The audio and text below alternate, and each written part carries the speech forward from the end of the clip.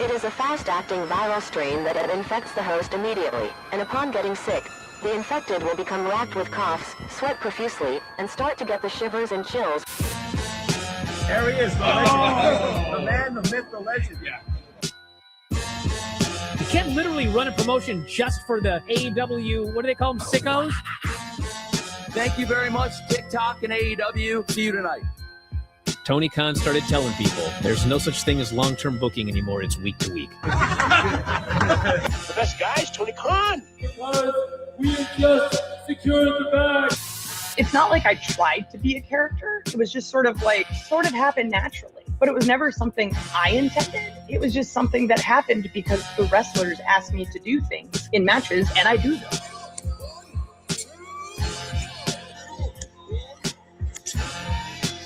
If you run a promotion just for the sickos, you're going to do 400,000 viewers eventually. That mother effing melts. You know that SmackDown actually went over and everything? Yeah. You know, What's the point? the point is SmackDown. What are you getting at here? That the DVRs didn't pick it up. Did they not pick it up? Mine didn't. Let's get into everybody's favorite moment, and it is called Dave Meltzer's Dumb Moment of the Week. What would you like to listen to in your ears? I'd like to hear the flute. Well, if you'd like to flaunt your flute, then we can find you a flautist. We just secured the bag. It doesn't help me. Okay, so complain, but I will complain. Let me have my misery. And when I heard that, I was like, what? Thank you, fuck you, bye, boom.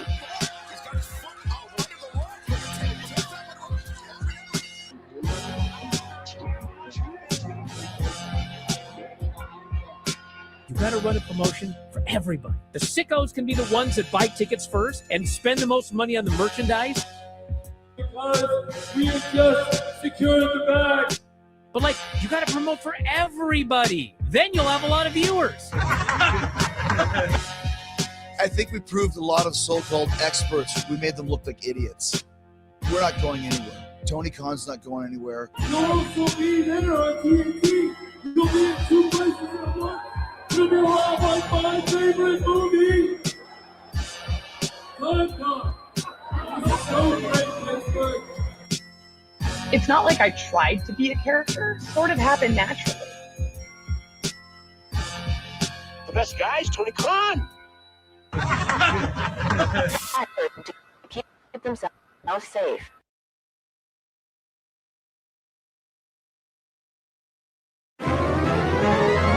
It's time for Jim Cornette's Strike Through, sponsored by Stephen P.U. Send an email to our crew, buy a cameo or two. It's Jim Cornette's Strike Through. Come and pull up to the window and we'll open up the screen.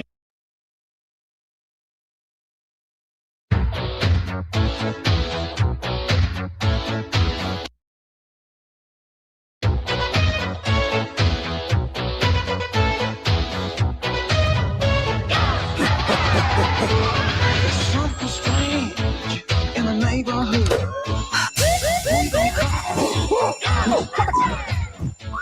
There's something weird and it don't look good.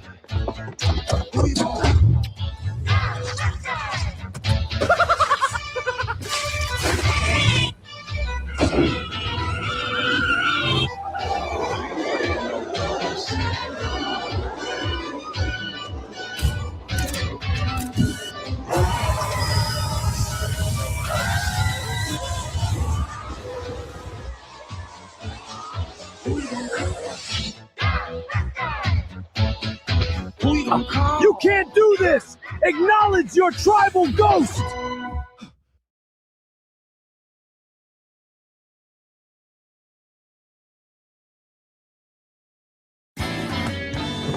Let's go. Bring it on.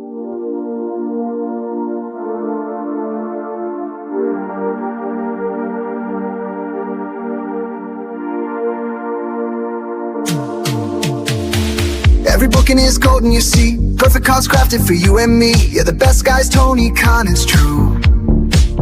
Triple cup, best damn booker in the land. 3 red cups stacked up, always in command. Triple cup, live living legend of the fight, just a call away from making it right.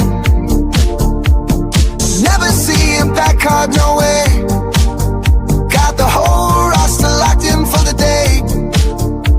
A Crimson Tower of modern art.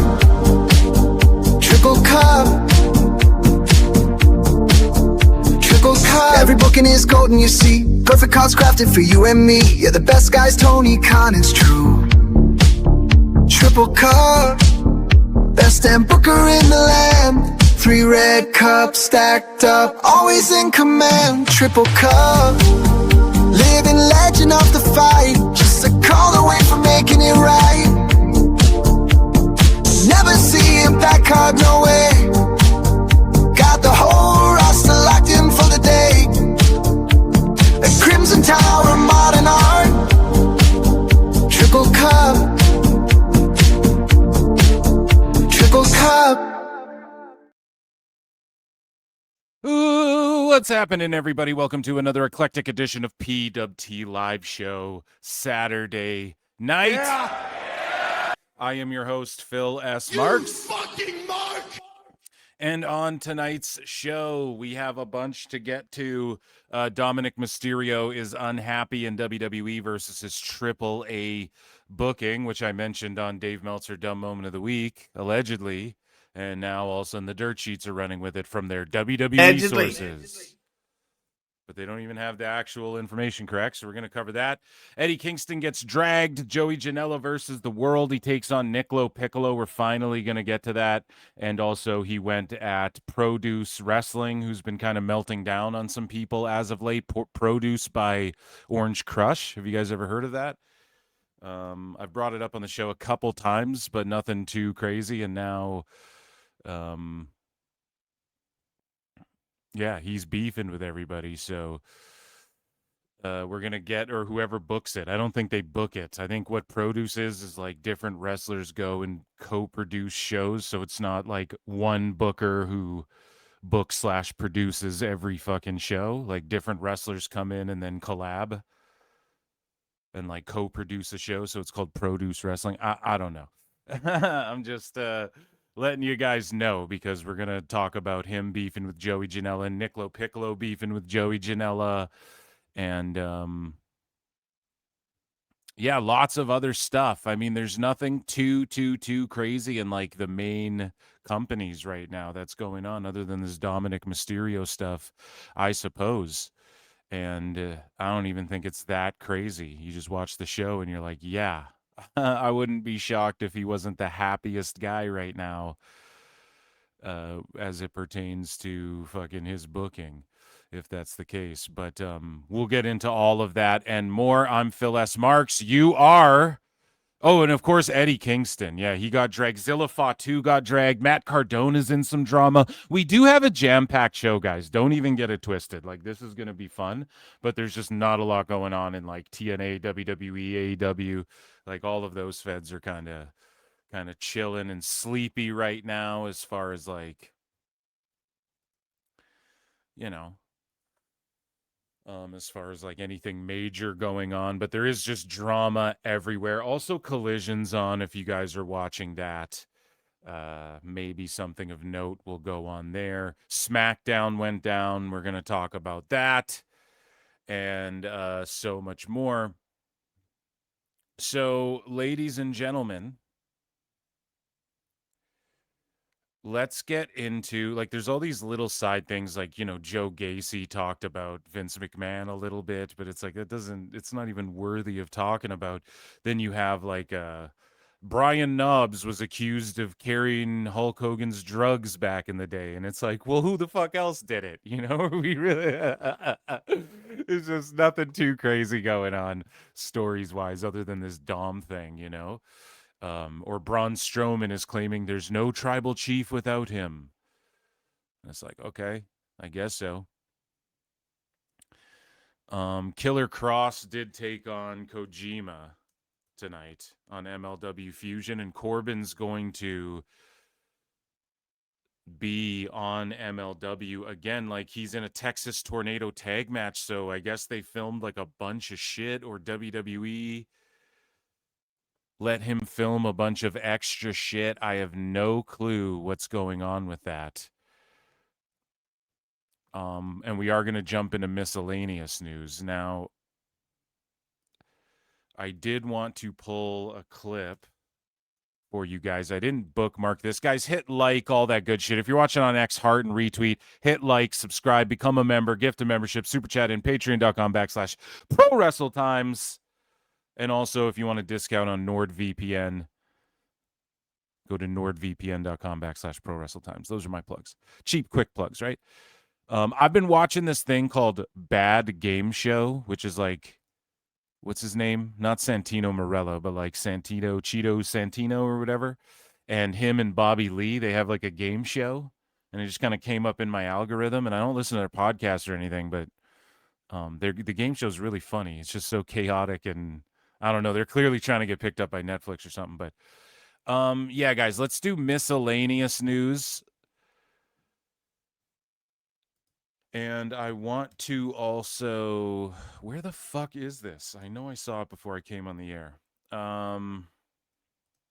This post about Corbin. Somebody's like, he's doing a Texas Tornado match. And I don't know if they photoshopped the U.S. title on whatever. We'll just, you guys already know. Corbin's like in a bunch of episodes of MLW. So how many did they tape before he took off? Or is he still doing dates? Let me like ask AI. How many? Okay, here. Is Corbin working for both WWE and MLW, or did they tape everything way in advance? I don't know if AI has an answer, but we're asking AI. So, yeah, his MLW Fusion appearances were all taped way in advance, months prior. So, maybe are they piping in crowd noise, or are they just in front of...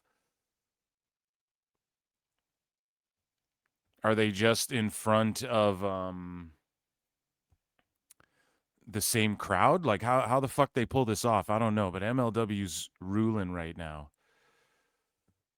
He's officially with WWE. Okay. Well, ladies and germs, let's get into miscellaneous news. Ladies and gentlemen, I'm afraid I've got some bad news. And I just want to play this clip from Fusion here. This match went down, and Killer Cross took on Satoshi Kojima and tapped him out tonight to defend the title. Shout out MLW Fusion. How rare of a sight this is to see Kojima defeated, and Cross realizes how Julius Caesar's been a member for 24 months. God damn. That's 2 years. Acknowledge me. Thank you so much. I appreciate that. Julius Caesar. Is how special Showing his mad opponent respects. is, and what this means for both champion and challenger. I think both men, as you said, realize how special this is.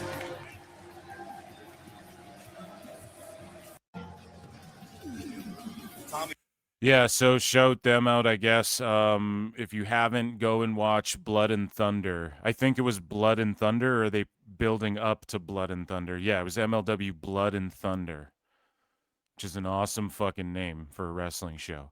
So we move along, okay? Speaking of the indies, and again, Baron Corbin, like, what the fuck? He filmed all of this stuff this far in advance. So the Joshua Bishop thing, like, he's getting a WWE tryout over SummerSlam weekend. Like, is he even going to be there much longer? How much of his shit did they tape? So they knew way in advance Corbin was leaving. They had to have, to do the whole angle with like, oh, he's gone, and then there's 3 guys in the skyscrapers now, and da-da-da. That's awesome. I just love that. As Phil S. Marks here. So speaking of guys on the indies, Malachi Aleister Black has gone bald and now is once again Tommy End. So he's looking like he's in the best shape of his life. and he shaved his head bald. Okay, whatever. And now he's going by Tommy End again. And I guess if we're to believe this post, and there was a little vignette video, I might have it. Did I bookmark it? I don't even know if I did, because he just literally got up off like a bed or a couch, and then he fucking like makes coffee or something. Like, it was so boring. But Tommy End is going to be hitting the indie scenes again. I'm assuming. I don't think he'll be back in AEW like Meltzer and the Sickos, and everybody's like, he doesn't like to lose. He's a piece of shit. So I assume he'll just like hit the indies and all that. People say he'd be cool in TNA, but he might not want to do that because he'd be getting paid way less, and it's like attached to WWE in a way. So I don't know, man. Tommy End and Zelina versus Killer Cross and Scarlett and MLW, a long program between them where they're like one-on-one feuding, and then they end up having to team up to take out the fucking Good Brothers and the Contra Mercs and all this shit. That could be cool. The Skyscrapers or whatever. That could be cool shit. We will see. And shout out Tommy End, if that's what he's being called, or that Drain Bamager guy's just marking out and calling him that. So we're on the indies here, right? And Steve Macklin was stripped of his indie championship belt amid AEW rumors. So he's likely going to be leaving to go to ROH/AEW to be with his wife. And someone pointed out as well, because Mara Sade left TNA and we were speculating where she could go, and people pointed out like she's married to or engaged to or dating Kevin Knight or something like that. So she's obviously going to show up in AEW as well. And again, probably maybe she manages Kevin Knight. That'd be cool. But I just see Tone completely not knowing what to do with Mara Sade, because she's like what her superstar look and aura and fucking character, I feel, not that she's a terrible wrestler, but that's what she has, like an it factor that if you could, you can cultivate that into something bigger, I think, with Sade. And Tone doesn't know what to do with people like that. So shout out Steve Macklin. I'm sure he'll have bangers in fucking ROH or whatever. That's cool. He'll have a collision match. They could team him up with Ciampa. That wouldn't be a bad idea, but then maybe some people would think that would diminish what Ciampa's doing in AEW. We'll see. Shout out Macklin. Good for him. He's going to go get a payday. So speaking of ex-WWE/TNA/ex-AEW people just popping up on the indies and doing their thing, Shayna Baszler returned to House of Glory HOG Wrestling. Submission magician makes her NYC Arena debut. Not her first time at HOG, but her first time here in this venue. Why is she called the submission magician, you may ask? Because she makes your consciousness disappear. And it's her birthday. Look at that. Whoa! Happy birthday. Happy belated. What a birthday gift it would be if she can walk out of here with that championship. 416 days. The second longest reign in NXT Women's Championship history, Jason. Only behind Asuka. You add up both of her reigns with that championship, it's 548. She's one of the most dominant women to ever come out of that performance center. Is that JD? I'm over here now. First I was over there. Now I'm putting over the PC. Oh. Last time we saw her. I can sweep for WWE, but when it's on HOG, I'm over here now. I get emotional if it's WWE radio and I wasn't invited. I'm sad. House of Glory was last year. Is that him? I don't know. I like his radio voice. I'm JD. Superclass. And she got a win over Maki Ito. Submission. Yeah, this is good shit. HOG's got to start, like, I don't know, are they selling these pay-per-views? I don't know what they're on, but get the YouTube presence like MLW, like JCW started to do, to where people are aware of it. HOG, and maybe they are, and I'm just not aware of it, but I get like Japanese wrestling and shit from YouTube channels I can't even read the fucking name of that float in my way in my algorithm. So HOG, like they draw good crowds, they get good wrestlers there. They got JD. He's got a big voice in the space. He could promote the fuck out of whatever YouTube show or whatever. You know, he could do an official post show with somebody. Like they have all the opportunity right there.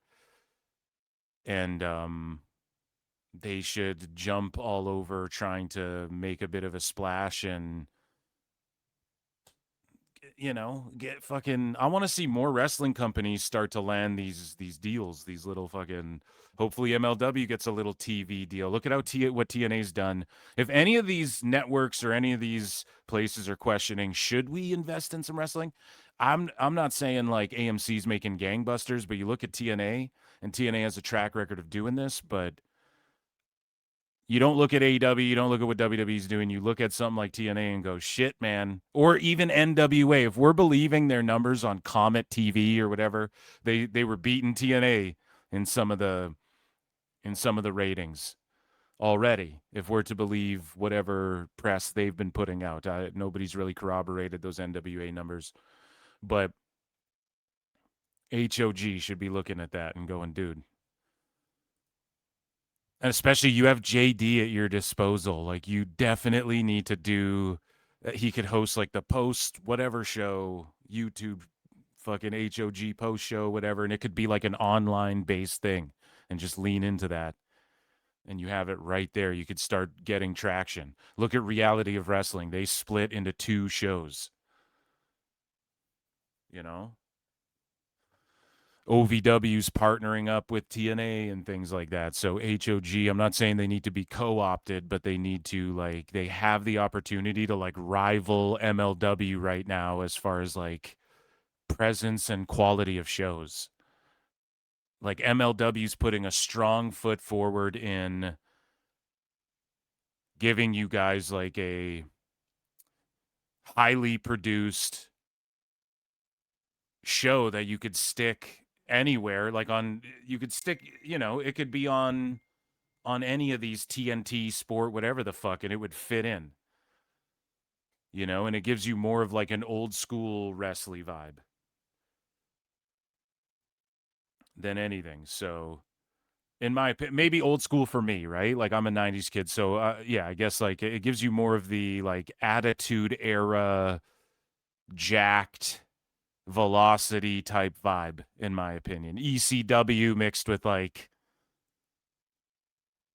you know, WWE attitude era ishy, not as far as like stone cold beer trucks and shit, but just, I don't know, the pacing of it. There's chaos. MLW Fusion's fun. So HOG has the potential right there. I don't know. I'm just fantasy mark booking for HOG. I'm over here now with JD. I work there. Yeah, I got a couple of gigs. So, speaking of HOG, Zilla Fatu dropped his world championship and seems to be WWE bound. Now, Fadeaway Media saying new bloodline member has arrived. Obviously, if you're in the family, you're in the bloodline. Obviously, Tala and Tama could take them under his wing. But like we've discussed for a long time on this show, well over a year at the bare minimum, you know, he's getting better, but he's still green. He needs NXT. They can't fuck around and just put him on the main roster. They could build him up the way Solo was built up, and then he inevitably joins the bloodline. The way Usos and Roman, they're doing the bloodline thing. Solo's there. Everybody's like, oh shit. And then he joins the fucking bloodline. He was running NXT. You know, you're in the bloodline. It ain't even about like, oh, I joined the bloodline officially. It's just like who you align with. Are you with the Tongans? Are you over? I was over there with the Tongans. Now I'm back over here now. That's where I am. Are you, you know, with Roman? Are you doing your own thing? We could get a third fucking, we don't know. So, does he come in as a bad guy? or does he come in as a bad guy, but he just gets over like a monster? Because I don't think that'll happen, right? Or does he come in as like the Uso? He's a good guy. We don't even know. He plays a badass on the indies and everything, and I'm sure he's one in real life. But I'm just saying, like, it could be the opposite. Jacob Fatu came in, and I thought personally, I was like, I think they're gonna try and get him over as a baby face first because he does flips and shit. I don't know if he's going to go out there and but no, he does flips and shit, but he's like a wild Samoan. So they booked Jacob Fatu way better than I just didn't have the utmost faith in it for whatever reason, okay? WWE's creative. I'm not saying it's terrible, but I just thought like they're going to try and make him a cool guy because he does backflips and shit, and they're not going to try and make him a destroyer like Solo. Boy, was I wrong. And they did the right thing. WWE absolutely did the right thing. With Zilla, it could be the opposite. They could bring him in as like, you know, a little cuz, a little nephew, fucking the Usos are looking over, and then he's being tempted by the bad shit, and then he eventually turn whatever the fuck. But I don't see him being on the main roster anytime soon. And he had a lengthy HOG world title reign. Now, last time everybody said Zilla's gonna be in WWE right away. Zilla to WWE. The last time everybody said this, guess what happened, guys? He didn't end up. He started taking dates. He's like, I want to go to Japan and Europe and shit. I don't know if he took dates in Japan, but he is like, dude, I want to go all over the world and stuff. So it's not a matter of like if he's going to WWE. He's gonna go to WWE one day, even if it's for a cup of coffee. It's a matter of when, right? Like they have all the time in the world. How old is Zilla Fatu? Let's look it up. How old is Zilla Fatu? 26, man, a kid. So they got all the time in the world to debut him and figure out what his story's going to be, or to develop him and stuff. And maybe they've just been waiting. Maybe Booker T's been pushing for it, and finally they're going to do it. Whatever. He could be the Evolve champ first. Just take your time with him. Make sure he's all good. Now, I like Zilla. I'm a fan of the guy. I've sat here and said, listen, he's improved a shit ton in the way he looks, the way he carries himself in the ring. But he's still green. You know, we've said it. I've been saying it. He's still green in there a little bit. And that's why NXT is definitely where he's going to be. And then when they call him up, it's going to be Solo brings him up, or the Tongans bring him up, or the Usos and Roman bring him up, the way they brought Solo up, and he's going to be the new Street Fighter. Maybe Solo brings him up as a face, and he's like, this is my new Street Fighter, whatever. Or maybe in 2 years when Zilla's ready, Solo's a fucking villain again. Who knows? But here was Zilla's last match, and people were in HOG, I guess. Was this his last one? And people are dragging him for this. Yeah, it was at HOG, the show that we were just watching. People are dragging him for this. What a disaster. This guy here with the 1.4K and the 160,000 impressions, there's like 10 other people with similar or greater numbers than that who've shared this video, left a comment to shit on Zilla. And, you know, like this has gotten tons of traction today. So let's watch this. You guys let me know what you think about this little exchange here.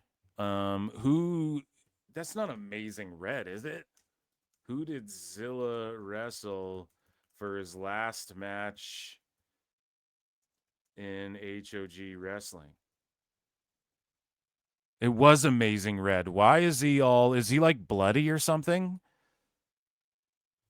Or does he rock face paint now and I just didn't realize? But yeah, so this is Amazing Red. So let's just put it this way. I'm sure Amazing Red has had a couple rough nights at the office, as they say. But it ain't on him, dude. He's one of the most praised. Like anybody who came up in wrestling in this generation is like Amazing Red. Like people list him. He's one of those dudes that innovated, helped get people over, helped train people, invented moves. Fucking people wrestled and he gave them the rub in the indies and stuff like that. So he's a world-renowned pro wrestler who is like a small guy. So he's never going to be like WWE world champion or whatever the fuck. So like he ain't fucking this up, right? Between Zilla and Red, who is this on? I mean, come on. Show both these guys out, though. Let's watch this. Brandis in that iron. Wait. Thinking crucifix. It's an octopus. Wait a minute. Wow. Oh, he tried to go for the code red. He couldn't get him. Tried for the code red. So the code red, typically how that move goes, like, Roxanne hits the pop rock. She just lands on your back, and then you pop for the fucking destroyer, sunset flip bomb, whatever you want to call it. With Amazing Red, the code red is like the difference between that move and a straight up code red is you like hit the mat first with your hands like a handstand, and then you like pop back up, and then you hit like the flipping sunset bomb. So Zilla went back for the sunset bomb, could have just killed Amazing Red right there. And like, hey, you learn in Zilla, I mean, should he be taking code reds and shit and doing flippy? No, I don't even think he should be doing shit like that.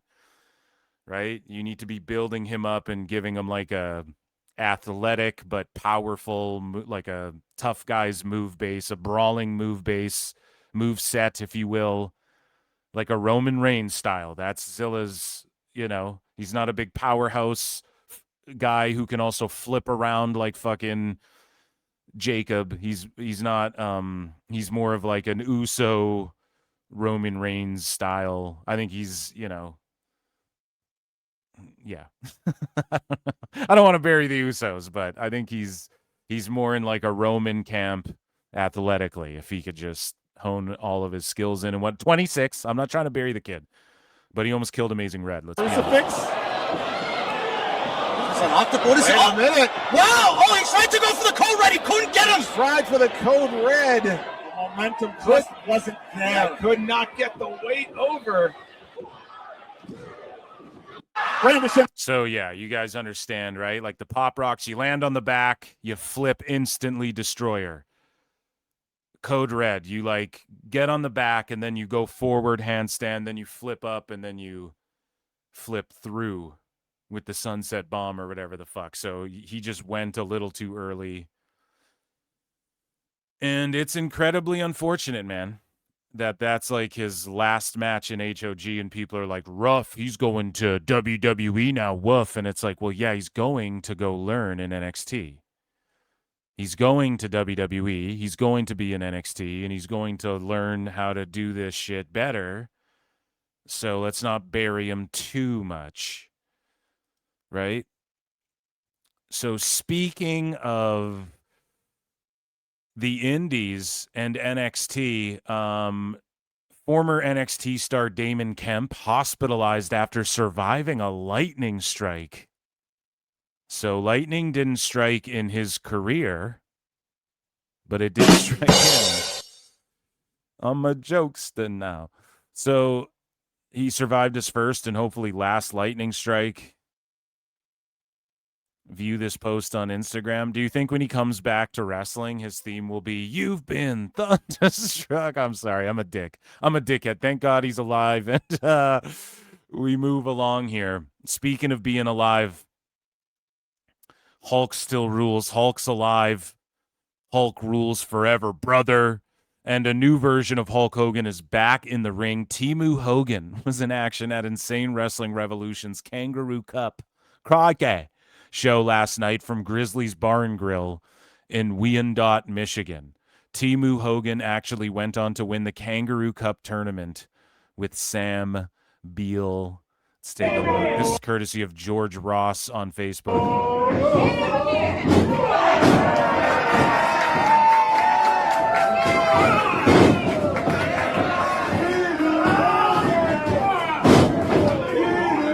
So what made him go with Timu Hogan? Like, could he just, he has a skullet and then he grew the mustache and was like, I know, I'll do Timu Hogan.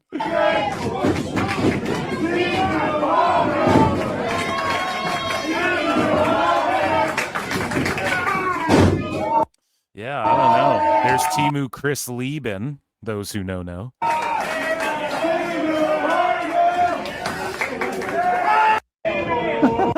It's kind of funny, man. And who's that? Nick Wayne? Oh,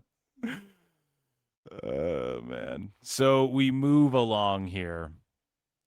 And on the indies, we were talking a little bit about wrestling schools and whatnot. And a video, this is courtesy of Rocky Wrestling. Video recently shared by Kaylee Fuego, a student at the Devon Dudley Academy, shows a fight that occurred during training between Jay Lux, Kiki Roberts, Gabriel Leon, and SoFly Ty. Devon Dudley is deeply disappointed. So let me know, chat. Work or shoot. Work or shoot, brothers. They're obviously working. Let's take it. I like that they did this, though. I like that more gyms and schools are starting to do little angles like this. Let's take a look.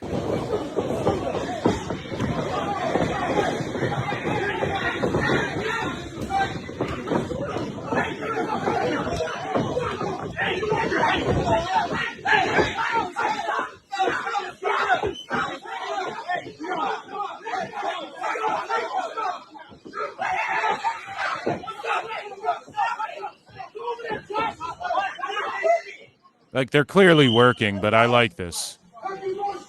It's just a way to get attention on what you guys are doing on social media, and I don't know, they're trainees. So you can't be like, okay, go out. Like, if you're two professionals, you can agree. Like, let's throw a few live ones in there. You know what I mean? Like, let's fucking make this really real for people. They're kids. What do you want them to really fight each other? I saw people like mad at this. Oh, it's clearly a work. No shit. What do you think we're doing? It's fucking pro wrestling. Cut it out! So I understand what happened last time. So this has to be redone. So on August 15th, we're going to redo this match all over again. Yeah, you hear that? Yeah, shut up! Now you two get the hell out of here. I'm doing this on August 15th. All right. Now get out of my damn ring. All right. Oh, yeah. Oh, what? Get down.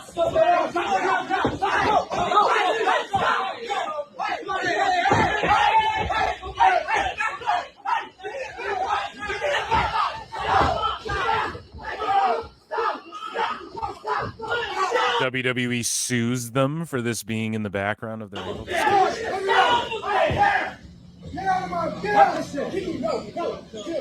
Yeah, I don't know, man. Shout out Devon. That's cool. Shout out to school and everything. Speaking of it's still real, damn it. Wide receiver Brock Steiner, the son of WWE Hall of Famer Scott Steiner, has been suspended 6 games by the NFL. Oh, shit. Now, I looked up what it was for, and it was because of performance enhancers or something like that. Why was Brock Rex Steiner suspended? He violated the NFLPA performance enhancing substances policy. 6 regular season games is the penalty. Violation of the performance enhancing substances policy.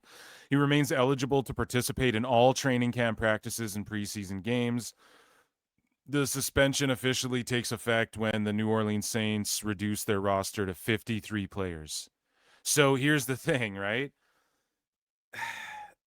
You see Dave Meltzer. I believe Dave jumped on this, and the Observer was like, well, if the suspension lasts too long or longer than 6 games, then they're likely the idea is he will just go straight to NXT and not play in the NFL and make millions of dollars for himself.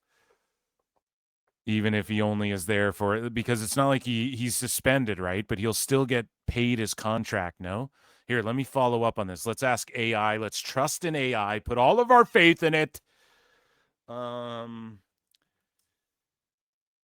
Will he still get paid? Let's see how this works in NFL. No, he will not get paid. Okay. All league suspensions are served without pay. Damn, so he's forfeiting players forfeit 1/18 of their base salary for each week they are suspended. Damn, so he is forfeiting a lot of pay. But if he passes the next thing, then he's all good. And also, the suspension doesn't even take place until they clean up their roster to 53 players or whatever the fuck it said. Yeah, 53 players. So that, how many games do they have to be below 53 or to 53 before the season starts? They probably do, right? Or before they play a game, they probably have to clean their roster up to that limit. So, I mean, it'll take effect after the preseason then, presumably, and then by the first game of the season. Like, he's missing 6 games. I don't know how long until he's got to test again, and then whatever. If he does dip out to NXT, I mean, that's just so easy to be a dirt sheet and go like, yeah, the idea is, Brian, that he'll go and just go straight to NXT or whatever. It's like, okay, maybe. Just take it once. There's your top football reporter, Patrick Mahomes. Oh, stupid idiot. But yeah, he is definitely going to be in the WWE one day. But even if you fail you miss 6 games, just don't piss hot or whatever the fuck. Your blood tests, I don't know what they do. Stay clean for even like 2 years in the NFL, make however much money from doing that, and then go to WWE. That's definitely the wiser move, but you don't know if you're going to get over if you just go to NXT. So I know everybody fucking thinks that'll be the case, but I think him trying to get squeeze 3 years out of the NFL is the smarter move. I don't know. I'm sure his dad is coaching him in the right direction with all of that, but not with the steroid. And good to see he's taken after his father, though. You know what I'm saying? He's going to be a genetic freak. Braun Breaker is very much like his father, Rick Steiner. It's only par for the course. It's only apropos that Brock comes in, Brock Breaker, and he's just juiced up like his daddy with the fucking veins and everything, dude. Literally Steiner's 2.0. That will rule, okay? So Vince McMahon, speaking of rulings, a judge ruled that Vince McMahon will be hit with a $42.5 million payment in massive WWE merger settlement. So he's paying out the wazoo. Let's take a look here. Vince McMahon is paying a brutal price to make the WWE shareholder lawsuit go away. So McMahon and his insurers agreed to pay $42.5 million as part of the settlement over WWE's merger with UFC, pushing the total payout in the case to a jaw-dropping $147.5 million. Okay, but how much did TKO bring in quarter to 2026? Let's be honest here.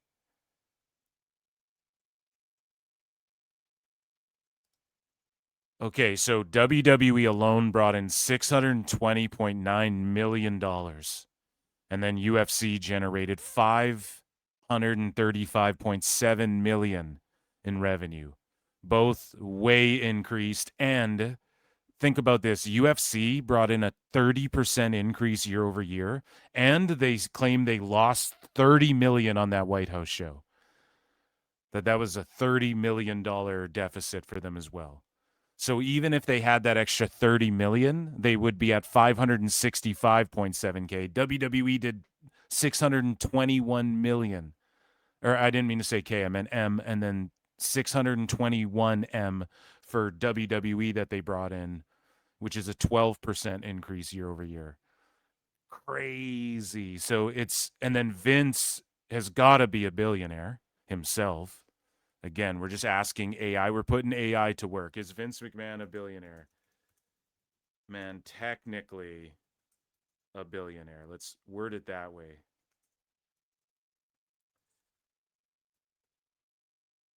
He has to be, no?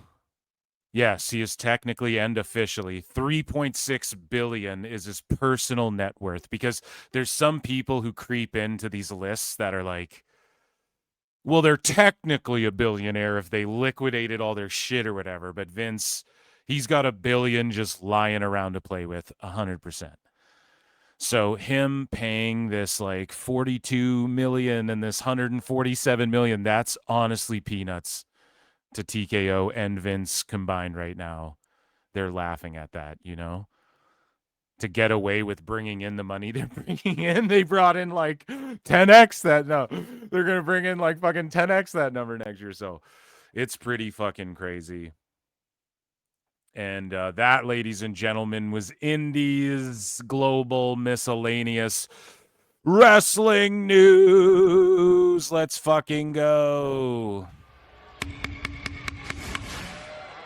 Ladies and gentlemen, I'm afraid I've got some bad news. And that was the intro to PWT, folks. Just the intro.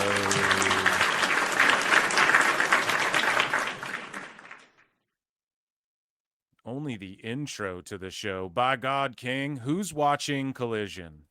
What's going on that show today? Guys, well over 200 watching. Make sure you hit like. If you're on X, just hit the heart or the retweet, okay? Come say hello in chat or whatever. Hit like. You guys can super chat. Become a member for only 99 cents. I do bonus shows every week, and patrons also get access to those bonus shows and other content. Patreon.com/Pro Wrestle Times. I drop stuff like early on there, and there's some exclusive things and bonus Dave Meltzer shows and stuff like that. And I got one coming your guys' way this week, a bonus Dave Meltzer. So make sure you tap in over there. And we're going to watch, we're going to react to wrestlers burying Dave Meltzer. Appreciate you guys. You can gift a membership too, all that good stuff. It's how you support. And just hit like or retweet or whatever the fuck. Now, on some guys, when I go on and let me know where you guys are, because different countries and different regions get different rollouts on different fucking technologies and apps and sites. First, on YouTube, when I go on my MacBook, there's no dislike button anymore on anything. And I thought they were only getting rid of it for shorts because like the algorithm on YouTube, if you just instantly scroll past a short, you didn't like it, right? So they said, they're like, we're going to remove dislikes for shorts because if you stop, watch it, hit the like button on a video, clearly you're taking the time to support and you like that video. And it might even be, oh, I click on it, hit the like, and then I'm going to come back to it later or something if it's a long form video. And then the dislikes on long form, I think, is cool. On a short, I understand when YouTube's like, we're just going to get rid of dislikes for them. Whatever. Maybe that's better for their, calculations or whatever the fuck. But I noticed on regular videos, it got rid of the dislike on my MacBook. But on like my phone and shit, there was still a dislike button. Like, let's test right now. And you guys can feel free to hit the dislike if you'd like as well. On my videos, I don't give a fuck, but let's just click on this here. Yeah, there's still a dislike on my YouTube app on my phone. So curious, you guys let me know. Are they just removing the dislike button wherever you're at? Sassy Girl gifted 5 Pro Wrestle Clip. Oh shit. You know what that means. You know what that means.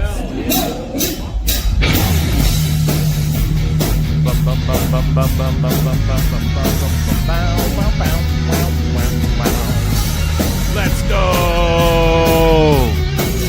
Who got those memberships? Let me know who got them.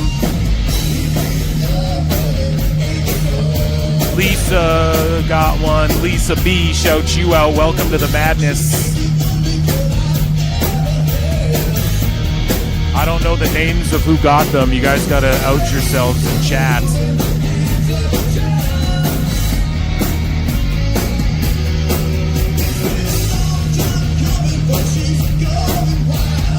Let's go.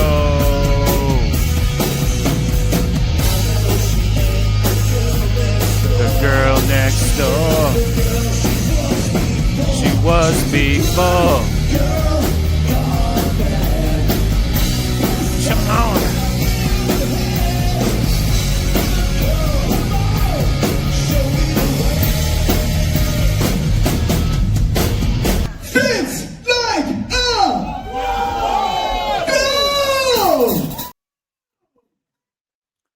Excellent, guys. Thank you all. Thank you, Sassy Girl. I appreciate it. Round of applause. Welcome new members. Okay, guys, let's get into some TNA news.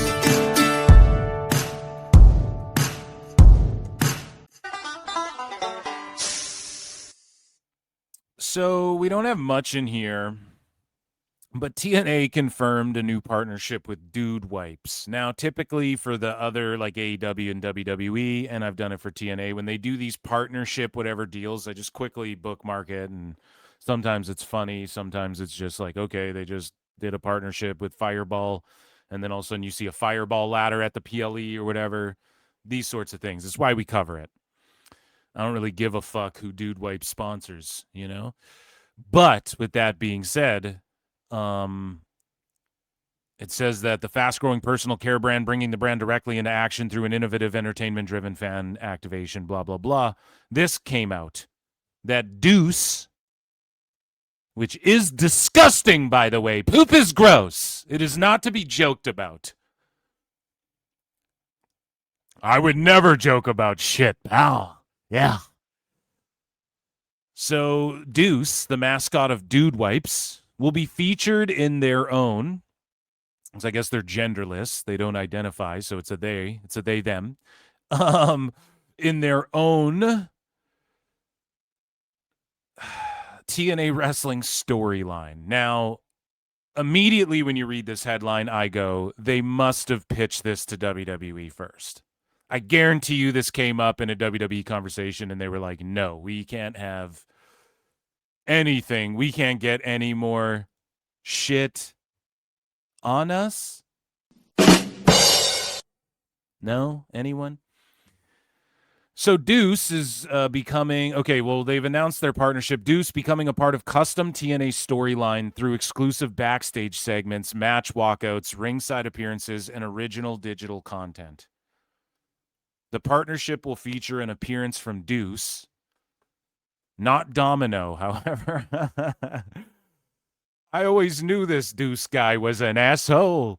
At TNA Lockdown on August 23rd to film exclusive content and the full integration in the collaboration. It's like the vignette. You'll shit yourself entering the cage. In the Dude Wipes cage. You'll shit yourself before entering Lethal Lockdown. This Friday in San Antonio. So the full integration in the collaboration with the debut during the TNA Impact tapings in San Antonio on Friday, blah, blah, blah, with Dude Wipes, with the Dude Wipes episode airing at a later date. It's like fucking LeBron James level. Dude Wipes, man. A whole episode based around Dude Wipes. Like it's fucking Leslie Nielsen in his prime. Fucking Naked Gun WWE crossover. Fans attending those events will be able to enjoy product sampling. Sampling? These ones are flavored. Flavored Dude Wipes. Here's our scented ones. Go ahead. Try it on your asshole. Go ahead, stand behind this curtain and try it on your asshole right over there. Let us know how that feels. And doesn't that feel great? Holy fuck, how do you sample a Dude Wipe? Sounds disgusting. I hope people bring hand sanitizer. For the love of God, don't touch anything. Don't touch your eyes. Right? Deuce wears glasses for a reason. So TNA and Dude Wipes will also work together on a recurring digital content series that will provide a behind-the-scenes look at TNA wrestlers and their toilet habits. It will air across TNA's social media channels. Holy fuck, man. Weird. So yeah, there you go. I mean, I get the sin emoji, but a Dude Wipes asshole wipe, it's like, no, you guys are just meant to be, you just sponsor manly shit and we don't talk about it, right? What's next? Evolution brought to you by fucking Tampax or something? So yeah, shout out Dude Wipes, I guess. They don't pay me. Shout out TNA and shout out Deuce. And that, ladies and gentlemen, was TNA News.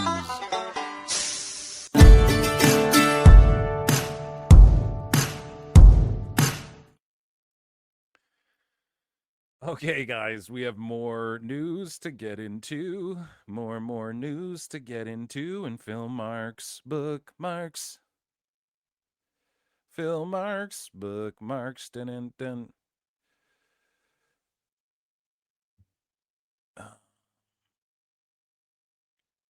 Yeah, what are we going to do next here? What's on my itinerary of things to do? Yeah, let's go. Let's do some WWE news next. Okay, guys, let's do that. That seems like the move. Most definitely. I hate that X keeps like changing up the layout of their shit all the time, constantly lately.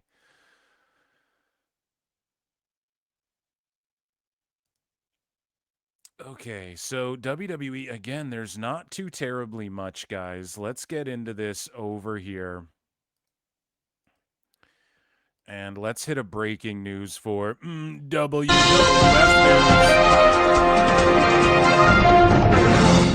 news. So, brought to you by Dude Wipes.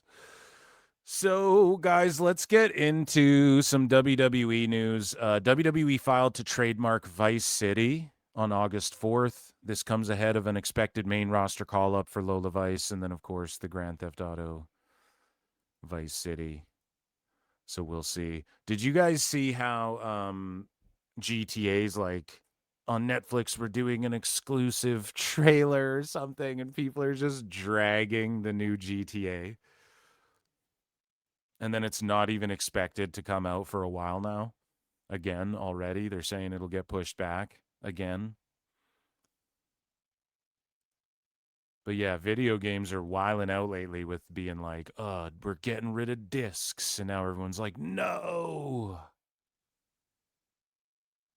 But if they do that, just go back and play old shit. Just start collecting again. That's what everybody's got to do. Physical media for things like this. I saw some app that allows you to like, I don't know if it's for VR or what, but it compiles all of your streaming services that you're subscribed to into like a virtual movie store. So it looks like you're going to a Blockbuster and like picking out things to watch like old school. What a sad, depraved, and just horrific society we have become. He had Cuervo with him the whole time too. It's really sad when you think about it. We're fucked. Shout out Lola Vice though, and I can't wait till she's on the main roster. My other favorite, again, I know how to pick them. I told y'all go back years to when Valerie Lareda first signed to WWE, and I went, they got something with her. And then she's just blown up, and now she's on the main roster. Tatum Paxley as well. I've been glazing her so hard, and she plays fucking flutes. Dude, main roster, boom. So they also filed to trademark something else kind of goofy, the mic. And so the Miz's new thing, the Miz's thing is like, oh, I have tiny balls. No, I don't. And then everyone's like, you have tiny balls. You have tiny balls. And then now he's like, oh, don't call me the mic. I'll never be the mic. And so the mic is now like the meme name for the Miz, and they trademarked it. And obviously people are going to get behind it. And this is why the Miz keeps a job, folks. Okay? He's like the new Rock. He just comes up with a different thing that they can slap on a fucking t-shirt, you know?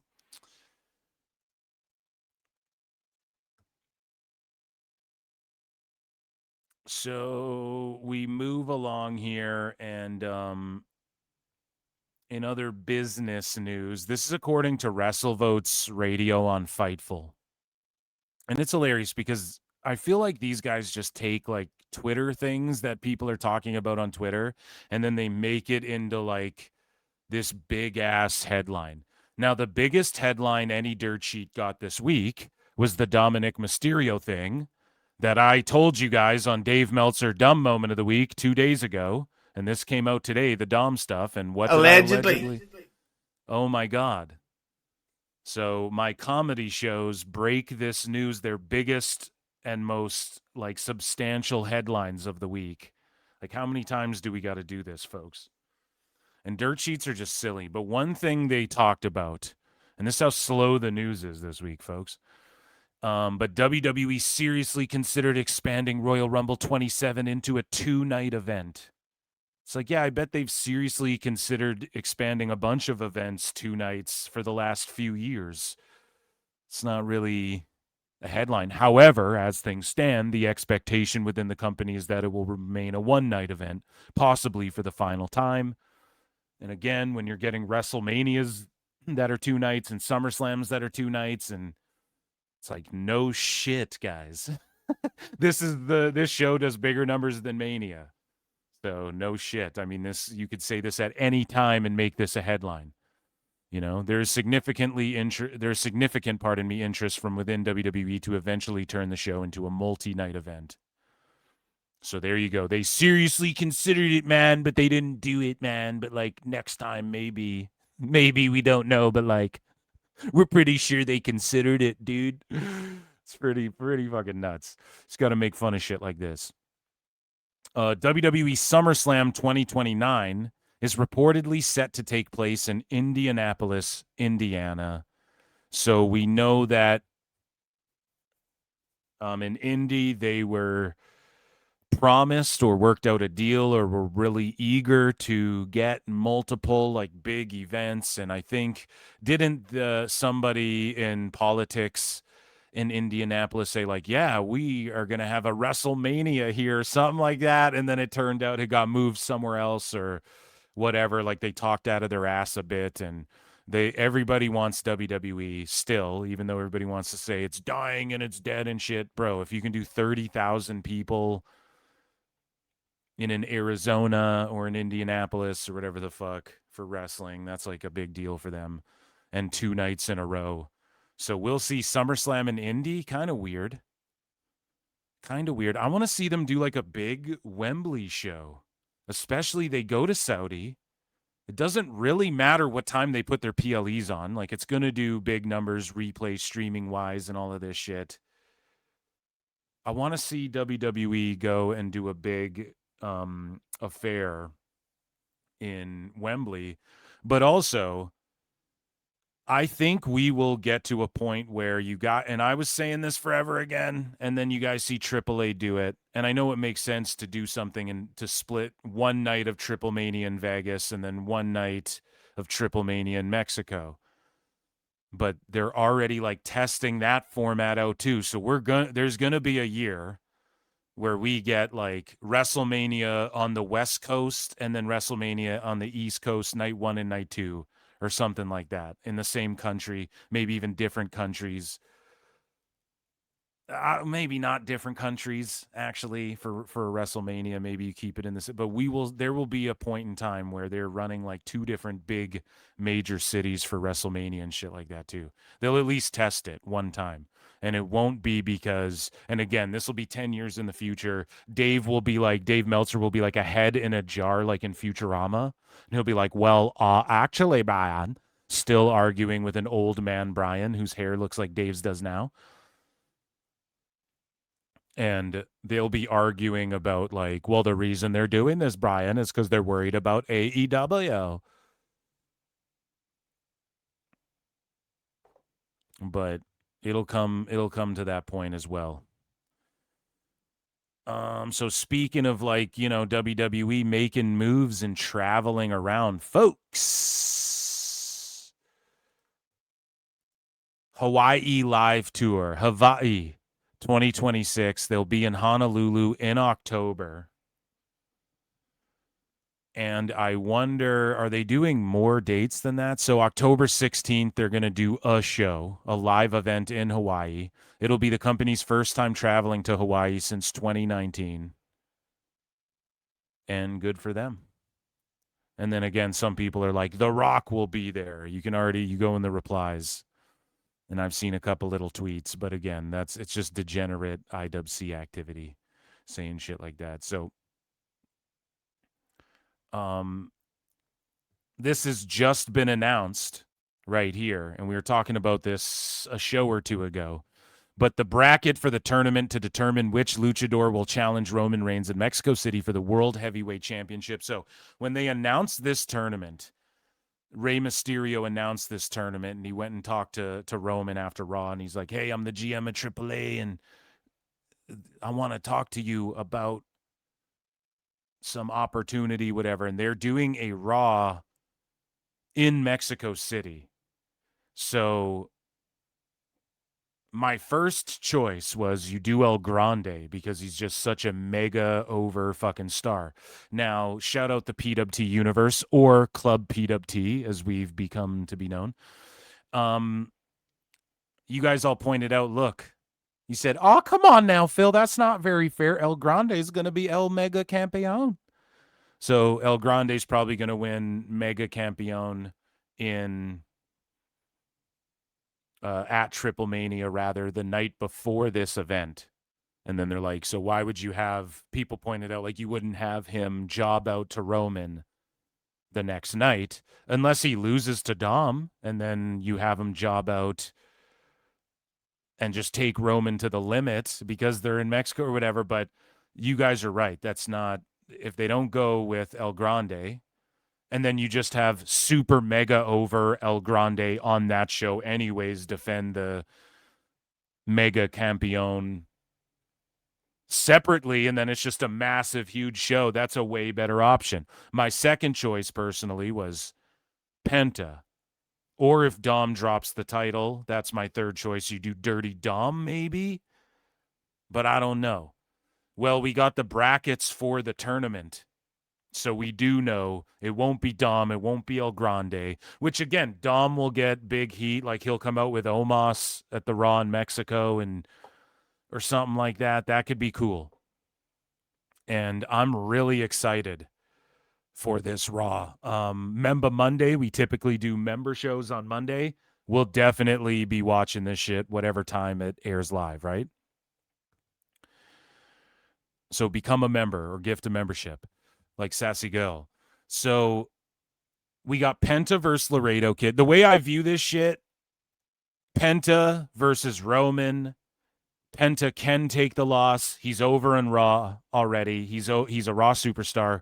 This elevates him to mid-upper guy now. Like I said, he's going to hold this world heavy at some point in his career. Maybe not the WWE title. I think he'll be a world champion.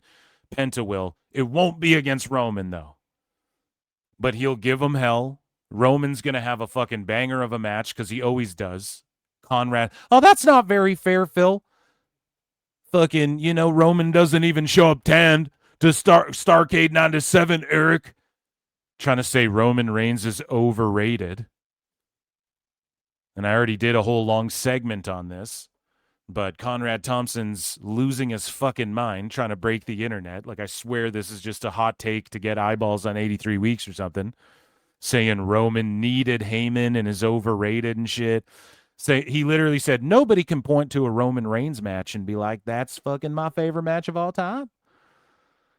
It's like, dude, the last handful of matches he's had in main events on all these major PLEs, like, yes, I guarantee you there's people watching those shits where those are going to be their favorite matches of all time. I promise you. Because, like, name them. It's hard to even, like, okay, him versus Seth. That's probably my least favorite. Him versus Punk was amazing. Him versus Punk and Seth was amazing. Just in recent memory. Him versus Brock flipping the ring. Like, that was already a good match. And then he flipped the ring up with the crane or whatever the fuck. With the dozer. Like, that was crazy. That will never leave my mind when he did that. Because you only see that in wrestling once. That's the ring collapse. Like, the fact they trusted a motherfucker to flip the ring up, and then Roman's, like, tumbling down it, and they jumping off the fucking, like, that was crazy, dude. So, yes, I don't know the Shield and the Wyatts. You want to go back to the fucking beginning? Like, Shield versus Wyatts? You mean to tell me that wasn't super over with people, and Roman wasn't a huge part of that? I just rewatched Sugar Shane Helms, the Hurricane Helms's, U-Shoot or whatever the fuck it's called with Sean Oliver. And he said all the way back then, he's like, you look at a guy like Roman Reigns and he looks like he'll really kick your ass and shit. And Hurricane Helms was saying that all the way back then on a fucking U-Shoot with Sean Oliver. Talking about the new guys and stuff. So I don't know, man. I don't know what Conrad's talking about. But anyways, we're here to glaze this AAA crossover because AAA is the shit. Okay? So in this tournament, you have some names. You have Penta and Laredo Kid. You guys can see the masks there. Psycho Clown versus La Parca. You have Dragon Lee versus El Hijo de Dr. Wagner Jr. Then you have Rey Fenix versus El Fiscal. Now, out of all of these people, I'm familiar with everybody in this tournament other than El Fiscal, right? Now, I anticipate Rey Fenix gets a win. This is my early prediction for this, okay? And I'm going to hit an X-Files. This is Phil Marks Fantasy, Phil Marks booking. Phoenix and Penta make it to the finals. Then they fight each other Lucha Bros style. And then Penta wins. Now, maybe that's too easy. Maybe that's just the on the surface, whatever the fuck. But remember, it's WWE. They reunited Penta and Rey in a dark segment on SmackDown.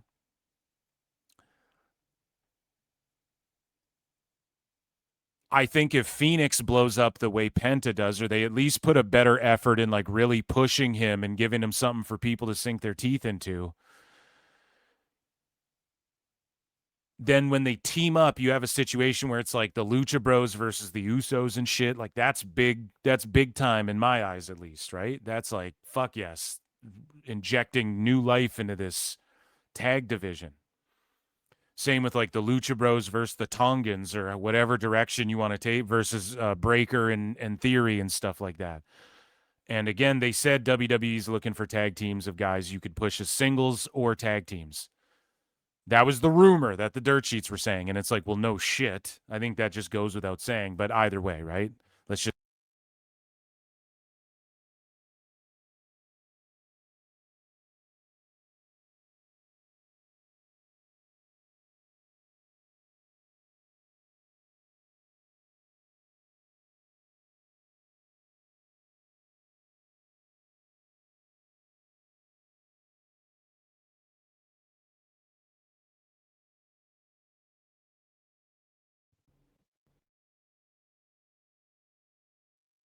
Sorry, I think I muted myself, but I don't know where I got cut off there. But either way, I think that you could give the Usos a situation where they go against the Lucha Bros. That's what I was ranting about. I've ranted about that a billion times already. If I even muted myself, I'm not sure. I think I did. But Rey Fenix, you give him like a nice run in this tournament where everybody's like, oh shit. Now, could it end up being Dragon Lee? Yes, I could see WWE just going with like a main roster guy versus main roster guy who also goes over to AAA. That's my greater point. So if it's not Rey Fenix, whatever. But I mean, Dr. Wagner, maybe they see something in him. This is an opportunity, though, to have Rey Fenix have a classic. And then everybody's like, holy shit, he's the standout star of this tournament, but he's facing his brother Penta, who's crushed it on Raw. His big brother Penta, who's going to big brother him, has crushed it on Raw, was an IC champ, had a great run, and people see him as a future world champ. Like, this could help elevate Rey Fenix, and you know Penta and Phoenix have wrestled each other. They've tagged together. They'll go out there and do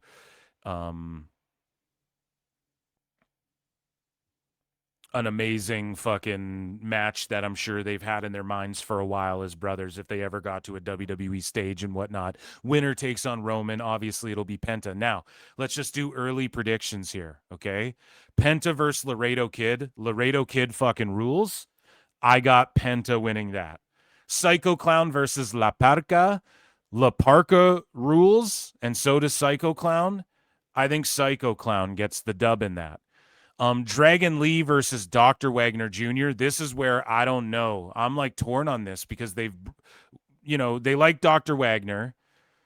He's got a little more size than most of the Luchas and like the way he wrestles, you know, he's more old school.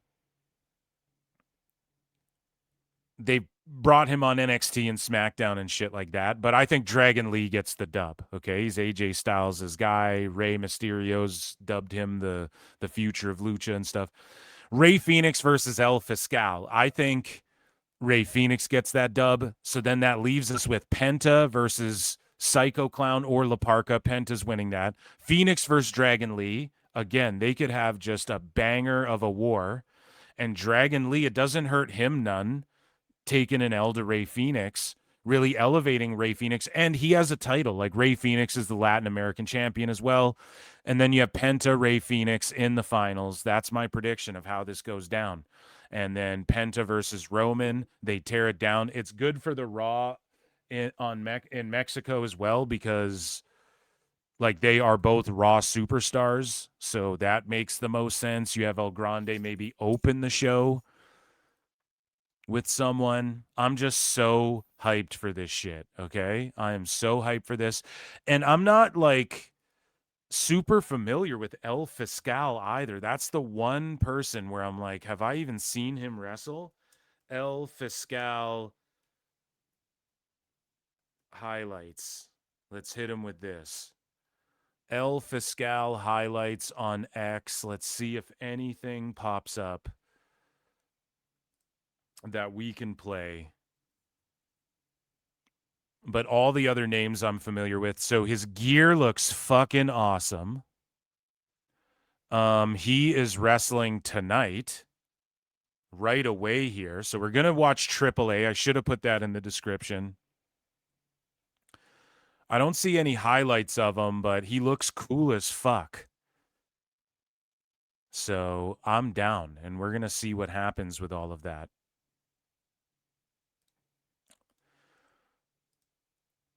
And yeah, Roman will retain against any of these guys, but it's like a Cruiserweight Classic situation where, again, Rey Fenix could really blow up with this shit. I'm excited for it.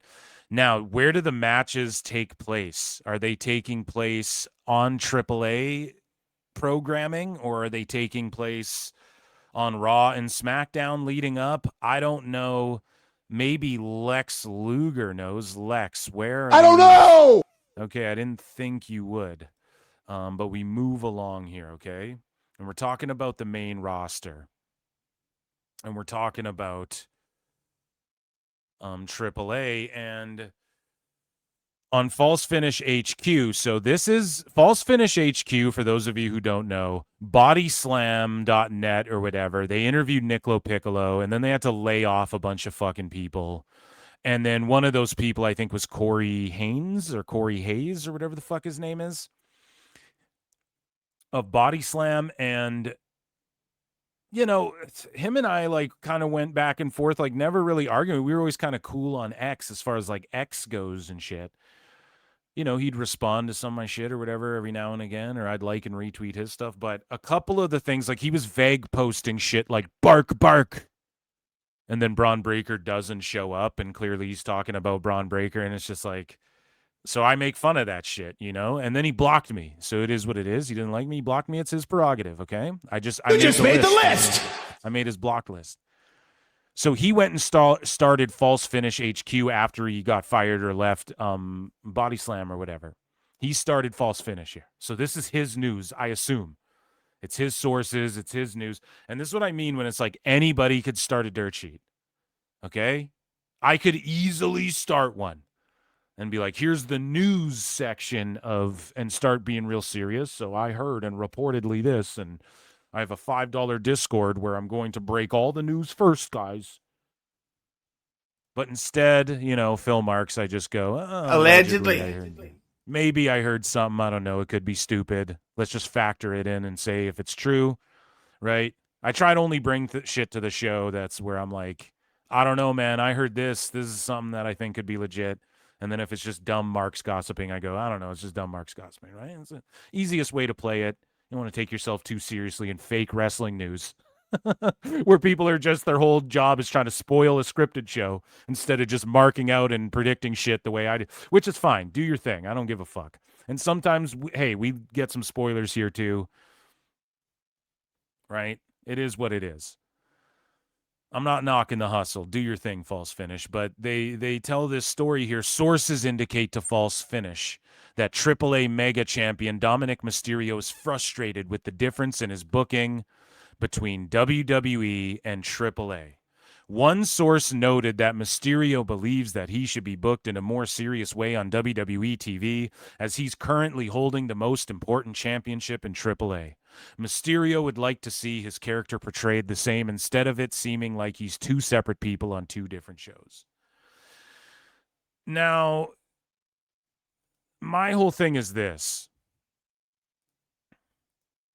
Is this a game of telephone? Because, again, I got this, and here, I date stamped this and everything. So this is a DM I get. And I wrote, things I mention in passing on my comedy show are the dirt sheets' only substantial headlines all week. And it's true. And they're all running with it, and all the aggregator accounts, which thank fuck, dude. I'm live on X.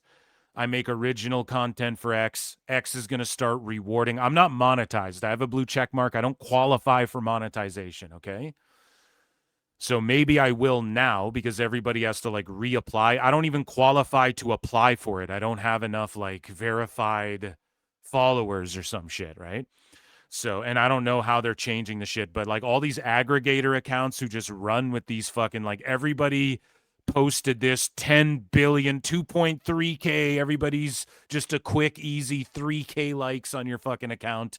If you now regurgitate this story because it's from False Finish HQ, who go, we're the news. But Phil S. Marks, I'm over here getting no respect.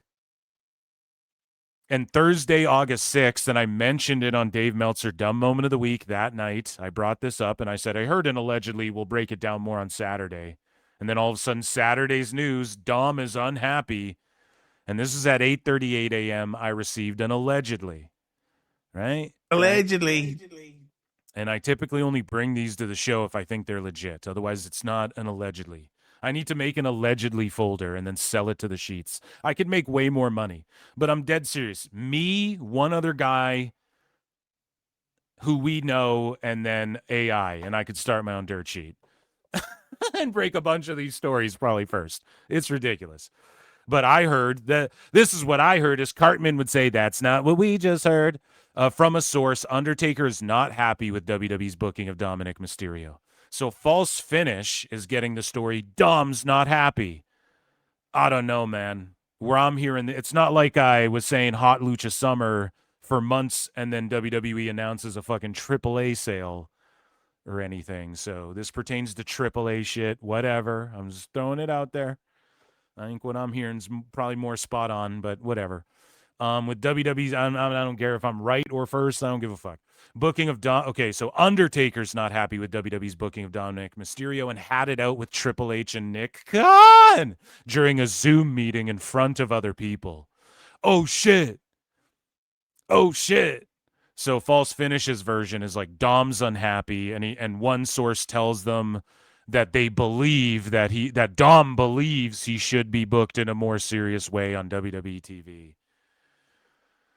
Which, I mean, I agree. We've been talking. This has been a topic of discussion here on PWT Member Monday. Raw watch-alongs. This has been a topic of discussion here on PWT Live Show. Like, it's weird how they book El Grande differently, and it's also weird how Dom is really cooled off. That's been one of my main criticisms. Like, Dom is cooling the fuck off, and it's weird.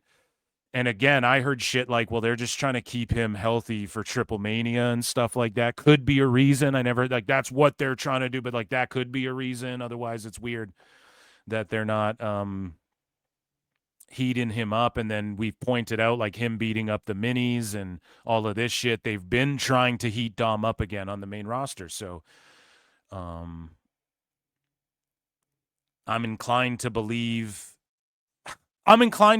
what I showed you guys and not False Finish as much, but they're the news, okay, guys? So believe them. Don't believe me. I'm not even real. But yeah. I guess if I was Undertaker, I would be like, kind of what the fuck? And it seems like Undertaker, you know, there's a lot of drama surrounding, this guy who's been like second in command to Triple H recently got released, and we covered this on the last live show, Time Cop.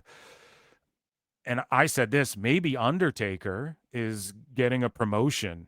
You know, maybe Undertaker is going to come in and say, you guys should be doing this and this from my outside perspective or something. Like maybe his role's changing. Maybe someone's getting a promotion. Maybe somebody's getting more monies.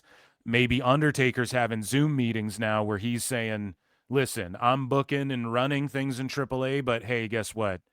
What are you doing over here and here? Just from an outsider, man, this is what I'm saying. And he's the locker room leader. It's fucking Undertaker. So, you know, they're all going to listen to that guy. And I haven't heard any allegedlys, or I'd bring it to the goddamn show as it pertains to that. But maybe, right? I'm just speculating as an outsider looking in as a fan. Hey, dude, maybe Undertaker's like getting some extra say not like this is what's happening, but hey, if my guys are going to also be on Raw SmackDown and we're doing this thing, like I'm going to have to run shit by me. I know what's going on. I'm getting AAA over. Maybe that's the case. I don't fucking know, but I would like that because Undertaker clearly is helping elevate, and like Borash and shit. And Conan was doing a really good job before all of this shit. They were selling out, so that shouldn't go overlooked either. And yeah, there's some heat there, and I've been saying for a while, you know, you need to heat Dom up again. You should have never really let him lose that heat. Also, it's almost like he's in a different universe than whatever Liv and them are doing. And it's just basically taking shots at, oh, Liv, you've slept with Dom, which like is savage and really pops the crowd and shit. But there's more heat in seeing Liv and Dom together. Like that's when Rhea blew up like she did, and then you added the Dom element, and then they were together. It just heated them both up so fucking much. And then when Rhea and Liv got together, it was like, holy fuck, just another big explosion in that storyline. And then now Dom's just been mega campeon, not really being used. He's beating up midgets. He's like out there with Ryan Garcia interrupting like terrible fucking Danhausen segments. And that's really, I mean, there's more. The reason he got so much heat was because I went to jail. I'm a hardened criminal. Oh, Rey Mysterio's my dad, and I slap him in the face. I'm making out with this chick who everybody wishes they had. Oh, now I'm making out with this chick who everybody wishes they had. Like, it's the story and the drama and the stuff surrounding Dom. It's not that he hits a 619 and does a frog splash. It's hardly the putting the ring bell in the fucking, you know. It was all of the stuff surrounding Dom that got him so fucking over and so much heat in the first place. For some reason, they lost sight of that. In AAA, they're trying their best. They stuck him with Omos. In Mexico, they still boo the shit out of him. This last show that Dom was on, they booed the shit out of him. But again, I don't know if Dom would be like, I'm unhappy with anything. I think it's more Undertaker and False Finishes playing a game of telephone. And this is what I've told you guys a babillion times. The dirt sheets, 99.999999% of them it's just a game of telephone. You have a designated stooge, or you have a fucking camera guy who's trying to get himself over, or you have a wrestler who's also, because they get kept in the dark with a lot of shit. And or another method is you have wrestlers who tell people shit that they know are going. This is called the Chris Jericho method. You have wrestlers who tell people shit that they know will pass it along, but they play as though they are not passing it along, and then it is like doesn't come off on them. You know, that's how these wrestlers do this shit, and that's how people in the biz do this shit. And so I think it's more Undertaker going, what the fuck, than it is Dom personally. That's just me. I don't know. Lex, do you have any insight on this? Let's ask Lex if he knows. I don't know. Okay. What about Steiner? Fat! Hey, dude. I've been working out again. What do we... So we move along here, and speaking of Dirty Dom and the Judgment Day and Rhea and all that good shit, Rhea Ripley has a life update, and she says after her 14th year in wrestling and doing sports her entire life, it caught up to her. Surgery was never a first option for me, but it got to the point it was needed. First one down, hopefully no more. So again, she had to get surgery. WWE fucked up by not just making Chelsea Green the women's champion. It should have just been for the women's championship. Now they're going to go, we're removing the interim. Yeah, that's dumb. You should have never had an interim. It's pro wrestling. The opportunity to strip someone is there, and it's a blessing in disguise. Honestly, it is. Because that's how you get those fucking, oh my God, we're going to have a SmackDown Battle Royal winners, the world heavyweight champ or whatever. Those SmackDowns always ruled. You know, you get the opportunity to do something. They should have just, and because in wrestling, it's kayfabe. So Rhea just goes, hey, I was the champ, bitch. You're not the champ. I was the champ. And then you have the opportunity to fucking, she comes back with her title. And then you have a ladder match. Scott Hall, fucking Razor Ramon, Shawn Michaels style. So shout out Rhea. Here's her first appearance. Here's a video of her after surgery. Let's take a look.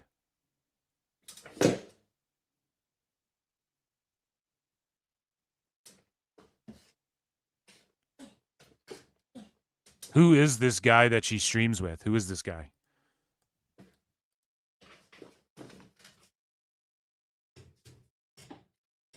Okay. Yeah. Like enough of a. That's okay. As long as it's got my. So he's like he's going to join the MFTs. This is Zilla's new tag partner with the tribal tats and the blonde hair. No, I'm All right. Yeah, I mean, it's. So she had to be wheeled along there, I guess. Her legs all. And that's why she kicked her leg from her leg, Rhea. So we move along here, guys, and let's talk about SmackDown a little bit. Of course, Tatum Paxley, who we're trying to get to do the Harry Potter theme on her flute. She plays a flute legitimately, and it's fucking hilarious. And before I ever knew she was a flute player, she been my favorite. I've always put two girls over, man, Lola Vice and fucking Paxley, as Lola Vice brings that realness, and then Paxley just looks like she's having fun. She gets the character element, the character aspect. All the gooners love her different fucking cosplay.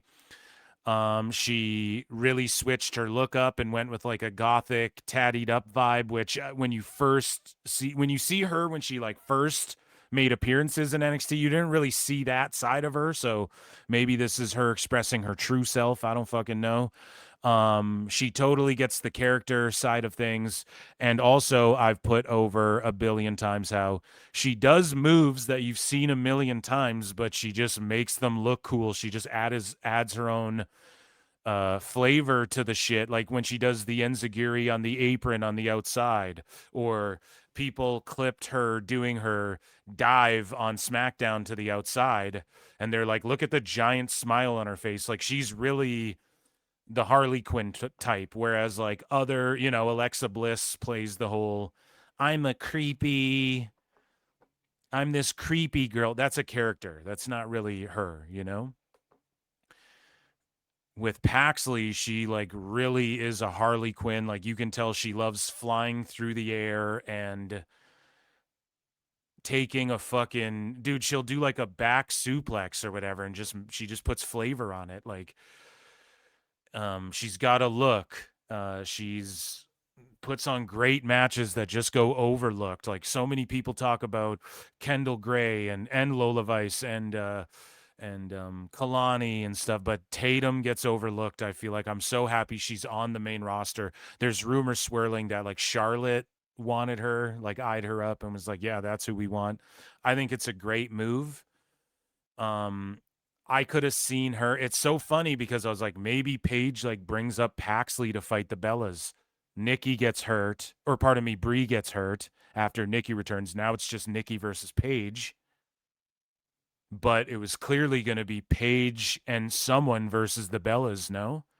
Was it going to be Taters? Like, I didn't have any, again, no hashtag no dirt sheet. That was just what I was saying. And yes, they have a similar look. And yes, that's why you throw them together.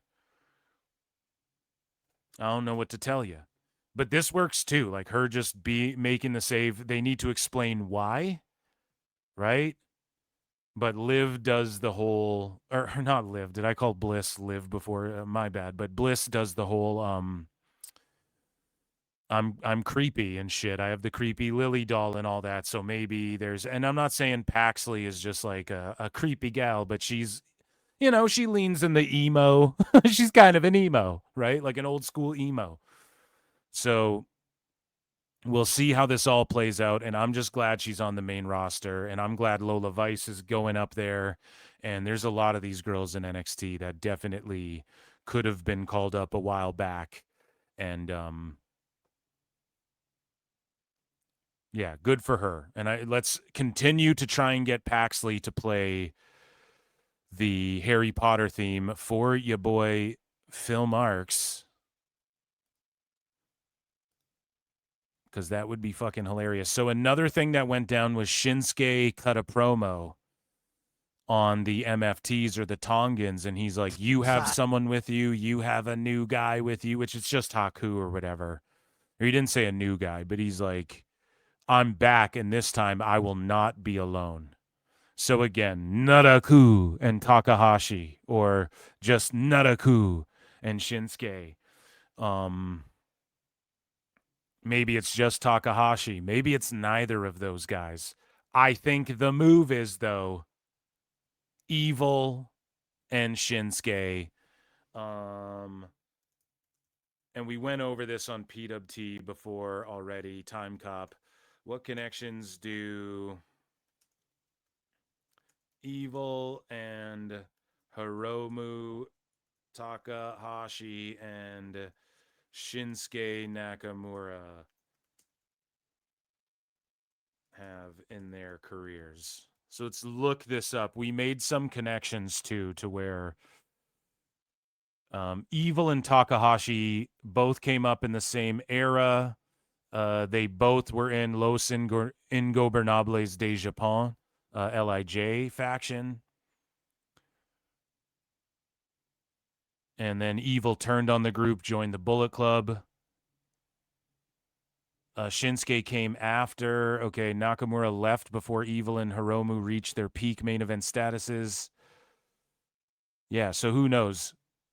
And who knows if Takahashi, like, the thing is like Naraku, Evil, apparently they wanted him to go main roster, and he went, no, I want to spend some time in NXT. Maybe they're like, you're all good, and then Takahashi, they're like, we just want you to start main roster, and he was like, okay, cool. Like, that definitely could have happened. Or maybe Takahashi's not going to WWE at all. We don't really know. But there's a good chance. And their vibes, like Shinsuke is sort of meet in the middle of, like, Takahashi gives off, like, he has red hair and a graffiti leather jacket, and he's like a cool guy, kind of. But he's like a little shit, right? And then you have Evil, who's like the stoic fucking warrior, strong style, if you will, type House of Torture vibes. And then Shinsuke meets in the middle. He's like Tim Burton presents Japanese wrestling in a way, right? He's like the king of strong style, but he comes out and he's vibing like fucking Michael Jackson, and he's got the half-shaved head. Like, I think that's the perfect balance and a perfect three-man faction. And I'm not saying Haku's going to get in the ring unless they bring Tonga Loa back. So again, I feel I was spot on about Undertaker being like, what the fuck? I heard rumors, allegedly, a while back that I talked about that Tonga Loa get it, like Jeff Cobb, whatever. No offense to him, whatever. But Tonga Loa getting released was like, what the fuck? Like, people were heated about that, is what I heard allegedly. I'm not a dirt sheet. Haku's back. Maybe Loa comes back. You get or maybe that's too much. Maybe it's a bloated roster and they're like, fuck no. But in my eyes, I see, I mean, Hikuleo is the younger brother, but I see him like, why aren't you trying to push him more as a singles? Like, he's a fucking tall ass.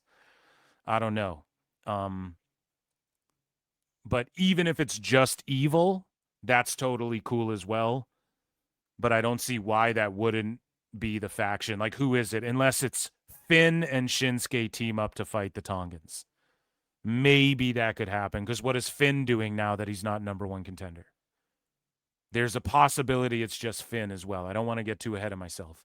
But I've said it since they were like, Evil needs to go to the main roster. I'm like, dude, he'd fit in with this spooky Shinsuke character he's doing, like the Last Samurai Shinsuke. And then you have Takahashi, who would fit in. He would fit the vibes as well. So that could be a cool little group. that the IWC can call Triple H racist over making, right? So on SmackDown, the last thing I want to talk about, and I really enjoyed SmackDown, okay? Now, there was some fucking mark on X. And I really enjoyed the SmackDown. I did. I was like, hell yeah. Except for this, obviously, what Jade's got going on. And there was someone on, what did he say here? On X. Who posted this. Let's take a look at Phil Mark's timeline, shall we? And so this guy, Sancho West, he goes, last night's SmackDown had 3 matches. This is a card from 2002. Still a 2-hour show, by the way. And then people felt at him. They looked it up, and like a bunch of the matches were like 2 minutes and 45 seconds and shit. Like they were super short matches. But this, on a 2-hour SmackDown in 2002, Mark Henry versus Kurt Angle, Reverend Devon with Batista versus Val Venus with Hardcore Holly, Rikishi versus Albert, Christian and Lance Storm with Test versus Hogan and The Rock, Mysterio versus Chavo, John Cena versus Test, Jericho versus Edge in a steel cage. And of course, this was the show. So by the way, I remember this show like it was yesterday, okay? I believe this is the show where Rey Mysterio and John Cena came out at the end as well. And like Rey Mysterio jumped off the cage. Like Cena came in, scaled the cage to help Edge because I think the Un-Americans, which was Test and Christian and Lance Storm, were like Jericho wasn't in the Un-Americans, but he was like kind of aligned with them, you know? So I believe they came out and hit the ring. And this is when Edge was getting pushed as like a singles. He ended up teaming up with Hulk Hogan to beat the Un-Americans for the tag titles, right? So I remember this shit. And then Cena came out because he was the new guy. He fucking fought Angle. And then like this is the next week after that, I want to say, where he faces Test or whatever. He scales the cage. He helps out Edge, and then Rey Mysterio jumped off the cage as well and dove on everyone, and then Taz was like, let the bodies hit the floor, Cole, right? And this is right around then. The beginning of the ruthless aggression era, if you will. Some people say this was still like tail end of the Attitude and not full pivot into ruthless aggression. But some people go, look, when John Cena said ruthless aggression, that's the beginning of ruthless aggression. Or some people say it was the fucking promo where it's like ruthless aggression, like where all the wrestlers were around the ring or whatever the fuck. It doesn't matter. This was like the tail end of Attitude, beginning of ruthless aggression, if you will, right? So it's not like this was the best time like Reverend Devon. That wasn't the best shit. To watch him have a 2-minute match. Like in hindsight, you go, man, for Reverend Devon and Batista, I would have been like, man, this is fucking amazing. But this isn't even like Hall of Pain Mark Henry yet. So like, no, you wouldn't have. Like in hindsight, you're like, yeah, this is more bang for my buck. But no, okay? Maybe to see Hogan and The Rock. So this is a card, but then people brought up like how short the matches were, and I wrote, it's dumb to compare this sort of thing because everyone would just cry about how short all those matches were if that show happened today. May 30th, 2002 SmackDown in Calgary, which again, in case you guys didn't know, I'm from fucking Canada there, buddy. So I remember this too. I remember this whole era, right? Like the back of my fucking hand. Only had 3 matches and was mostly just angles and shit. We could cherry pick all day. It's better to simply judge the show based on substance and quality. There's no pleasing fickle marks. And I believe this was Mysterio's debut against Chavo as well. So this show is just jam-packed with like a bunch of craziness, and they were starting to push Edge, and he was starting to take his role of one of the SmackDown 6.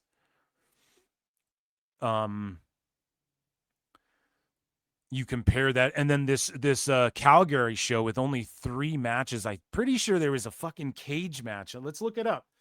May 30, 2002, Calgary SmackDown results, I guess. Let's just write that. Let's see. Yeah, I think there was an undisputed title match. You can't fully trust AI with this shit either.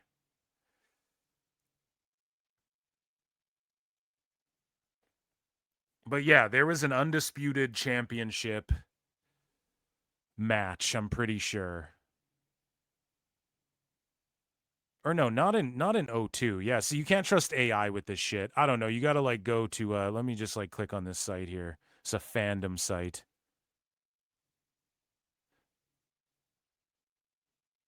No, yeah, it was Randy Orton.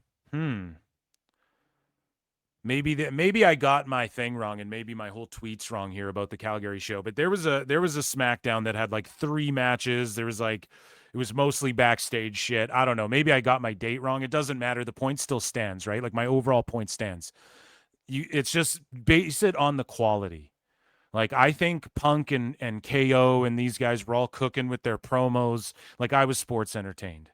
So I don't need a 30-minute banger all the fucking time. And also the matches weren't half bad. Besides, now we're going to circle back to Jade. Now we're talking about Zilla, okay? And how he can't go to the main roster. I hope they learned their lesson and they're not going to fuck up. And it's not that Zilla's the drizzling shits entirely. It's not that Jade is the drizzling shits, but she's not improving at a rate I think they want her to. And this was the bad quality. If you're going to call anything out, okay? You got to call out like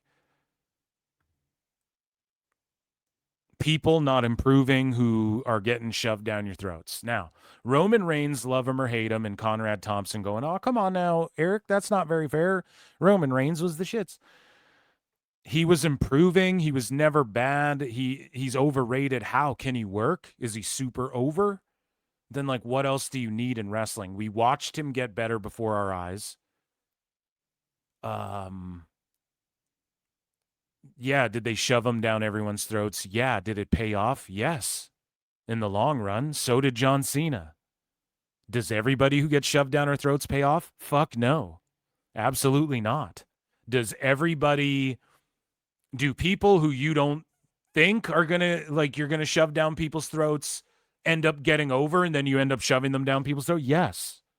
Absolutely. So when Conrad says shit like, oh, he's an industry plant, everyone's an industry plant. That's like saying Stone Cold's an industry plant because he figured out Stone Cold and then they went, we're going to shove Stone Cold down your throats now. It was over and it worked. Please shove more Stone Cold down my throat. Pause. That's what we were all saying back then. So I don't know really where that criticism comes from, but Jade is like, they're really not giving up on pushing her. If it's me, right, I'm just going, look, there's a ton of really solid women's wrestlers in NXT. Some of them we need to call up, some of them whatever. We're going to send Jade down to NXT with the fucking baddies, and they're just going to go, nah, we're going to rule this shit. And then the storyline is these bitches come down from SmackDown and are bullying everybody. They're already veterans. Like, I'm sorry, B-Fab is fucking, to me, like, Mitchin's obviously good. She doesn't need to fucking, she's been a good wrestler. B-Fab's come a longer way than Jade has in the last however long. Not to lower one to raise the other, but like, you could fucking focus on her more and I'd be probably more, you know what I mean? Like the matches would probably be better. And I just think it gets more over. Like Jade does have that superhero push to the moon, once in a lifetime, China style look. I agree. No, you're not going to get an argument from me. But how about don't keep putting her in these positions where it just shows how much of the shits her wrestling is. Like China, they didn't. When they started pushing her, they had motherfuckers like Jericho and literally men, Jericho and Jeff Jarrett, or like Jericho and wasn't she in a triple threat with like Jericho and maybe it was Jeff Jarrett and someone else where like, okay, they do most of the shit, or like DX was surrounding her, or she's managing in a love angle with Eddie and she just jumps in, low blows someone, or like gorilla presses them or some shit. And then Eddie hits the frog splash and he's like he's a generational fucking worker. and like a character guy in pro wrestling, right? So it's like Eddie Guerrero or Jericho or Jeff Jarrett, like, or DX, who are all fucking legends. Like we're listing guys who, of course, are going to elevate and mask. I'm not saying like B-Fab or Mitchin can't do that, but I don't know. And I'm not saying we need to have Jade like wrestling the men. And obviously Charlotte Flair's a GOAT, but you're in there and it's like we haven't seen that improvement and you need more reps and there's no live shows. So just send her to NXT, build a storyline where her and the baddies have invaded. All the women there, like, and you make this the story. There's so many women here who deserve a fucking chance. See, I don't just criticize. I give a fucking better option. And some of these ladies go, look, we deserve a fucking chance. Like, you're going to come here and take our opportunities. And they're getting mad at Stone and blah, blah, blah, blah, blah. Maybe you put the War Games match in NXT this year and you don't fucking, you know, you just do a traditional Survivor Series or something. They're obviously not going to do that, but you build up to something where all the women fight each other and then Jade Cargill just holds the NXT women's title for hostage. And then at least she's working other green girls who are at her level. And some of them aren't even green. They're like way above her level and shit. And then call up Kendall Gray and some of these other girls. Call up Kalani Jordan. You know, there's a gaping hole, pause, in that, in the fucking, in the roster, let's say, if these three ladies go down, then just fill it up with like Gray and some of these other NXT girls. They're ready to go. Look at Fatal Influence. They're fucking awesome. They have good matches. The crowd is really getting behind hating them and everything they say. Just keep running with it, man. That's the fucking move, I think. And just have, and you make it the story. So I don't want to get felted by TKO, but here's Jade just like, you know, we'll watch some clips of this. So look, boom, she drops and falls backwards on Charlotte. Now, who do you put this on? Charlotte? Like, Charlotte's one of the GOATs, man. So did she fall too far back? I don't know what happened. And obviously, we've seen Jade hit moves, but it's like, just don't do convoluted shit with her if she's gonna, you know. And then she gets up, so there's supposed to be a float over the back. And then we're going into hitting Bliss's move, the twisted DDT or whatever the fuck she calls it. And then she kisses her, goes for the DDT, and then look, Jade goes too quick. And then she does the snap. Okay. Good enough. I mean, and like, I'm not trying to hate on Jade. I do like Jade. Boom. And then she like front flips forward on the fucking natural selection instead of just taking a face bump like a front. She like drops herself on her head or almost clashes heads with fucking Charlotte. Like, once you start flipping over like that, that's when like Boots can let, like, if she didn't get out of the way, like, look how quickly Charlotte gets out of the way, right? Because why? Like, Jade could flip and land on top of her head, and that's how people get concussed and stuff. Right? And that's like, you've seen it too, where people like do their drop kicks and they don't land the right way. And then the person who's bumping lands on their fucking head. Like, this move calls for a face bump or whatever because of the way Charlotte gives it, right? You don't want to jump in the air and then land on her fucking head. So I don't know, man. She gets out of the way last second, the natural selection or whatever the fuck that's called. So shout out Jade. I hope she improves. Send her to fucking NXT. And, yeah, this guy's upset. Remember when she said AEW was her NXT? Well, it was. She just didn't. She got booked to just wrestle people and squash them, which isn't the worst thing. And if you're going to Goldberg her, you got to Goldberg her the whole fucking way. And WWE should know better. And they've given her ample opportunity now. She's already a WWE Women's Champion. So, again, they're not going to send her to NXT. Well, people want to say this. Like, they sent Charlotte and went and became NXT champ. I think Becky did too. Didn't she? And they're multi-time world champions. So why not? Oh, because they're the women, you don't. And some people are like, they won't do it. Jade was already world champion. They won't demote her. But Charlotte and them did that. And then if you can argue it's not a demotion, okay, then argue it's not a demotion for fucking Jade. That's all you got to do. And then just have them, and then Mitchin and BFAB can like rub off on some more of these NXT girls, and it kind of sucks for them. But what else are you going to do with them at this point, you know? So that, ladies and gentlemen, was my SmackDown review and WWW.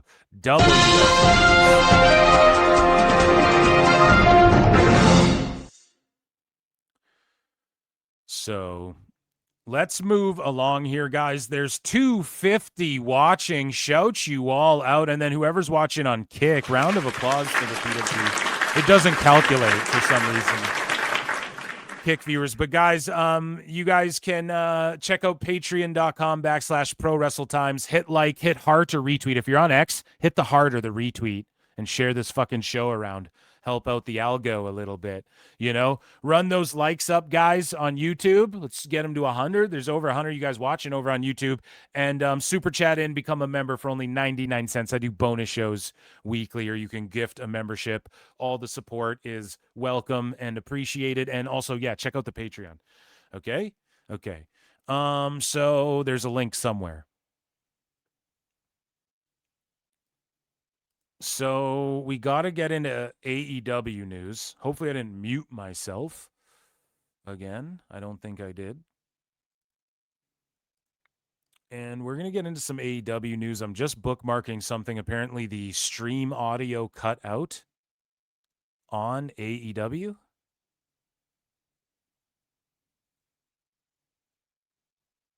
And so actually one last minute WWE news before we wrap this up. Chelsea Green was reportedly injured on SmackDown yesterday. Chelsea Green was injured during the match. This according to Brian Alvarez. So Brian Alvarez here. And he says Chelsea Green was injured during the match on SmackDown last night. We don't know the exact injury at this point, but hopefully she won't be out of action too long. So that's incredibly unfortunate. And that was WWE news.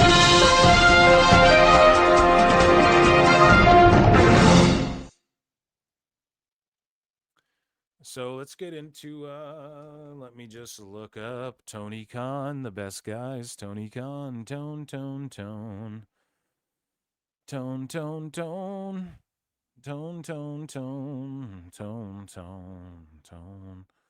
Tony Khan is the best guy. And guys, while you hit like and all of that stuff and show your support for PWT and retweet the stream and all of these good things, while you guys do that, speaking of AEW, before we get into AEW news, ladies and gentlemen, AEW superstar Chris Jericho. I looked and see it's not just me. So many others have stood where I stand. We are the young, so raise your hand. They call us problem child. We spent our lives on trial. We walk an endless mile. We are the youth gone wild. We stand and we won't fall. We're one and one for all. The writing's on the wall. We are the youth gone wild. Let me get wild. Yay!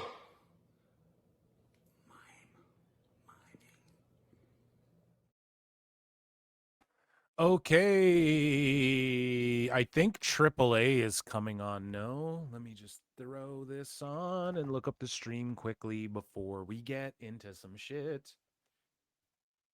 Into some AEW news, which I can't wait for because there's some funnies. There's some funnies. Okay, let's see. I believe, right? AAA is on. I'm going to definitely switch over to this.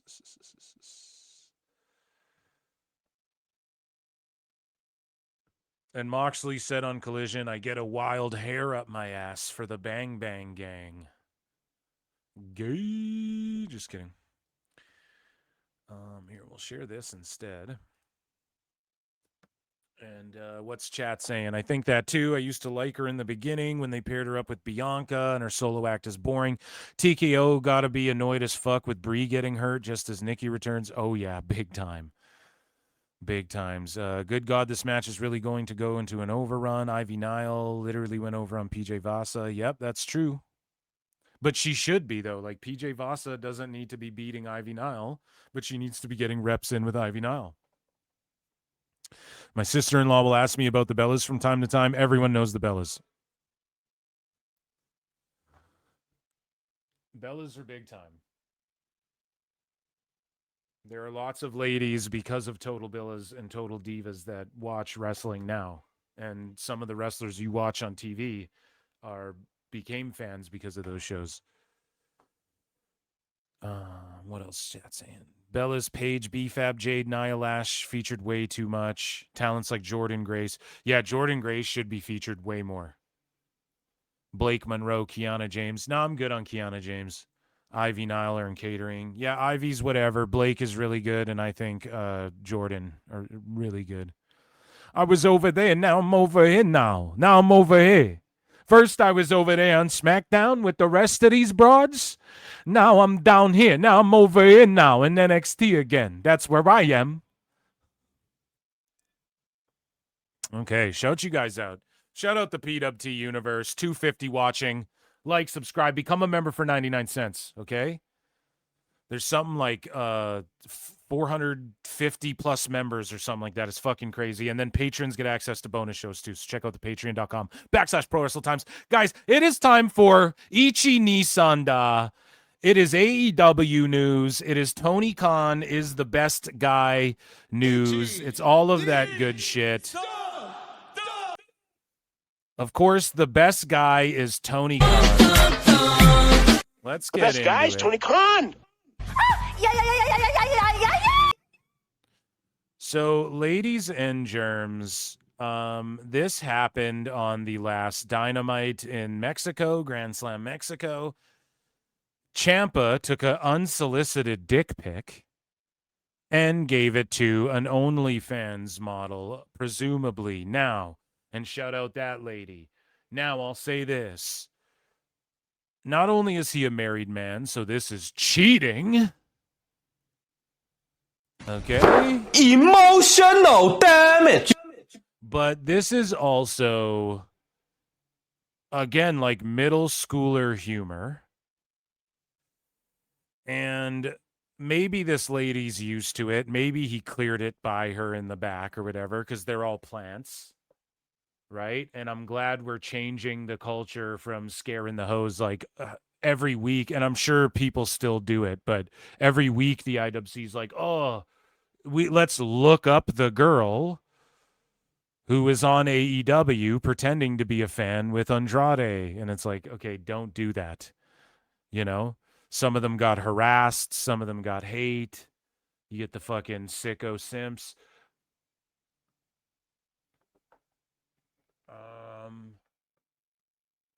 You get, I'm just looking at this tournament here, but for AAA, Time Cop, we're talking about fucking AEW here, okay?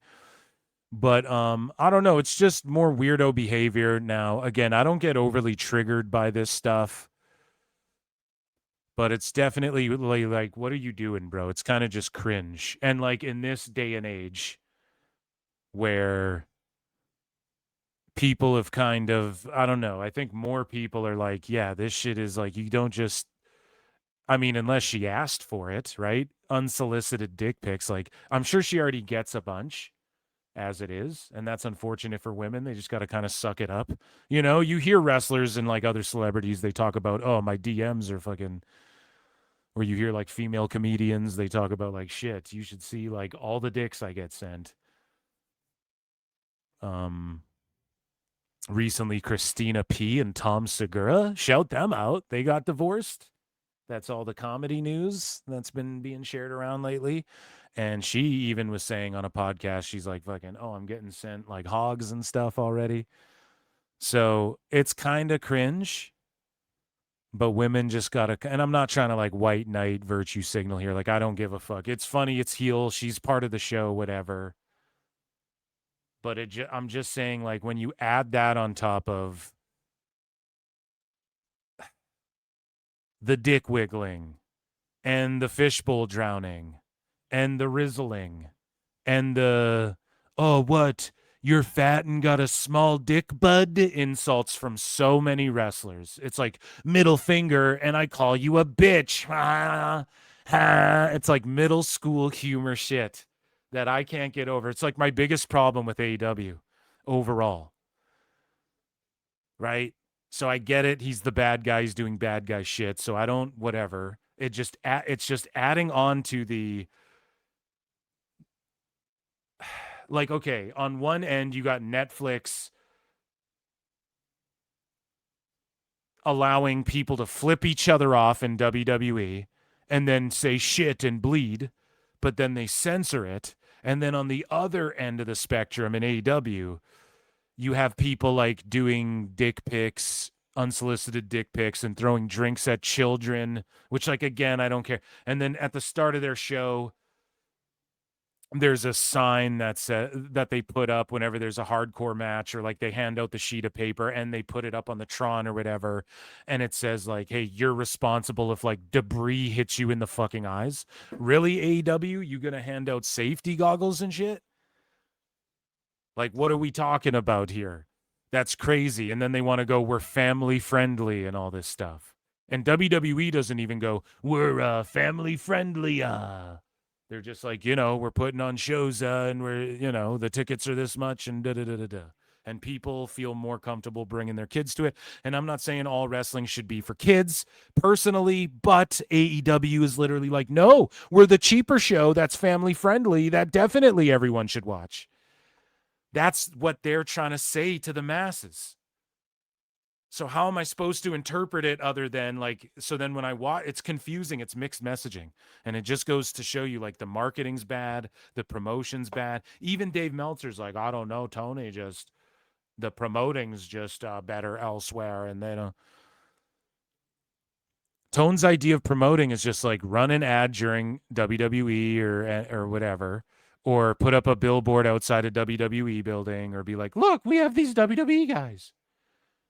Whereas the last 7 years, man, he should have had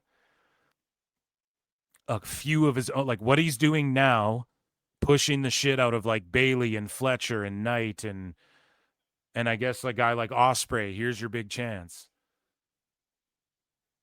with Ospreay, because he's really only known among sickos. And then MJF, who's an anomaly. And the problem is that you'll see he'll become a way bigger star when he eventually goes to WWE. Like, he'll blow up big if he ever goes there. Tone, I don't see why he would. He already is paying him like insane to be there and to stay there long term. So I'm just saying, man.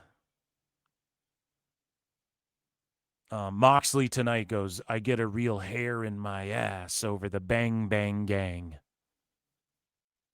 Imagine if you quoted that to just like a normal person. They'd be like, stop watching Korn. You know what I mean? They'd be like, what are you, a fucking gooner? Like, what are you talking about? So let's just watch this. I guess it's like a quick compilation. And she's in on it. So I know it sounds like I'm virtue signaling with the whole an unsolicited dick pic, but it's just like, we're just, I don't know. It's cringe middle school, like who, I don't know. If you're sending dick pics to your girl, whatever, that's between you and that's between y'all. That's y'all's relationship. I don't give a fuck.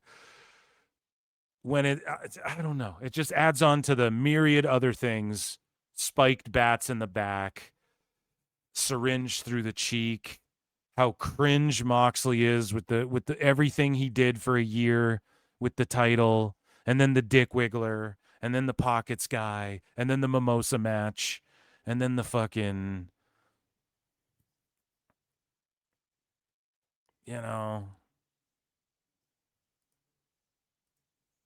I don't know. It is what it is, man. And we're just all cool with it because she's an OF girl, or what? We're just supposed to go, yeah, that's cool. That's cool to just do. I don't know. It's just lame. It's dorky. It's the whole Osprey was smashing me wife, bruv. It's like, okay, are you a fucking... And because it's the same shit that people look back on and go, well, the Attitude Era, Triple H and Shawn Michaels wore thongs and told people to suck it. Yeah, and that was cool in middle school. We all went, suck it, to our teachers and shit. And it was funny and awesome. And it's cool to look back on. As adults, though, in a proper society, are you running around going, suck it and shit? No. Maybe at a wrestling show, but that's like a convention. That's like you're supposed to there. That's an event where you're among your peers who understand that shit. Think about all the cringy shirts too, where it's like, who the fuck would wear these in public? And it's just adding on to that and just taking a dick pic for heel heat randomly when you just had Ciampa just had his family and shit and his wife on the fucking thing. It's just sending mixed messages. There's no clear-cut anything. And again, it's just indies. Like on the indies, you can be in one town and do some shit, and then the next week you can be in another town and do some shit. And it doesn't really matter. But when you're trying to put a character on television, like, you know, these are things. This is what Ciampa should have done. And maybe you just want to save it for yourself and do your own thing. This is what you do. You hook a brother up. MJF doing that, you're like, okay, that's what he would do fully. But Ciampa, like, didn't he just have his kids and wife on the show not that long ago? Like, I'm not off on that, am I? Chat will tell me. But anyways, we move along. It's better than planking, I guess. And yes, is planking for 6 months retarded too? Yes. It's immature. I don't really get it. It's for fucking kids, you know? But WWE they are for kids. We all accept that, right? Like more for kids, then it's a more mainstream for the masses. Doesn't mean they're clean. They got people bleeding, flipping off and saying shit and having cage matches and shit. The women bleed more hard way than fucking Mick Foley. If you combine every woman lately in the last like 2 years of WWE, they're bleeding hard way more than fucking Mick Foley has in his career. But jokes aside, like, you know, just being like, dick, and impaling you and fucking, I don't know. That's not always more adult oriented either, you know? It depends. Maybe I'm just being a triggered little bitch. I don't know. I just think it's all kind of corny. I didn't care about that. Again, I don't care when the Rizzler, I actually like the Rizzler because it's funny that he's a kid. Rizzing up grown women is like his fake meme superpower. So it's like Danhausen. It's funny in like a cartoon way, but people are sensitive to that shit. And I don't blame them either because of like, you guys already know, like the state of the world and just some of the... Every week, literally, there's like a female teacher seduces 13-year-old boy and shit. Like every week, I feel like there's a new headline about that. And then also there's like Epstein files where everybody's like, I get like people are sensitive to that shit. So maybe not a good look. But it to me, when I watch that, I go, that's funny in a cartoon way. Ciampa, that is funny. And like taking a dick pic, like fuck you, you bitch. But it's just that. It's like, okay. And then we're throwing drinks at kids. And then we're middle finger calling everyone beach. And then we're dick wiggling. And then we're hands in pocketsing. And we're fishbowl drowning. And we're fucking exploding barbed wire super booting. We're drilling people in the skull with a drill. Who is this for? I don't quite get who is this marketed towards. Right? I don't get it. WWE, you might have to once in a while cover your kids' eyes or plug their ears maybe quickly if the censors don't get it. That's it. So we move along here, and my other main criticism of AEW is that people are just stuck in the mud and they're looping. They're just looping over and over and over again. They're just stuck on repeat. None of them are elevated other than more people on the internet in spaces like Reddit and Twitter and shit know who Kevin Knight are. Nobody extras buying tickets to see him. Nobody extras buying tickets to see Will Ospreay. Nobody extras buying tickets to maybe MJF. I always say he's like the one guy in AEW where it's like, I think he's undeniable. I think he would have been undeniable anywhere though. Just because of the whole living the gimmick, like the nest he's making for himself in Hollywood, the way he plays the game thus far. You know, he is buds with Punk and Rhodes and shit, so you know, some of the legends of fucking Cena, John Cena knows about him and shit, right? Like it's that sort of thing. He transcends a bit. I think he would have did that anywhere he went, but I don't want to cope and be like, oh well, if in WWE he would have been a star too. Like I don't care. I'm not a tribalist fucking weirdo. Like I'm glad. I hope I said it. They should have kept the belt on him going in all in. Wembley's drawing their lowest shit, so nobody's paying to see Ospreay. That's just an objective reality. Like Dynamites don't draw more because he's there. The fucking Wembley's draw less when he's there. He makes zero difference. Joe is off doing his Hollywood thing, so again, he could be featured more prominently. You have Bobby Lashley. Imagine you could have got a legit, at one point, a dream match.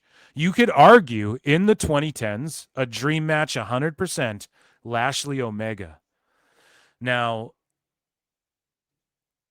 I present to you at Double or Nothing, I believe it was that pay-per-view, where they had the Anarchy or the Stadium Stampede, whatever, same match, different fucking name, where it was, they did the vignette where it was kind of like a Tarantino fucking movie or something like that, right? It's kind of like Reservoir Dogs-ish.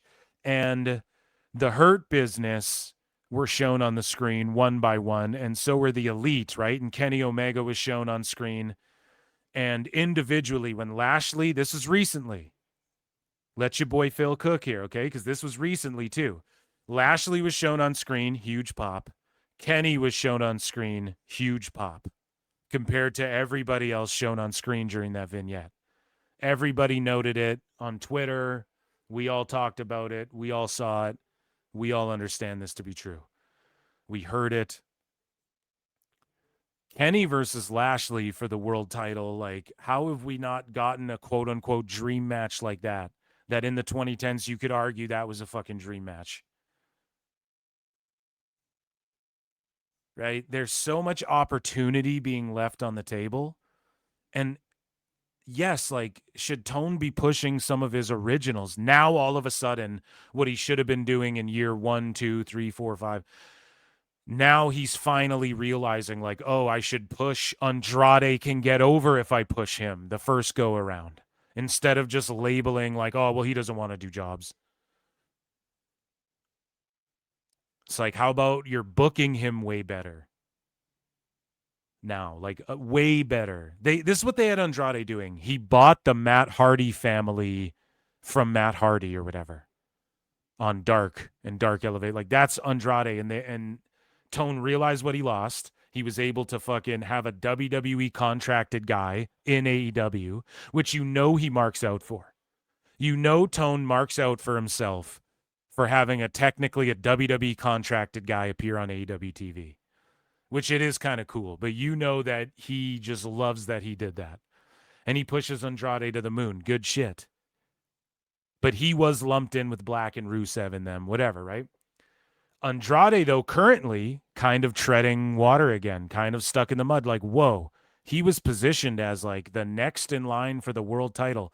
Now, granted, he is fighting MJF and whatnot, and that is a match that doesn't need a title for AEW. And even me, who's kind of like, whatever, dude, AEW is, you just got to kind of accept it for what it is. And I think they're about to enter like a weird era where it's viewed as like TNA kind of was when no one really knew where to watch them other than, I guess we all know my AEW, but am I going to have to get that if the TV in the next 2 years, they're not, I don't fucking know, right? I don't know if I'm willing to, or if I'm just going to nordvpn.com/pro-wrestle-times and sail the 7 seas, me mateys.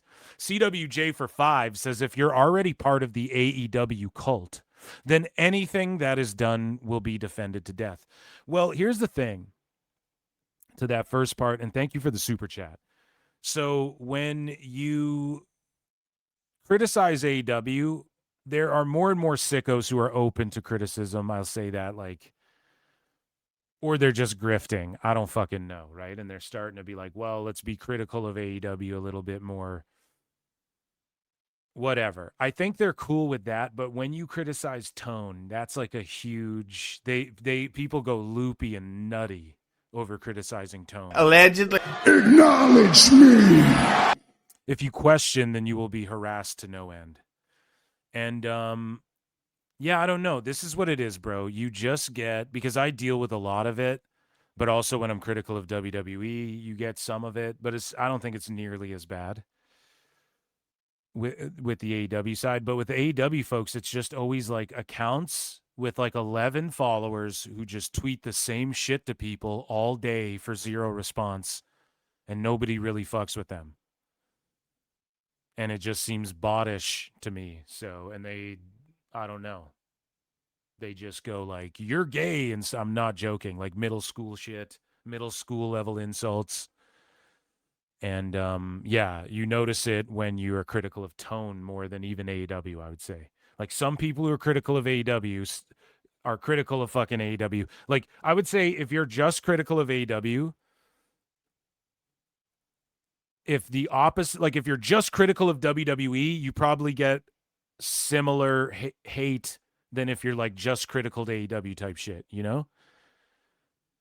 But when you like bring Tone's booking, the booking of it and shit, there's like a real, or like, no, that pay-per-view is shitty and that lies on the booker. Then you really get it from people. And it's like, why are you so happy to defend this dude?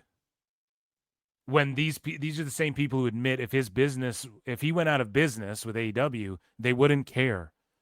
Ask any sicko. Whereas if WWE went out of business, guys, we would all cry like bitches. The wrestlers certainly would. They'd be like, fuck me, man. The industry's dead now. And no, AEW wouldn't slide in and take its spot. Like, if WWE went away, holy fuck, man, that'd be tragic. It's the single greatest wrestling promotion of all time. Like, listen, we can hate on MCU movies when they're shitty, and we can love them when they're cooking. If Marvel just went away entirely, like even if MCU we're taking a 5-year break to recharge, I'd be like, okay, word. But if Marvel and it just went away entirely, no more books and shit, no more Spider-Man, whoa, that would fucking suck balls, dude. And like everyone's got to be able to admit that. But with AEW, even the sickos will go, well, whatever. I just watch other shit if it went. It's like, whoa, that's not good, you know? Because like even WCW, it kind of sucks that WCW is not a thing. Like you can objectively say that. If TNA went away tomorrow, I mean, like, okay, it had a really good run, an amazing run. Hopefully someone buys the rights and brings it back. Like ROH went away. That sucks. They should buy the tape library. That's what everyone was saying. WWE should buy the library or something. Like Ring of Honor didn't need to exist, especially what it became and what the indies, like all these indies started blowing up. Like MLW's blowing up. If ROH didn't exist tomorrow, would it really matter? No, Tones made it a shell of what it once was. Like it would really make zero difference. So, you know, hopefully I'm psychoanalyzing this good for you guys. I'm cooking tonight. Let me cook tonight, okay? Like 250 watching. Make sure you guys run those likes up and shit. Get your support in. Thank you for the super chat. So what I'm babbling about matters to what I'm talking about here. To circle back to Preston Vance, and you're like, Phil, why is the Dark Order on screen for fucking half an hour while you talk about this shit? Well, because Preston Vance rejoins the Dork Order, as people call it. And the Dark Order got re-signed, and they're just like they just reformed, and Preston Vance joined them again after, didn't he like turn heel on all of them, and then they just never pushed him? He's a great athlete, tremendous size. He's bros with Cody Rhodes. The Dark Order get re-signed. Everybody's like, how the fuck have these guys kept jobs for this many years? And then Vance joins them, but isn't Silver just recently re-signed and we see him backstage, but he's not wrestling or what? I don't know. And again, it's like, dude, Powerhouse Hobbs, Vance, Wardlow, who you had buildings going, Wardlow, Bobby Lashley, Joe. You had Big Bill. Bro, you could have a heavyweight division, and Omega could be in there and shit, whatever. It's not like people would fucking worry too much about that. You could have a world heavyweight division of guys, Tone could, of stars that he built. We'd be like, oh shit, Hobbs and Wardlow and Vance are like these big, they're like big, marketable, heavyweight fucking dudes. What's going on, man? What's going on? Instead, like, Darby's the champ and Jack Perry's a multiple-time world, not world, but like title holder in multiple divisions, if you will. And like, shout out MJF. I think MJF and Kenny Omega can pull it off. Omega's like, what, 5'10", 5'11"? Maybe 6. I don't even think 6 feet, but, and then you have MJF, who's like a shorty pie, right? I think they could pass in like a heavyweight division as well, because they know how to work a character and all of these sorts of things, right? And there's other guys like Mox could pat for sure, Hangman. Like, you want to take like the elite guys or the, you know, the sicko fucking worshipped guys. Okay. I think Mox is the shits now, but I just think he lacks motivation. Osprey, I could believe in that shit if you want to push him as well and that, but I'm just saying, like, you have all these fucking guys, and Alfred Kunawa did a brilliant shout-out at Pro Wrestling Bits, and this is something I've talked about for a long time. Like, everybody has, really. How do you fumble Wardlow? How do you bring in Brian Cage, big, jacked, brown-haired goatee guy, and then you also have Davis and Doyle, and how the fuck did TNA flub Jake something?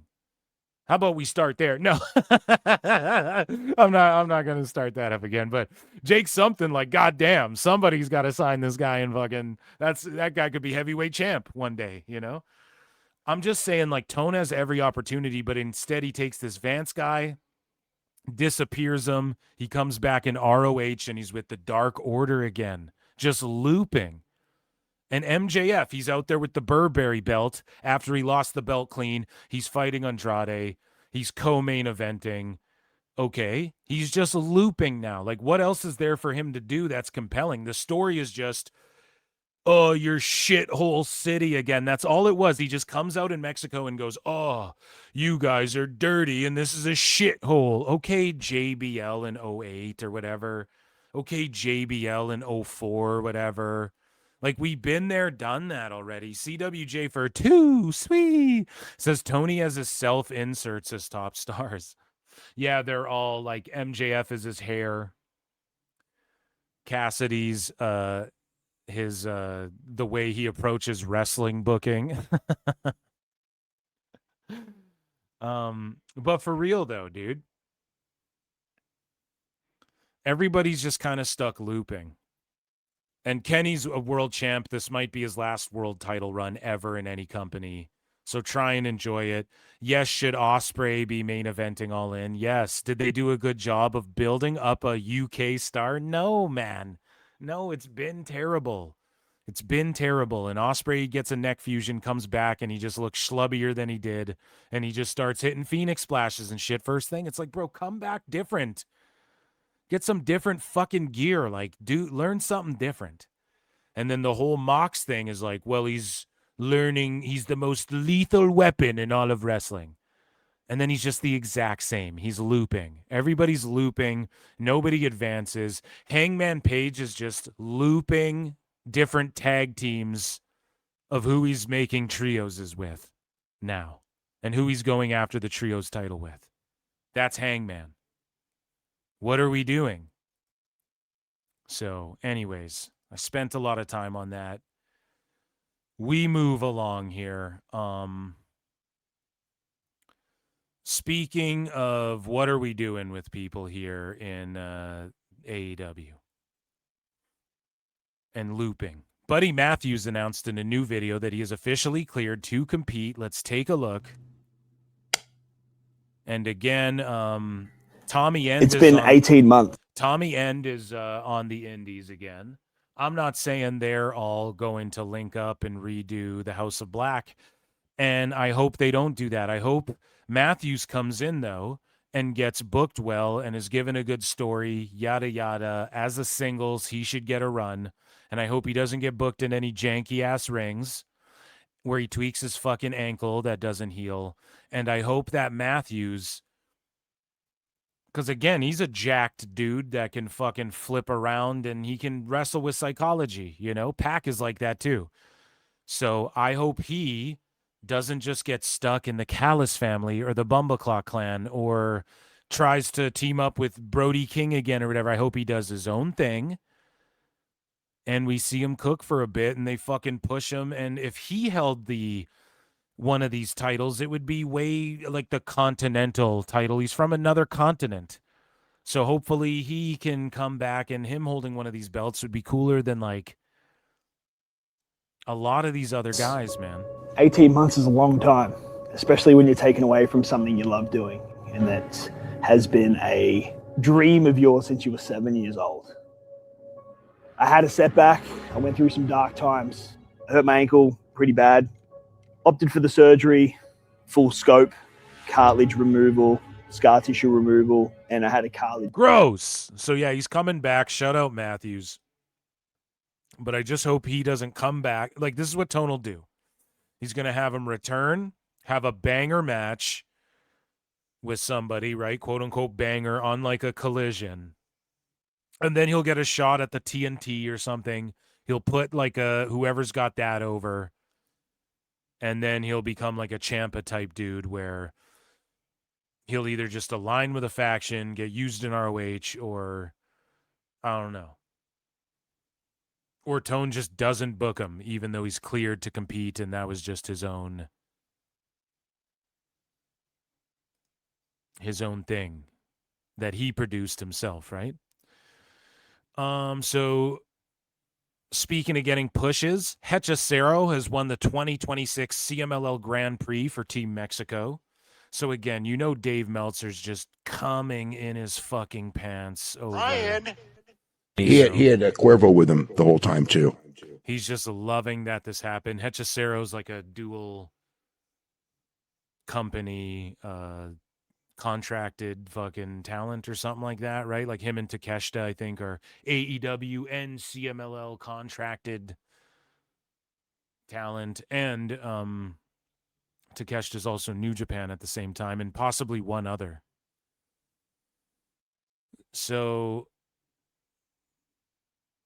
we're talking about Ring of Honor and talent and how they're getting pushed. And Eddie Kingston was basically called a whatever nothing burger by Dave Meltzer because, again, when you criticize Tone, it drives people mental. It drives people like Dave the young superstar, babyface, the former heel thing. So like he gets nutty. He even starts arguing with Brian Alvarez and whatnot, which they had an epic online Twitter back and forth that we're going to cover on Dave Meltzer, Dumb Moment of the Week, right?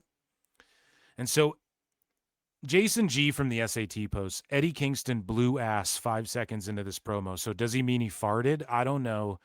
But you got a handful of folks online who are saying shit like this promo's legendary and it's so awesome. Then you have a bunch of other people in the IWC saying this promo was fucking stupid and shitty. And they're making fun of Eddie Kingston for being a schlub, essentially.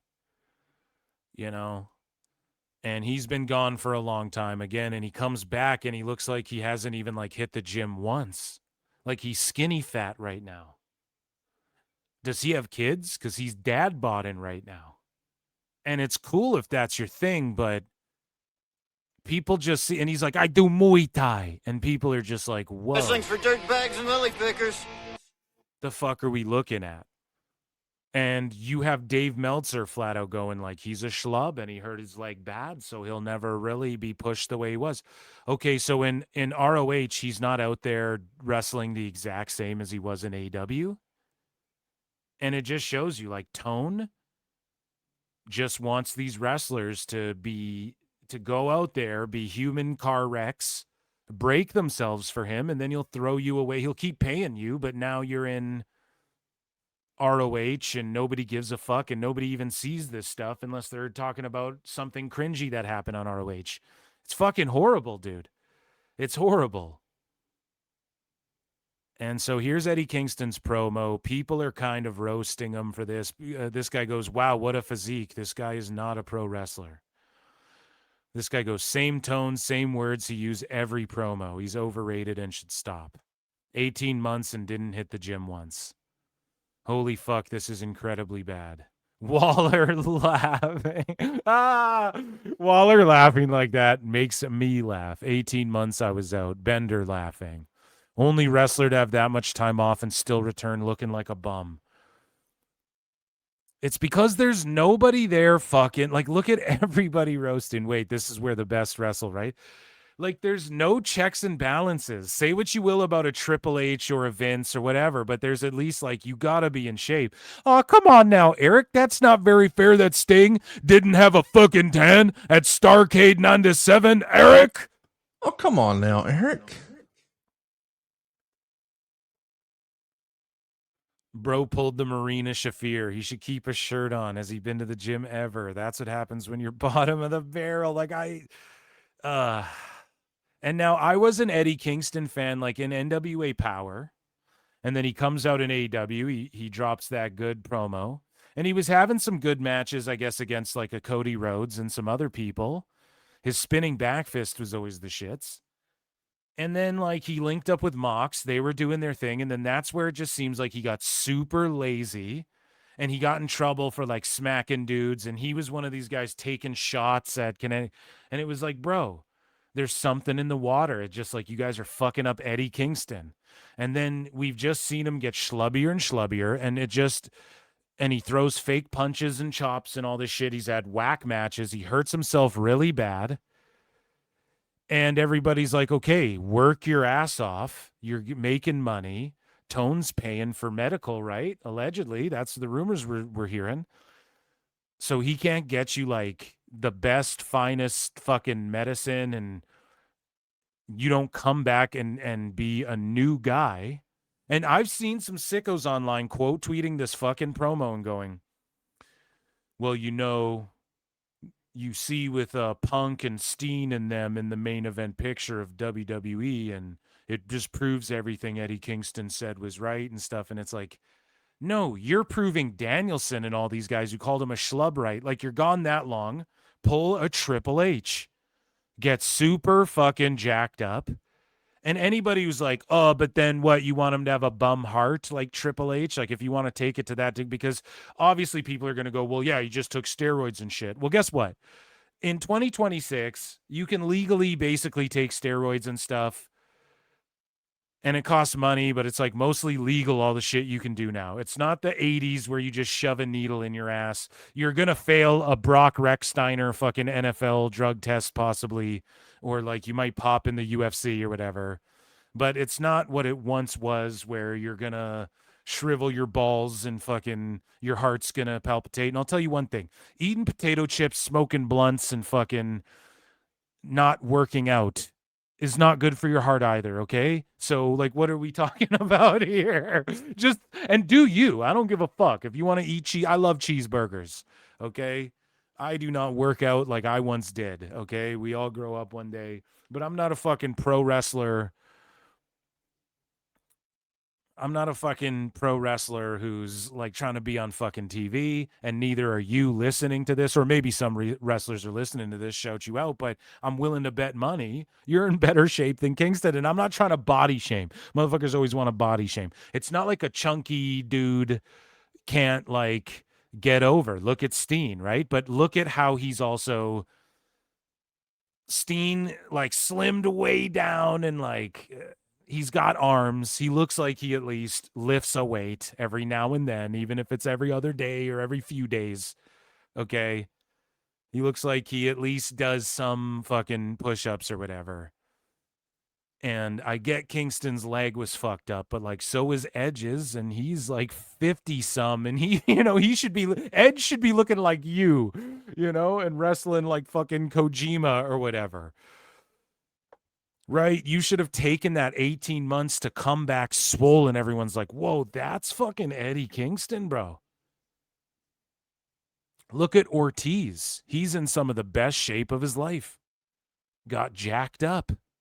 He's been on the bench for longer than 18 months, Kingston, okay? Not even from injury either. Just fucking being demoralized and treated like a fucking Andy's toys in the back of the closet. And look at the shape he's in. Ospreay, and this is why it ain't body shaming, because nobody looks at Ospreay and goes, his body's terrible. But I said the same thing about Ospreay. He came back. He looked fucking pale and like he did when he left. He looked probably in worse shape than he did when he left. Now, the last few, like, if, he's getting ready for All In or whatever. But again, he's not shredding up. Like MJF comes back, you go, whoa, this dude's getting shredded, being serious. He's being for real. At least trying to bulk up and shit. Right? You're not all Samoa Joe. Like, I don't know if some of these people see Joe and they're like, well, he doesn't look. No, Joe works out. Joe's a guy that he's like stocky, like he's a big Samoan dude. Like these guys are O-linemen or they beat the fuck out of you, right? That's what these dudes do. It's not like he couldn't get skinny if he fucking tried. You know what I mean? Like that's what Joe is. And he's given his goddamn body how many fucking years, but he's like a dude who... He's got strength. You know what I mean? They got that sneaky athleticism. Even look at the Usos, right? Like Jay might botch and shit, but they're athletic dudes. Rikishi's an athletic dude. They got that. Again, they're O-linemen or they fight or they pro wrestle, right? So, I like other people aren't that. You're like, I know Eddie worships and idolizes these like broken down 50-year-old, 60-year-old Japanese wrestlers who just fucking chop each other and shit, and they're all broken down and chunky, but you're like, dude, I respect that. He's just out there doing his thing. That guy's a fucking legend, right? You're not Tanahashi, bro. Like, I don't get it. Like, I really don't get it. You got to pull the Triple H. He goes away when that quad blew out. He comes back around Mania 18, and he was just jean jacket and fucking steroids to the max. And everybody went, whoa, that's a main event player. Like, to me, that's where Triple H really moved up to, like, that's a main event fucking player. Not that he always wasn't in great shape, but there's something to be said about that, man. And again, maybe people are fearful if they do that, Tone won't book him. Like, Tone, you'll book Kingston, who looks like that and is just stuck looping, cutting the same promos. Where the fuck's Wardlow then? He'd be doing the same thing, but he has mass appeal. That's all I'm saying. So we body shame here at PWT, right? We also try and find out Asuka's weight. No, that's a long running bit. So let's listen now. Let's listen to this promo. We're going to listen to the audio. You guys tell me, is this cringe or nah? 18 months, Rocky and Trent. 18 months I was out. Worst 18 months of my life. And then tonight you drop me, spike me on my head. My fingers go. Look at this. This is the part everybody's like cringing over. My fingers, they go numb. My fingers go numb. I start getting nervous. I start thinking about surgery. And then I start thinking about the physical therapy and then being out again. And then I stop. Because I realized something. So let's continue. Shout out Mance. Shout out Ortiz. Rocky and Trent. You guys don't want. And are they talking to Rocky Romero and Trent Beretta? So again, you want to talk about looping. Roppongi Vice from New Japan in 2014 or whatever the fuck. Is that what Tone's doing? And then you got Jericho. His old gimmick was looping through his old gimmicks. Now his gimmick again is looping through his old gimmicks 2 years later. And you're fighting Roppongi Vice in ROH. Is it 2014? Did Trent Beretta somehow grow his hair back too? Like, what are we taught? What are we doing in this company? And again, well, this is ROH. Okay, well, everybody goes, and Dave Meltzer goes, well, ROH is AEW. We haven't, when Bry goes, we haven't seen Eddie Kingston in AEW. Dave goes, well, he's in ROH, Reed, and you'd know. The fuck does that have to do with AEW? Dummy? Play this game. You really don't. If you want to go this far, if you want to take away my love, my passion, what defines me, you want to take that away from me, I'm going to take it from you. Rocky, you know me very well. I'm speaking right to you, Rock. Let's cut all the crap. You know me. I know you. Rock. You know. Sounds like fucking Paulie. What I can do. You don't want to play this game. You don't. If you do, why don't you call Don? Get one of the 96,000 guys you got in your group. Because we're here. Make your move, boys. Make your move, Rock. He's fucking Paulie from from Rocky Balboa. You're all heart, Rock. Okay, so is that schlubby or nah? You guys let me know what you're thinking about that. So Eddie Kingston got dragged there. Some people were praising that. But again, speaking of the poor creative and making people do things they shouldn't do, and where you could utilize other people more effectively, and all the prayers and best energies here from Club PWT to good old JR Jim Ross. Jim Ross will undergo brain surgery on Wednesday, so they were talking about, and he was talking about hopefully making it for All In. Please don't. Please fucking don't.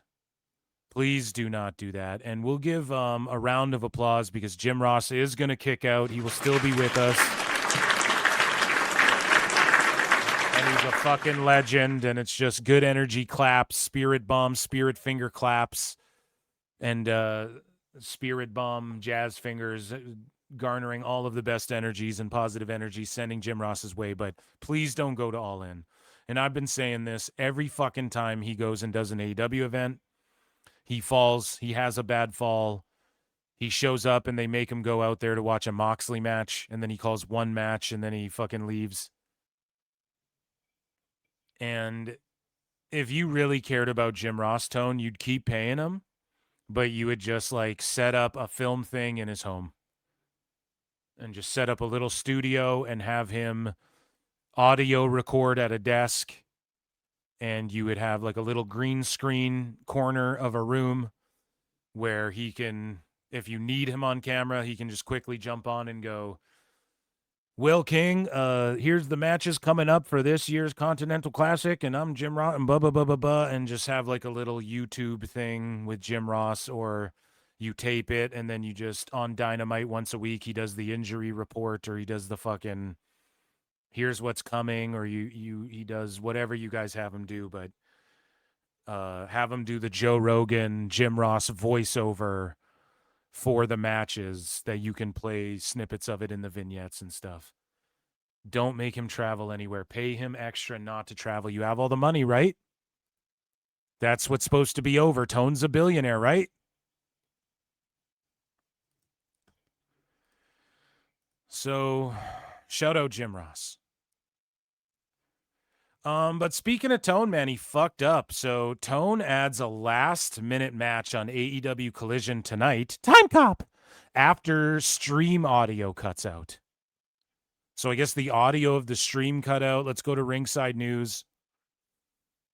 And so Tony made a last-minute addition to AEW Collision during a Twitter stream ahead of the show.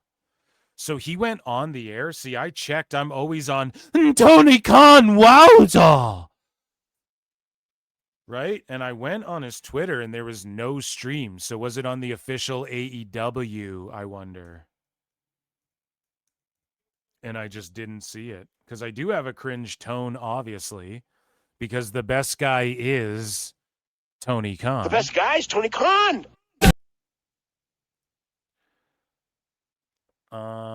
I don't see it though. I don't see it. Yeah, so it cut it off. Sometimes when things just cut off like that, the replays don't save to Twitter, so it may not even be on there anymore.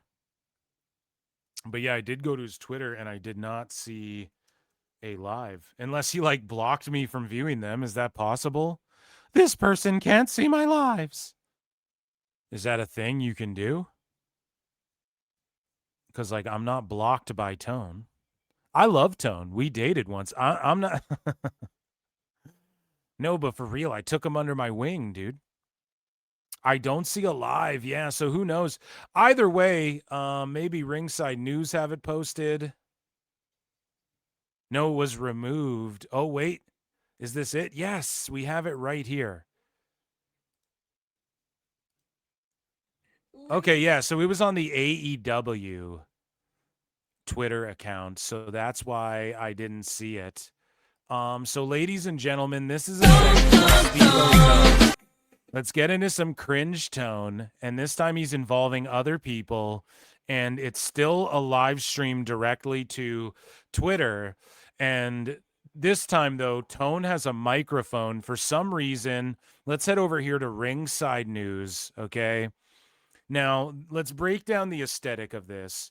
And who is he with? Who is that gal there? That's, whatever her name is. I think that's Big Bill's fiance or wife, actually. Okay? And so this is a 10-minute long video. She's going to be so awkward during this. I can't wait. I absolutely cannot wait for this. Now, you can see the ceiling for some reason, and they could have just like filmed this on real cameras and not somebody's phone and then quickly sent it over, do a horizontal film really quick. I don't know why Tone doesn't think of this stuff. And they're in front of the Collision monitor. There's some curtains here. The lighting is weird, as it always is. Tone is at least setting up somewhere professional. But either way, let's get into this. Ladies and gentlemen, we are here live in Colorado. And all of this for 5,000 views on AEW's Twitter account, not even just Tones. That's brutal. Springs, Tony, we are just minutes away from going live on Collision. We are just coming off of a huge Grand Slam Mexico. We are 22 days away from All In, and there's a huge card coming up for tonight. So tell the people what's going on. Well, I'm really excited about it, Lexi. It's AEW Saturday Night Collision, and we're going live very soon, minutes from now, and I cannot wait because the Continental Cup kicks off tonight. So I like his energy. Okay, Tone, I like your energy. For a billionaire, terrible shoes with laces dangling to where, like, you're going to trip over yourself, son. It's going to be a great night of action. We've got so much to look forward to. Of course, Now, I wonder if he did this. Well, I mean, she does do this backstage stuff, but why does he have the mic if they're doing a live? Why isn't it, like, focused in? His shoes are in the shot. You can see the ceiling at the same time. They have these microphones randomly, which Tone normally doesn't have. And is he going to force her to stand there for 11 minutes? Whoa, an 11-minute EFAP. Let's fucking go. Winner of the first ever Continental Classic, the first ever Continental Champion, Eddie Kingston, is going to take on Jake Doyle of the Don Callis family. This past week, we've seen a lot of confrontations in Ring of Honor between Eddie Kingston and the Don Callis family. I'm really looking forward to seeing... So Tone has to pull out the Dave defense? Well, in Ring of Honor, we've seen this, so on AEW, you should really enjoy this thing. Eddie back on AEW, back in Continental competition, and something of a grudge match, and certainly, I think, a very exciting match. Eddie Kingston versus Jake Doyle in the Continental Cup. We've got a first-time ever match, which is kind of incredible, with Orange Cassidy versus Matt Sydal. These two have been here for many years, and they've never... Orange Cassidy versus Matt Sydal. Whoa! Is this 2019? Holy fuck. Fought one-on-one. And with the Continental Cup, the matches are decided by the luck of the draw. And what a great matchup to pick. Orange Cassidy versus Matt Sydal tonight on Saturday Night Collision as part of the first ever night of Continental Challenge Cup competition. And I'm also really looking forward. What? Continental Challenge Caca Cup. I'm cuckoo for Cocoa Puffs. I'm cuckoo for Continental Cocoa Puffs. To the Caca Cup at the Continental Cup Challenge. The Death Riders, Claudio Castagnoli, and somebody who has been... Claudio Castagnoli will compete at the Continental Classic Cup and get cuckoo for Cocoa Puffs. A top competitor in the Continental Challenge, in the Continental Classic, and now in the Continental Challenge Cup tonight, representing the Death Riders. Of course, Jon Moxley is the AEW Continental Champion, and Claudio Castagnoli tonight will be representing the Death Riders, taking on Ace Austin of the Bang Bang Gang. And it's very interesting because, you know, she's just sitting there smiling like, oh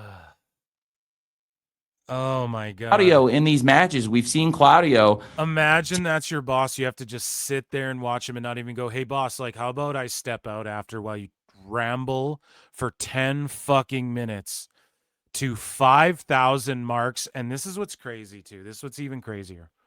So I can give Tone the benefit of the doubt. Like, okay, he's on his Twitter and his Instagram or whatever. So he goes live and like maybe there's soccer fans or football fans or just billionaire fans, or just see like, here's some rich guy who owns the fucking Jaguars that I'll follow on Twitter. There's accounts like that, and maybe, okay, they see him talking about in front of one of his nice paintings that he loved to sleep next to as a child, or while he's on the super yacht Kismet, and somebody sees a video of him talking about AEW and they go, oh shit, maybe I'll check this out. Like, okay, maybe there's a chance of that. But the views for those have fallen off from like 40K to like 11K for some of them, right? So then he goes on AEW's official Twitter to do this to not even 5K people, so even less people than watch on his fucking Twitter. And they're already sickos if you follow AEW's Twitter.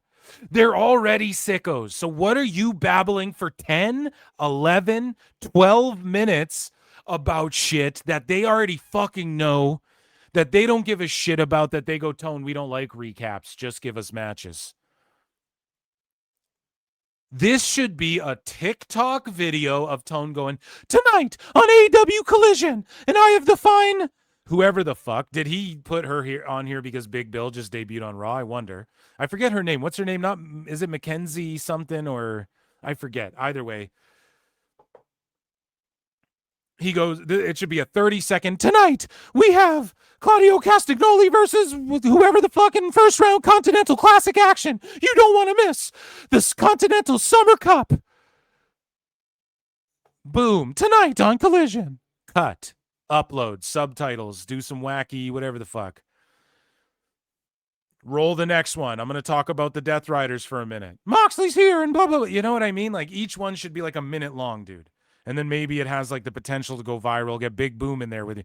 Like, take on and I can't even get through 2 minutes of this. Defeat a lot of the top stars in AEW when it comes to the Continental Classic. And Claudio in Continental Classics has certainly beaten some of the biggest names, but sometimes it's been high flyers and underdogs who've been the people to get the better of Claudio. So I'm really excited about this. And certainly last week on Collision, it was the Bang Bang Gang who got a huge win over Claudio and the Death Riders.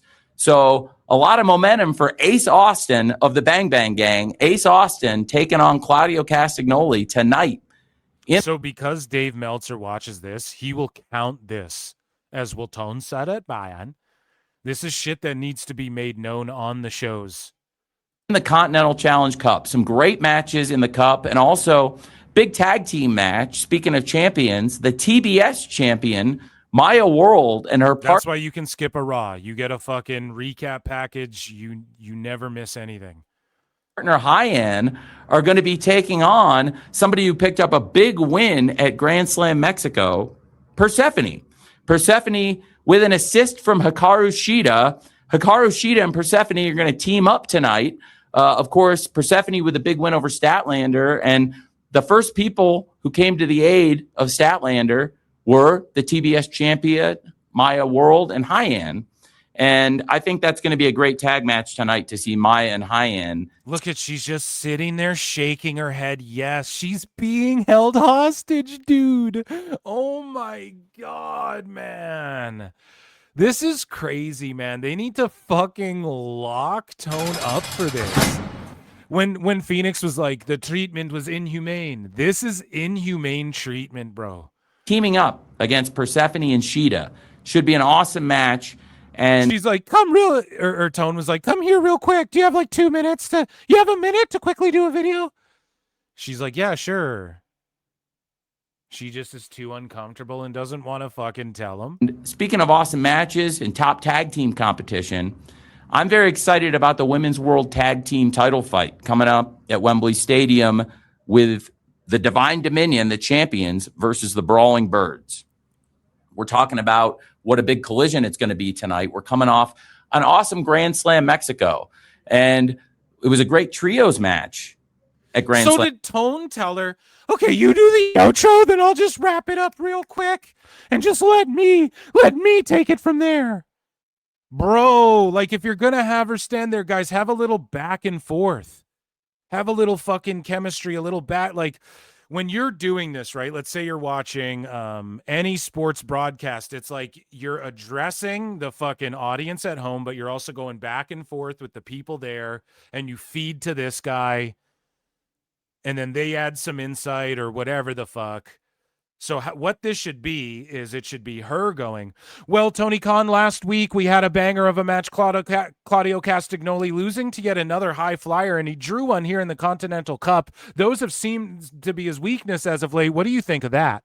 And then Tone goes, well, you know, I'm a great booker, and everything's great, and everything's really great, and my dad thinks things are great now, and things are really personally going great, and I just think everything's great.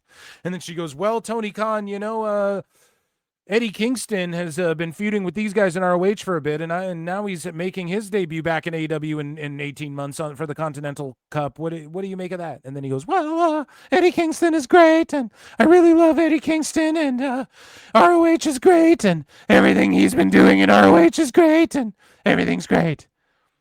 That's why you'd have her stand there. But no, he's just going to babble for 10 minutes while she stands there in silence and just looks super awkward. In Mexico with Willow Nightingale and the Brawling Birds versus the Divine Dominion and Mercedes Moné. This is literally him doing like some sort of humiliation ritual to her because she's with Big Bill and he just debuted on Raw. So he's like, I know. I got your girl, motherfucker. But I got yo ho, and now I'm going to make her stand here while I babble. You don't want to hear my babbling, Big Bill? Well, guess what? You know what I'm saying, dude? This should be illegal, what's happening. And tonight in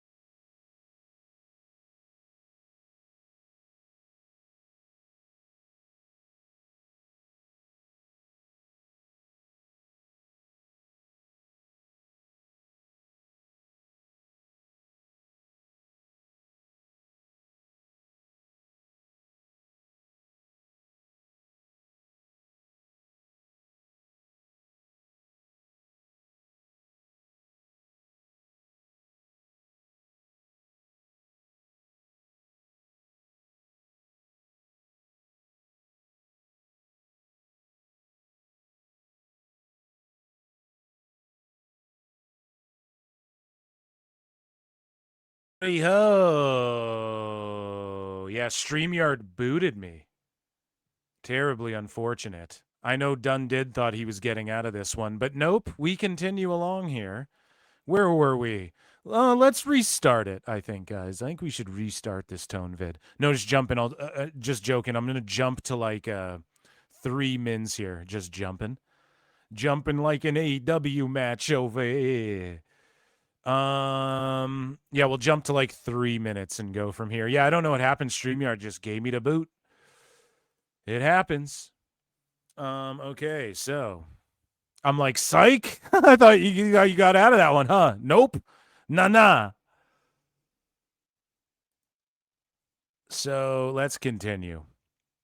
And hopefully everybody's still watching. I just want to make sure I'm still live on X, correct? Yes, I am. Excellent. Let's continue. Team up tonight.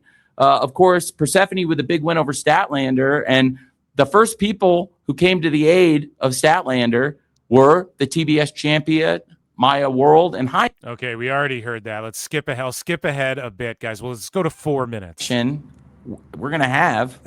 Stumbling over his words. The challengers at Wembley Stadium, the Brawling Birds, in action tonight. Really looking forward to that. The Brawling Birds taking on an up-and-coming team of Viva Van and Vert Vixen. Should be a lot of fun. Should be a great match. And the Viva Van versus Vert Vixen and Claudio Castagnoli at the Continental Cup. Brawling Birds looking to get tuned up for a big fight. They're undefeated, and they're taking on the I'm alliteration tone. Divine Dominion at Wembley Stadium. Should be awesome. Also, we're here in the high altitude. We are, yes. We're here in the high altitude, and you know, here in Colorado earlier this year, we had a great Mile High Madness, and of course the Rascals. We're here in high altitude. Looks at her. She's like, dude, I have not been listening to you for like 12 minutes now. Featured in that match, and the Rascals very impressive high flyers. Oh no.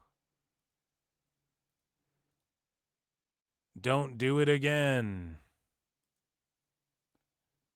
Oh no, it's doing it again.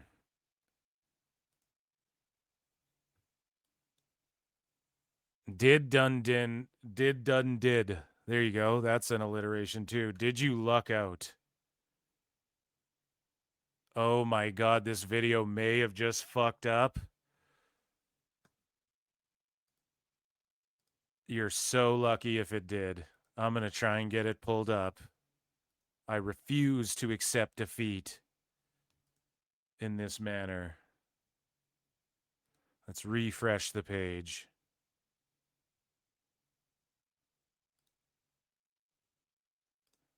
Yeah, I'm still with you guys. Don't worry. I'm still with you. I didn't get the boot here, but I had to stop sharing the screen there for a second. Oh, no, we back, honey, I'm back. Oh, yes.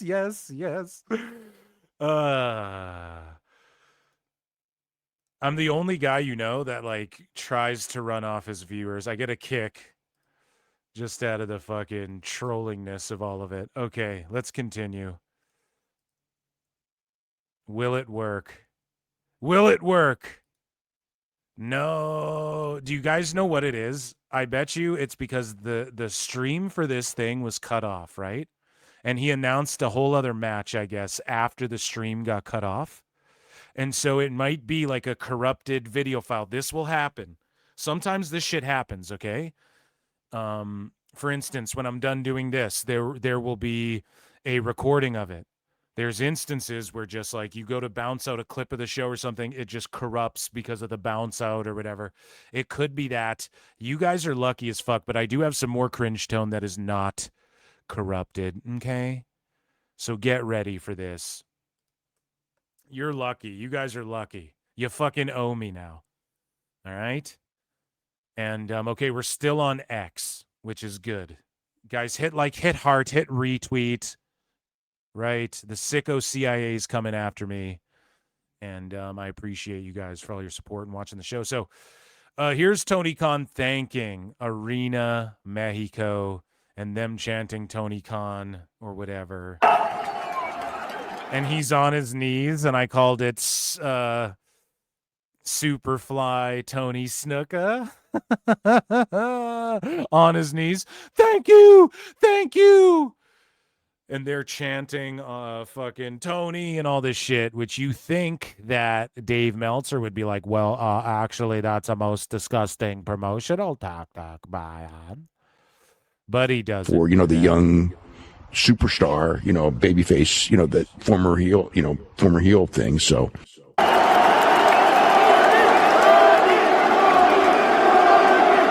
Oh my God. And he closes his eyes like he's fucking Freddie Mercury at Live Aid going, thank you.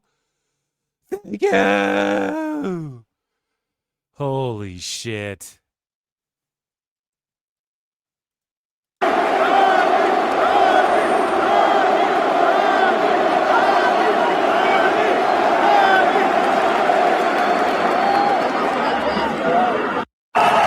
One more time.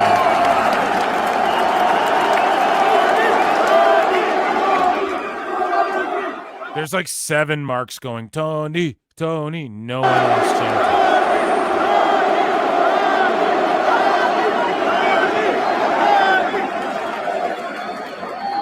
And I mean, I'm sure he's happy for like the 6K, but it's just acting like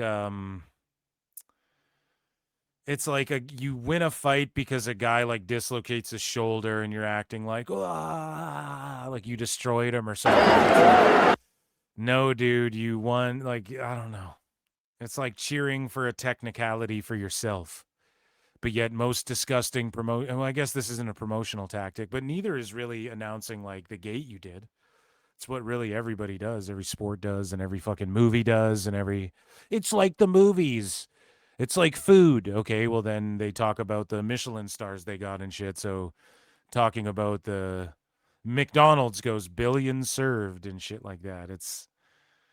Yeah. Anyways, that, ladies and gentlemen, was AEW news, and that was definitely, you guys dodged a bullet on the last like 6 minutes. The best of guys, that. Tony Khan. Of that cringy Tone video. But yeah, to just, I don't know, Tone like crying. It's like, bro, if I had $1 billion, I could have done that as well. Right? In fact, there'd be more people there. I guarantee it. If I had your money, I would book the shit out of this shit way better than you ever have. So let's move along, guys. And let's get into this segment. We have Joey Janela versus people. We'll save the Matt Cardona stuff again. I'm just kind of like accumulating his toy figure company controversies, right? So I've been kind of accumulating that. And we're going to get into now Nick LoPiccolo versus Joey Janela, and also Produce by Orange Crush, Produce Wrestling versus Joey Janela. We have an epic Joey Janela saga here at PWT. And of course, Joey Janela isn't somebody that is necessarily a fool here at PWT, but he is somebody who oftentimes reminds you that wrestling is not... Wrestling's not fake! And he's not necessarily a fool. He just is super funny how he goes back and forth with people. Some people think he's cringe and an asshole. I think he is fucking very dumb when he's like, I'll meet up with you and let's fight to JD and shit. Whatever. We've seen, and I have bookmarked here just a reminder of a real life fight he got in, which... it's a throwback clip, but we've just been chronicling Joey Janela here. I think he's fucking funny. I think his old like 80s fanny pack look is cool. I've roasted him for lighting his feet on fire. And before he got fired from AEW, he did like get in better shape and was hoping to make a run. And he can draw for like his spring break, like for the indies at an indie level and shit. And he's just super funny because he kind of doesn't give a fuck. And he pulls like really bad chicks. He does. We can up Penelope Cruz and fucking Megan Bain. That's her name, right? Penelope Cruz? Or no. That's the actress. What's her name? Penelope Cruz is the actress, obviously. Duh. He wishes, right? We all wish. Penelope, whoever. She's with Kip Sabian or whatever. Penelope Ford, I think, right? And so he's just a funny guy. Okay, Joey Janela is a funny guy. He's a dumbass. And I think he's hilarious. And he's always, there's people leaking his DMs and he's leaking DMs. And he's always like fighting with somebody or getting in arguments or exposing a promoter or somebody's like trying to expose him and shit. So this is the latest thing where he went to war with Nick LoPiccolo. Now, this happened like 3 weeks ago or so, maybe a month ago at this point when it started. And Nick LoPiccolo, of course, for those of you who don't know, is a Hollywood agent who, again, guys, like the stuff I bring, when he's making fun of Meltzer, when he's going to war with wrestlers, when he's trolling wrestling and shit like that, I bring it to the show. When he's just going to war with like, bro, I seen him going to war with like outside of wrestling trolls. It's like, I don't even waste my time doing that. But some of the trolls, he did an AMA where he like responded to a bunch of questions. It was really cool.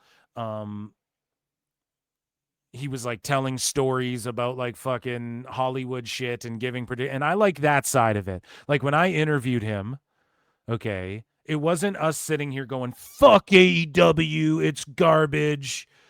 He's an elite Hollywood agent. You guys don't get bitches. Like, I didn't have that interview. I went, okay, do you think maybe this is why you get heat from Tone? I think that there's a chance they survive through this thing, unlike you. But what do you say? Like, you are doubling and quadrupling down. What do you think about this? The business side of things is what I'm more like when he's talking about wrestlers going to Hollywood and how it's changed and shit like that. That's more what I'm into. And I'm into fucking when he's arguing with wrestlers and shit. I'm into when anybody does that, right? It's a fucking drama. That's what we're all here for. You know what I mean? So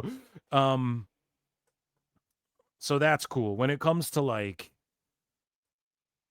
you know, a lot of the sicko bot stuff, it's turned a lot of people and his Twitter activity. Some people aren't too favorable towards that, and that's fine, right? And I don't cover that all here. But he's a Hollywood agent who does know his shit. So you can choose to love him or hate him. He's a guy who's legit in, you know, you can call him cokehead, short, fucking whatever. He is legit, okay? Legit as fuck. And so does that mean you need to glaze him or whatever? No, I don't even think he expects people to do that. But does that mean when he's talking Hollywood stuff or going at Dave Meltzer, you should listen to him? I would say so. When it comes to like the TV business and, you know, saying things that Dave Meltzer won't admit or won't even respond to. And clearly Nick is the reason why Dave was saying, I'm behind the fucking Paramount deal and stuff like that, like writing about it, because he can't just, if Nick was not anti AEW, which I don't even think he really fully is, like obviously he wants his clients to work somewhere else too, but if he really was like pro AEW, Dave would steal the shit Nick tweets out and then say sources told him shit. That's what Dave would do, but because it's Nick, he won't admit anything. So I like to focus on the wrestling aspect of what Nick does. But he gets into it with some of these wrestlers, and some of these wrestlers don't give a fuck about any of that, and they don't care about breaking down the wrestling biz, and people like Joey Janela already worked for AEW and isn't going to work in WWE. And it's funny because people say the same shit against both of these guys. Like some people go at Joey Janela and go like, you're a cokehead and you're short and you're fucking. So it's funny to see. You have two guys who are both accused of like, you're too wild. You guys are just wild fucking gunslingers on Twitter who don't give a fuck, and it draws the wrong kind of attention. They're both accused of that, right? So it's funny to see them go at each other. And I don't know. I just love this shit. So let's dive into this, shall we? So I don't even know where to start. We're just going all over the place. Time cop with this, okay? Because there's just so much to get to. Like these guys are fucking going at each other like crazy. Okay? And we'll see, like, look, posting chicks, like comparing chicks. It's a fucking fool's paradise. This fucking PWT. Oh my God, I love this. So look, I'm clicking on like 100 of these, right? So Nick LoPiccolo goes Timu Jack Perry, and they've gotten into it in the past, and we've chronicled kind of both of these guys. That's why it comes to a head here on this segment called Wrestling's Not Fake. Wrestling's not fake! So Nick LoPiccolo goes Timu Jack Perry. And then I don't even know what was all these people are suspended and deleted and shit. And then Joey goes, hell of a couple years. And then Nick LoPiccolo just posts this picture with a fan or a wrestler. And then he goes, what a fucking sex god. And for some reason on this show, if you're a first-time viewer, Joey Janela's voice is just like a raspy, smokes a lot of cigarettes on the Jersey Shore. You know what I mean? Waking up hungover, smoking cigs, popping zins voice. So Nick LoPiccolo goes, at a truck stop maybe. And then he posts this, The Rock versus Stone Cold. So now I don't know, are these like women? Like, okay, so this is the Inoki scarf. I recognize this, right? So here's some lady, possible lady of the night, lady of the strip, if you will, that Nick. Remember he had her open up an Inoki scarf and she's like, what is this, a towel? And then here's some lady that I have no fucking clue where she comes from, right? Who that is. So then Joey quote tweets this, I believe, and goes, you pay them in crypto or pink cocaine, LOL. And then Nick goes, I have 2 children with a woman who clears anyone you've ever been with in your life. Try getting a neck tattoo. Maybe then someone will hire you. So then he posts, I'm assuming, his baby mama or what? Nick, you don't got to post your baby mama. But one thing, I'll say this. Joey definitely pulls like some insane baddies. Let's just be honest. I mean, I'm a married man. I'm over here now. Right? Personally, I'm not oogling or coveting any other man's wife, but I'm just saying, right? Objectively, Megan Bain, I think, is pretty fucking... So I don't know if this is the angle to take if you want to try and felt them, but now they're comparing ladies, okay? And so Janela goes, and now you only get to see her when she drops the kids off for visitation. Oh. And then Nick LoPiccolo goes, can you imagine? I don't have a Nick LoPiccolo impression. I'd have to, I don't know. And even my Joey's not really how Joey sounds. But Nick goes, can you imagine being one of the 6 people who think this is a win? I'm fucking dead. Keep liking this, incels. Let's see. So yeah, Joey's doing his thing. So here's a picture. These are some pictures posted. Okay, yeah. So we're comparing ladies now. So let's move on. This is all so funny. Why would they both post all of this? So Nick goes, dude, go pump gas. It's 2026. I have a great relationship with my children. I was never married. There's no court order. I would snap you like a fucking twig. Oh, shit. Now we're getting into fucking online tough guy. What are you going to do? I thought this was America. I was never... Okay, I see my kids more than half the fucking week. You don't got to defend all that. Every week, and you'd be lucky if anyone paid you $30 for a photo. And then Joey goes... You tweet too much for someone that sees their kids, like you're saying. You put out a tweet every 40 seconds until you go into a cocaine come-down coma, LMFAO. So now it's about cocaine. Dun, dun, dun, dun. You don't get to shame me. I'll tweet you until the wheels fall off, and I don't give a flying fuck how you cope with it. So then Janela goes, or your dick falls off from the drug-infested Hollywood whores you're paying. Oh, man.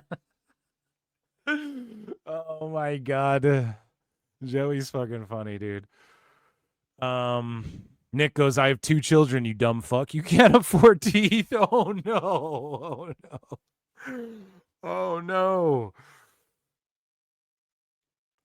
And so here's so this is like the topic of the next thing, right? So Joey goes or Joey responds to this, but Nick posts this: Celebrity Star Power Worst News of the Week in Review, May 20th, 27th, 2007.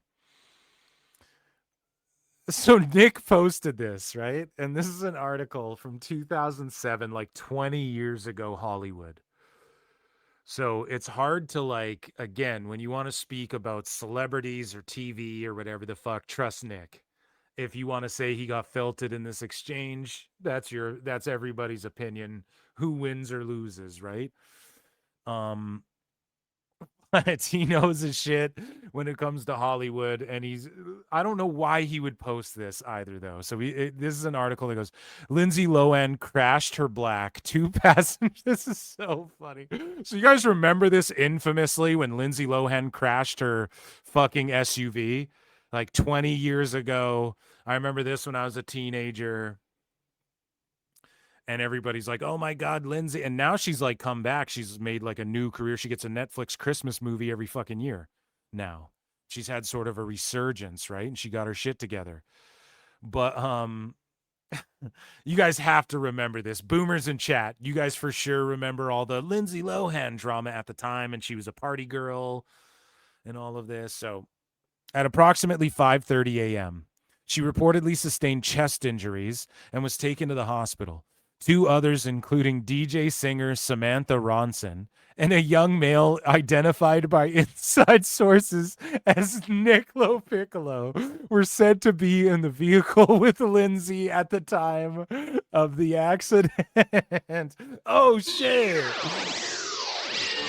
Oh, my God. That is fucking funny, dude. Beverly Hills police arrested Lohan and served her with a citation for suspicion of DUI at Century City Medical Plaza. So he was in the car during the infamous fucking Lindsay Lohan. Oh my God.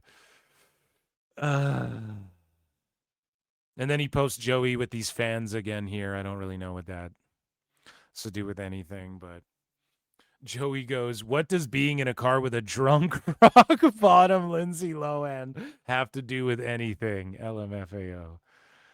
Holy shit. So Nick goes, it means I do not give a flying fuck, you toothless, unoriginal 5'5" twink.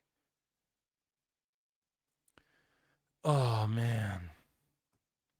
I got to be honest, I don't know what it had to do with the conversation either, but I love that he posted that because it's like, shit, I remember reading those articles when I was a teenager, like, wow, Lindsay Lohan's crazy.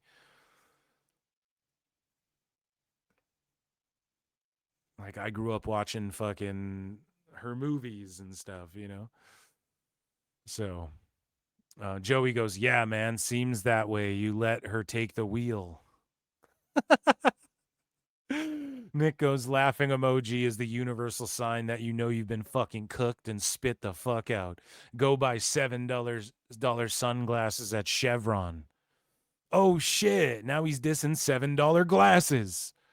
So Joey goes, I actually back on an expensive sunglasses kick. Oh no, now Joey, see, now Nick just owned Joey here because it's like, you have $7 sunglasses, so gives a fuck what I'm supposed to spend $1,000 on sunglasses. That's how you're. It's like if somebody goes, you're crying. No, I'm not. Right? So he goes, Nick goes, you got cheap sunglasses and go and get yourself some cheap sunglasses. Right? And then Joey Janela goes, I actually back on an expensive sunglasses kick. Sucks because I always lose them. Now he's like, no, I actually buy expensive ones, but I lose them. That's why I wear these $7. Oh my God, this is hilarious. Both these dudes are fucking hilarious, man. So we move along here, and we covered some of these. So look at this. So Nick LoPiccolo responds to this. Again, we're in like another thread. So Joey Janela tags him and goes, damn, Nick LoPiccolo finally stopped tweeting. He ran out of pink dust. Remember when Blake Monroe threw the pink cocaine in that cage match? That's totally what they were going for because all of the weapons were pink, and then she throws the dust at the end. And it was like a rich girl fucking match. If I was a rich girl. Right? So that was definitely an allusion to or alluding to, rather, pink cocaine. So Nick LoPiccolo goes, no, I was closing a MasterCard deal for an SEC school.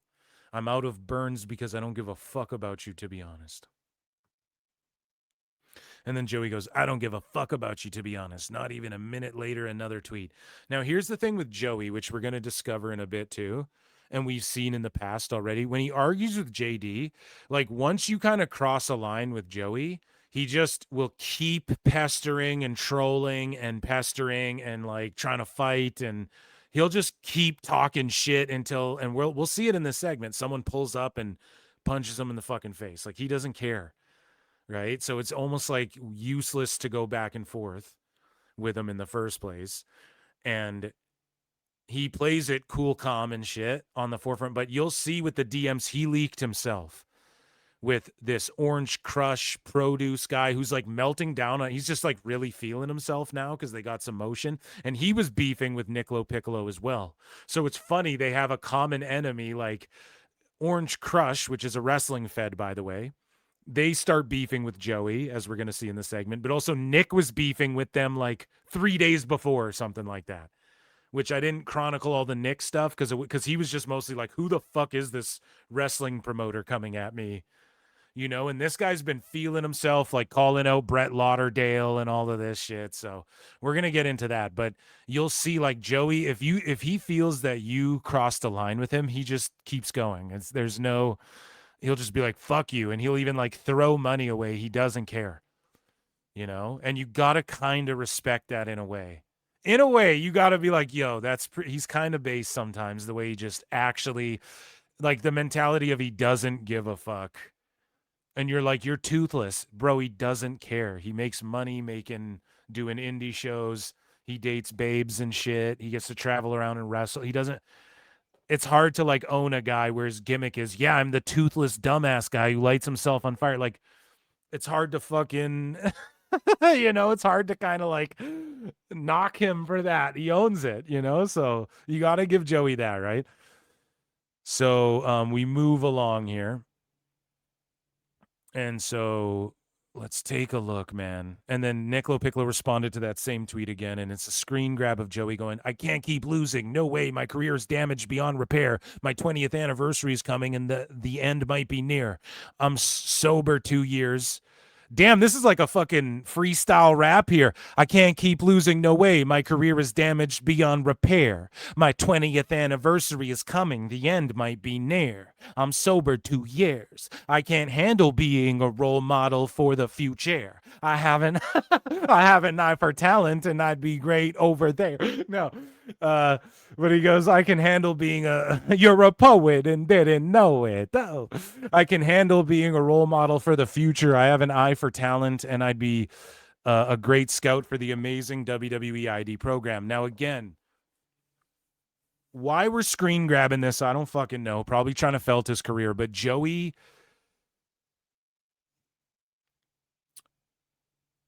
it could be trolling. Is this a joke? Even if he did lobby for a WWE ID job, I don't think it's that crazy. Maybe he was questioning his Rocky career at the time. But to me, you can't ever take any Joey Janela post ever seriously, because you don't know. He's just, you know, a wacky dude. We are too crazy and wacky dudes, right?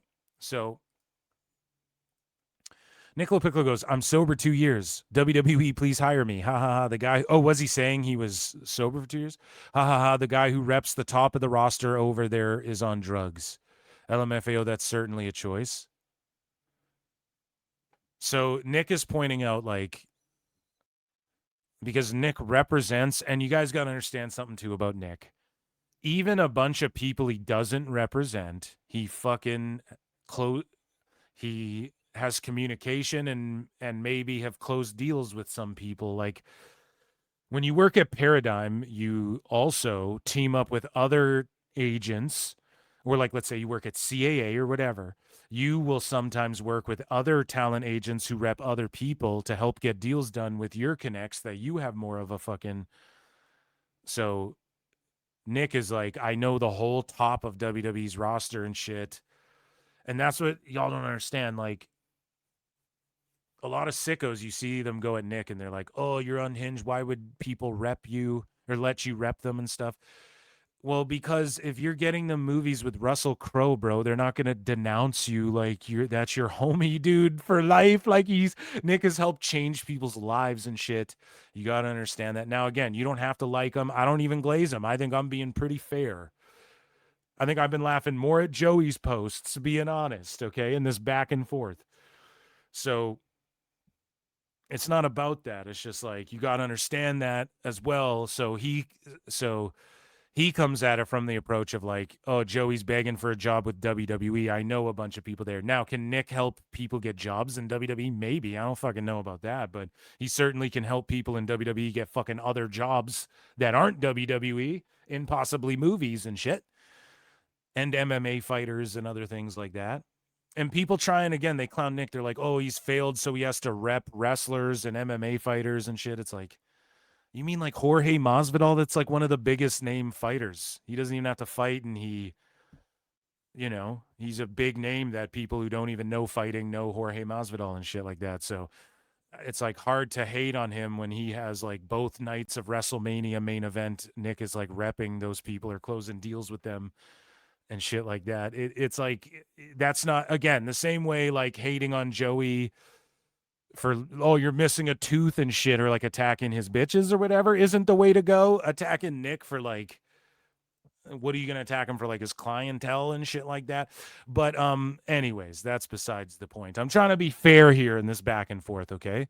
So this popped me hard. Joey Janela goes, oh shit, Pink Dust is back, which JCW. You have Blue Cane, you have Cocaine. Dude, Pink Dust? A female cocaine that like teams up with cocaine. Guys, JCW, where's El Juggalo in chat? That's $1 million idea right there. I'm copyrighting it. Dude, Pink Dust and cocaine. Somebody needs to copyright that. Like, that's fucking hilarious. Right? So Joey goes, Pink Dust is back. The dealer came through for our boy. And then, yeah, so we read this, or your dick falls off. We read that. Okay, we read this, the attack at the kids and the gas station attendants. We saw the baby mamas. I love my baby mama. I never let her go. The kids, bringing the kids into it, it just gets ugly. It's like, fuck. So the pink cocaine, we went over that. So here's this account that everybody, Nick did like a expose, if you will, on this guy. He's accused this So2 TW, who everybody's like, this is a guy named Rovert, and he's been banned off of all this shit, and he operates a bunch of accounts, and he's like a crazy fucking, the sickoest of all sickos. And Tony Khan famously tagged Bix and Span in a tweet going, Bix, please unblock this So2 guy. He's one of the good ones, or whatever. And everybody points to that like Tone's an uber sicko, which he is. This is like uber sicko IWC. We're dabbling in, right? When we talk about this stuff. And so Joey responds to this and goes, basically, when North Korea says they are going to shoot a nuke on Kim Il-sung's birthday. So he's talking about like when North Korea says they're going to shoot a nuke at South Korea on his birthday or whatever the fuck, right? Is that what he's saying? And that's because, so the So2 guy posted, Nick LoPiccolo warns AEW to tap out before 1 year anniversary of Tony Khan feud. Right? And I guess that's what he said. Is that what Nick said? Was he like, AEW tap out before? Is that what he said? Or is that Ringside News peppering it up and putting a little spice on that headline there? And then Nick goes, imagine being shorter than me. Oh my God. They're short. They're both shorties. Yeah, I don't know, dude. Being shorter than your girl, is that like what you guys do? I don't know, man. But I mean, these two ladies, Lena Cross too, like babing, man. Joey's always got some honeys on his arm, you know, over the years. If you've checked it out over the years. So Nick LoPiccolo goes laughing emojis is whatever. And then he defends himself for the sunglasses. Oh my God. And then Nick LoPiccolo responded to the sunglasses and goes, and a selfie. If your glasses cost more than $200 and they aren't Oakley, Ray-Ban, or some other dumb shit you can buy at Sunglass Hut, I'll gift you a pair of Tom Ford. Oh my God, it's a rich guy battle. They're rich. One of them's rich and one of them isn't. Oh my God. Actually, I collect fucking expensive glasses. Joey Janela, come on down. You've won $200 glasses.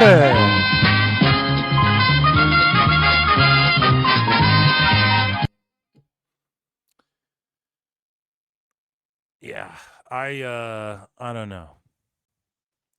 Isn't the whole thing like two sunglass companies own like all the sunglasses? They have it like monopolized, except for like if you're a designer, like I'm assuming Tom Ford makes glasses, and that's like, but there's not, but it's like super high end. But like Ray-Ban, I think co-opted like all, even if you buy like dollar store sunglasses, they like manufacture those as well. For like, it's like the Black Rock of fucking sunglasses, I think. No? Am I off on that? I don't fucking know, but it's Sunglass Spirit. Well, why don't you tell me? I bought my sunglasses for $30 at a gas station. Where do you think I got this boa? I found these I got these sunglasses at a truck stop in the Baja.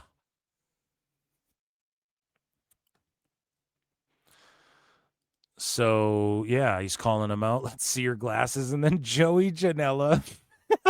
Oh, my God. This is actually crazy. With AI, he made a... This actually goes hard, bro. JCW, someone needs to steal the fuck out of this. This gimmick could actually work in like a... And then he feuds Cocaine and the Ring Rat or whatever. Okay? Figure this out. You get a girl who's like Marlena or whatever the fuck. What's her name? Terry Runnels, right? You get her in like a pink suit, like, or a pink dress, pardon me. That's like all shiny and shit. And then you get someone who paints their face in pink with like a pink, and they're like the high end, and they're so geeked out of their mind that they're all like effeminate and shit, but obviously they're kind of straight because they're girl. It's like androgynous or whatever. And they're wearing like a shiny pink gold dust suit, and they're pink dust. And they go against Cocaine, and they're like, get that cheap shit out of here. Huh? Because Gold Dust would do the jaw, the teeth clamping thing, and the whole, you know? That actually is such a good gimmick for like a knockoff Pro Wrestling Fed or JCW. Bro, let me tell you about booking Pink Dust. Phil Marks isn't as much of a mark as he's seen. Bro, he actually came up with a brilliant idea. Bro, you are a naive, brainless, pathetic, idiotic, clueless, dumbass Mark.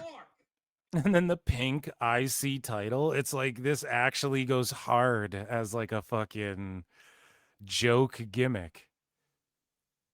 So yeah, it's just people going, it's made with AI. Just like this guy's tweets, this good mic work guy, he's literally, his tweets are all boomer AI. That's what it sounds like. That's how they read. It says made with AI, but I don't believe it.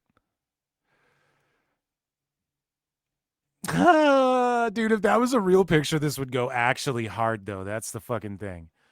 Joey should do that gimmick on, like, a show. Honest to God. Like, he does all these mystery manias and shit. Like, it's some indie level shit. Your boy Phil's admitting it's some indie. I'm not saying do this in WWE. I'm just saying, like, JCW. If I can do something like it, would actually be funny. So this guy goes, I think bro has a psychosexual fascination with you. And then Joey says, all these weird pro wrestling, dirt-loving, intoxicated cokeheads are obsessed with me.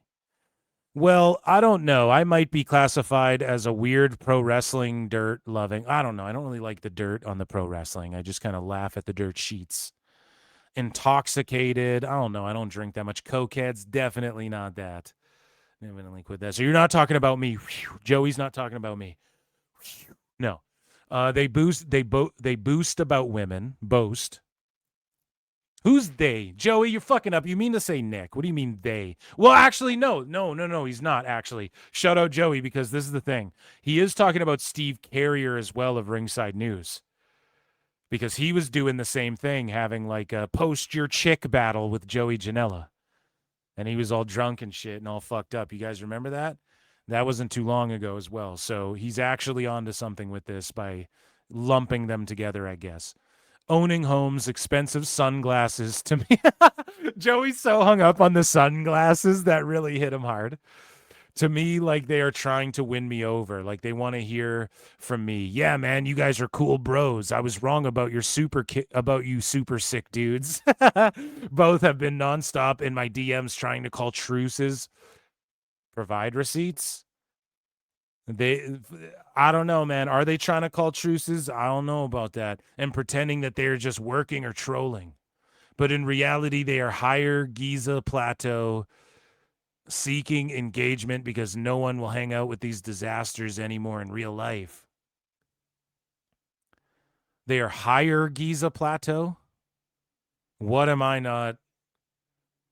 Oh, he's trying to say they're higher than the Giza Plateau. Okay, it's just I'm like, I know I'm dyslexic, but what the fuck are you saying? What am I reading here? Is that me? Am I?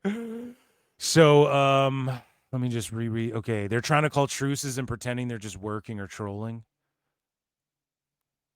Are they? I don't know. Here's the thing with Nick, though. He drops so many fucking DMs. I just don't know. Like, if that were the case, he'd probably just leak it himself. But whatever. I'm not demanding anyone leaks DMs. That is fucking lame when people do shit like that. So we move along.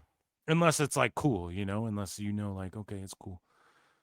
So Nick did an AMA. I implore you all check it out, and maybe I'll just keep it in the folder, and maybe we'll go through it sometime because there was like people asked him some real questions on there, and I just thought it was about the way he promoted it was like he was like, oh, we're gonna talk about sickos, kind of. It's what Nick made it seem like, and I was like, why? I said on the show, I'm like, why give them so much energy, dude? I don't get it.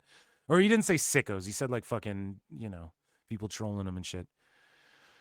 So yeah, we'll go through that another time. But Joey Janela, though, man, he just goes and goes and goes, and he got into a situation here with Produce Wrestling, Orange Crush, which is a fed, and what they do, I guess, is it's called Produce or Produce. I don't know what syllable they put the emphasis, right? So Produce by Orange Crush is like the official name of this shit, or Produce Wrestling is what people call it. And Produce, I guess it's like this guy who books it, and then he teams up with wrestlers to co-promote or co-produce shows. So it's not like a traditional indie. It's like, okay, I'm going to team up with Joey Janela, and then he's going to like book the matches and produce the show and put it all together. And then the next show, I'm going to team up with Shayna Baszler, and then she's gonna, you know, piece together how we do the show, etc. So recently, this Orange Crush, and he's at Orange Crush Art, and then I think there's a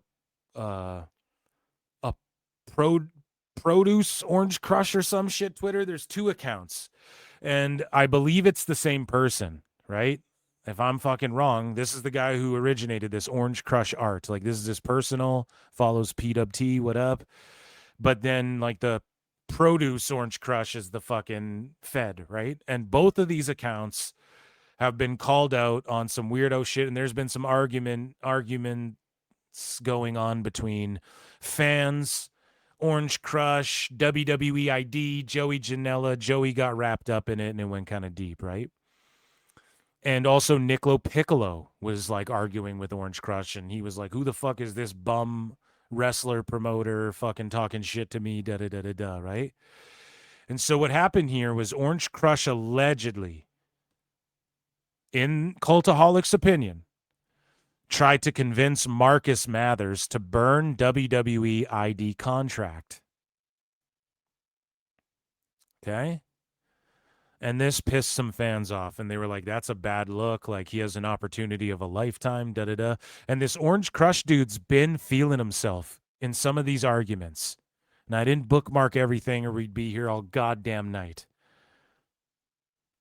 But what happened here was this guy, Scott Mitchell, goes, bummer. And we'll circle back to what Joey said. I just want to say this first here. He goes, I was skeptical of that produce promotion since the whole Marcus Mathers shit. Completely unprofessional, and don't blame Joey Janela and Megan Bain for pulling off all future shows. Hope Adam and Produce can get better. So this is what happened, man. Joey Janela posts, some of the biggest losers on social media are vague posting clowns, and he's talking about Produce, who's like, some wrestlers are feeling themselves too much and shit. And it's just so ironic because that's what this guy's been doing. And he's just been arguing with a bunch of people and shit. He's going to start arguing with me now after this shit. So he goes, posting clowns. So I'd like to provide some context for the falling out between me and Adam, Orange Crush. Adam has to learn how to speak to people. He was a great friend of mine and also just a great guy. But somewhere within the last year or two, that changed. He becomes someone that has been absolutely unhinged, deplorable, and embarrassing to others around him, including his friends. Many wrestlers have conversations with me and others regarding his delusional behavior and the way he talks down to them. So that's shitty. And we get a bunch of DMs dropped. So when Joey's like, they're offering truces, it's like, I don't know, man. You drop DMs on people and drop DMs on JD and shit. So like he would just drop the DMs if these people were calling for truces. We saw the DMs of you and the carrier going back and forth. So if Nick was like, truce, man, I'm working, I'm sure Joey would just drop that, but maybe he's holding on to it. I don't fucking know. And also, yes, Produce is on my AEW. And ever since he's been on my AEW, I feel like he's been feeling himself way too much. And Joey Janela goes, yesterday I woke up at 4:30 a.m. to catch a normal flight to JFK. When I went to check in, I saw the flight was canceled. Figuring Brett was asleep, so Brett Lauderdale, I assume, and Adam was up on drugs. Holy shit, just dirty. I hit him up since I was heading to his show to figure out new flight options. I hit him up and we quickly realized nothing in the tri-state was available. He asked me if I could fly to Midway to find something, but everything was booked there too. He sent me a flight which I thought was Minneapolis, Chicago connection, Philadelphia, then an Uber from Philly to NYC. In which I replied, I ain't doing all that. And then Philly to NYC in an Uber. How long is that? Like a couple hours? In which I replied, I ain't doing all that, which enraged him to degrade my booking the day before. Here are some screenshots. So let's see if we think, because Joey Janela is just dumping all this. This is his side of the story. He's taking shots, being like he's up on drugs and all this shit. And Joey just going, nah, I ain't doing all that. That's the end. He missed his flight or whatever the fuck, or it was canceled on him. He didn't miss it. Okay, so we'll see who's really being the dick. So he screen grabs the shit and then shows him like how the travel's gonna work for Joey. And then Joey goes, I ain't doing all that. To Philly at 4:45. How am I getting from Philly to NYC? And then this Adam guy goes, I don't know, man, an Uber. The show is at 8. Make the attempt to make your date. This is a pay-per-view. So, okay, that's some kind of wild ass, like if Joey's shit was canceled, then just being like, make the attempt to make your date. This is a pay-per-view. It's like, whoa, chill. You know, that already is like, whoa, get to the show. And don't prioritize bullshit 1 p.m. bookings across the country for half the rate next time. Then he's like, huh? Use my card. So this guy is one of these people who clearly goes, yeah, just use my card. I'm putting the show on. You're co-producing it. Just get there and da-da-da. So he just hangs that shit over people's heads. And you can be friends for a bunch of years. Everybody's known someone like that, but they will just try and hang like oh yeah, well, I put the money up. You fucking, now I'm going to talk to you like shit. Everybody's had someone like that in their life. And that's the worst type of shit, man. I do not fucking deal with that whatsoever. And anybody that I've ever helped in my life that I've had a falling out with, I've never been like hung shit over their fucking head. I think that's just so lame to do.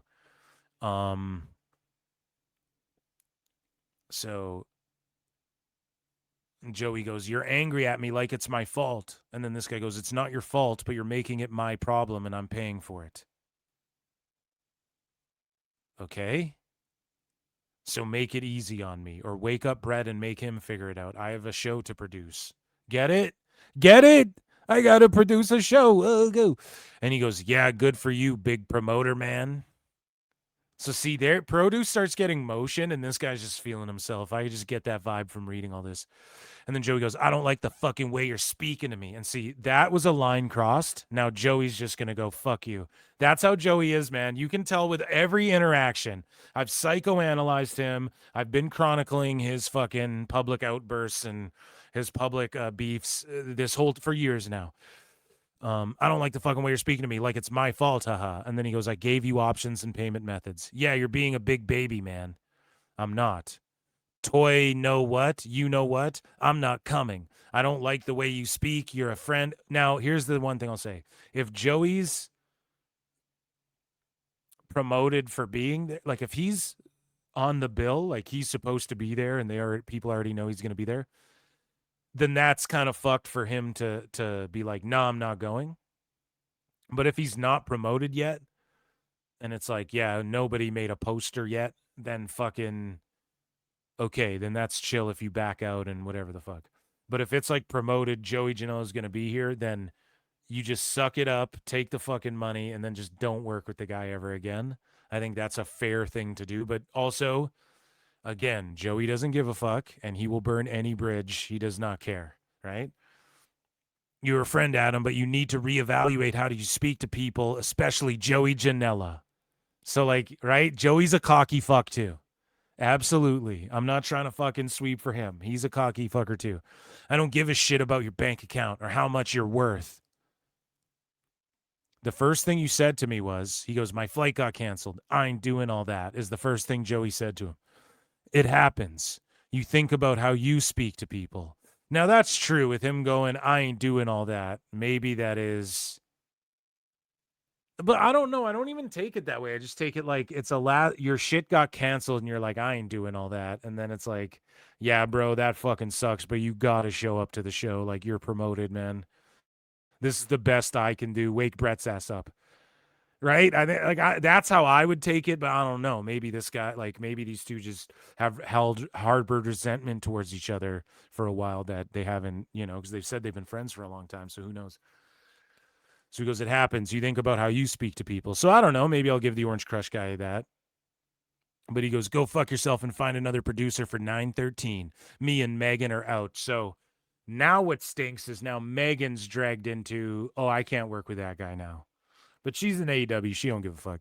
Big promoter, man. Big wrestling brain, Adam. I tried my best, and you're acting like it's my fault. And see, Joey will just start taking shots at people. Big promoter, man. Big brain. Like, there's just, something in his brain where he's just like, all right, now it's fighting words time. Fuck you. And he goes, I booked you at double your rate on a weekday on a pay-per-view main event spot. I'm not sure why I'm the one getting cursed out. And he goes, and my flight got canceled and you're acting like I'm booked for WrestleMania and it's my fault. And he goes, and you're the only one out of 50 I'm having this conversation with right now. Yes, because those flights weren't canceled. Mine was. He goes, I'm not blaming you. Exhaust the alternative. Use my card. So here's the thing, right? Joey did kind of call him on his bluff because this guy's like, if he didn't really care and he was all big, just use my card and figure it, he'd just be like, all right, fuck you then, whatever. Cut my losses. But no, he's like, no, man, just come. I gave you my card. I never blamed you, bro. So Joey did kind of call his bluff. It's kind of funny. You did saying I'm prioritizing a 1 p.m. booking. It's 8 a.m. in production. I didn't prioritize anything. I didn't say it was your fault. I took a booking the same way I always take a booking. And the flight, and here's the thing, shitting on his booking, being like, don't take this booking for half the rate. Well, you're not his dad, so shut up. Like, you're not going to tell him what bookings and then shit on his other dates and stuff. Like, I don't think that's cool either from the produce guy. Like, acting like you're this big fucking shot. Like, you don't know where he worked, or maybe you do, but who cares? If it was 50 people or 5,000 people, like, if they paid a lower, who gives a fuck? That's none of your business. And I got the flight canceled. Typical travel bullshit. I tried to look at options, figure it out, and was going to take the Southwest, no issue. But then you went off on a tangent. Then he goes, well, if it's a 12-hour away booking, you should be able to rent a car. If you're no-showing, that booking took priority. Then that booking took priority. So just let me know. Rent a car? So then he drops some more DMs. He goes, I booked you at double your rate on a weekday and on a pay-per-view main event spot. I'm not sure why I'm the one getting cursed out. Okay, so we read that. Oh, yeah, so they kind of just loop against each other.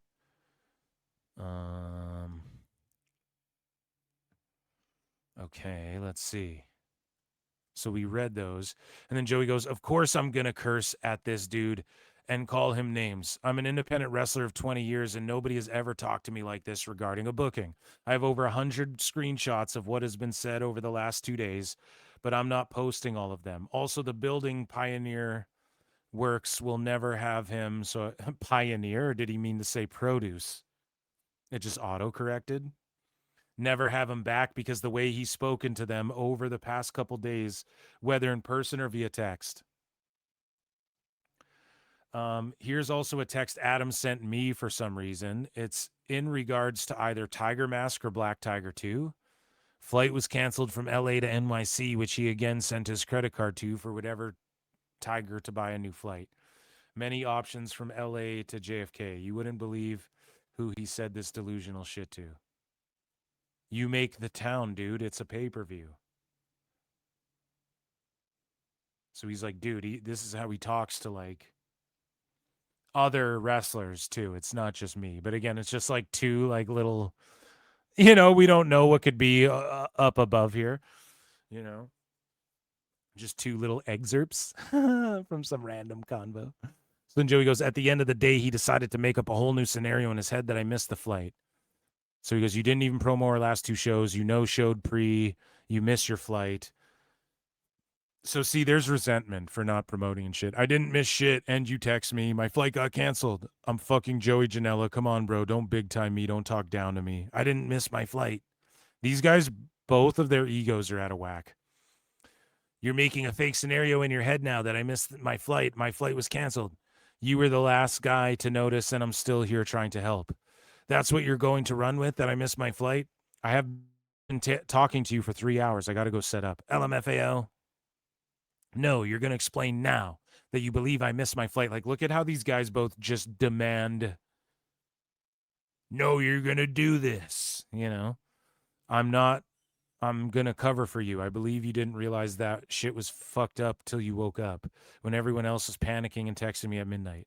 Yeah, I do what I do every show. I woke up at 4:30, went to check in, and it was canceled. But you're going to run with some bullshit now that I missed my flight? I'm not running with shit. You said it in writing that I missed my flight. To you, heated in passing, not the public, not the boys. Did I miss my flight? No. So again, this orange guy's like, yeah, well, I said it to you in heating and passing. It's not like they both do this thing where they take like subtle little shots. Pre is press. He lined up a Fightful interview for me, and I was wiped out and overslept. So I did, in fact, miss that interview to promote the show.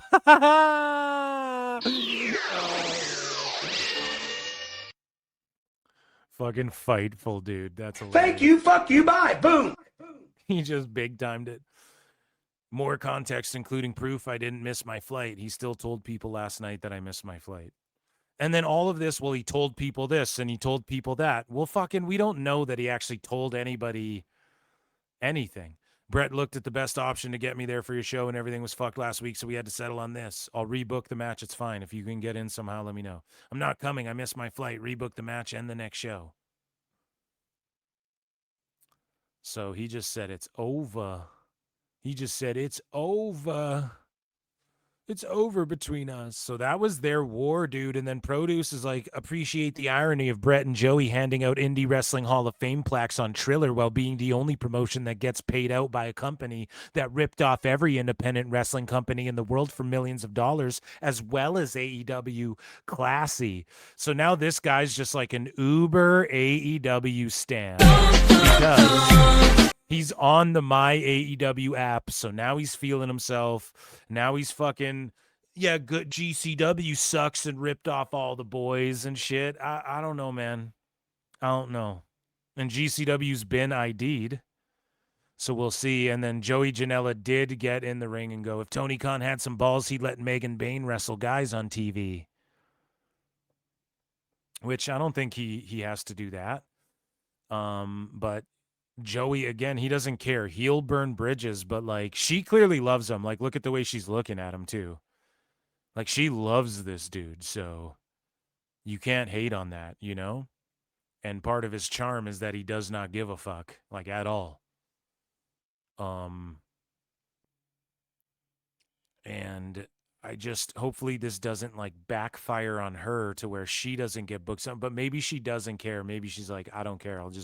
I'll go wrestle in Japan again. You think I give a fuck? As long as I got my boo thing or whatever. And if that's the case, man, more power to them. You know, way more power to them for that. But Joey Janela, here's the only footage of him in a real fight. And this is a throwback to when this is actually a work shoot work. And Dylan Bostic, it's not YouTube. It is.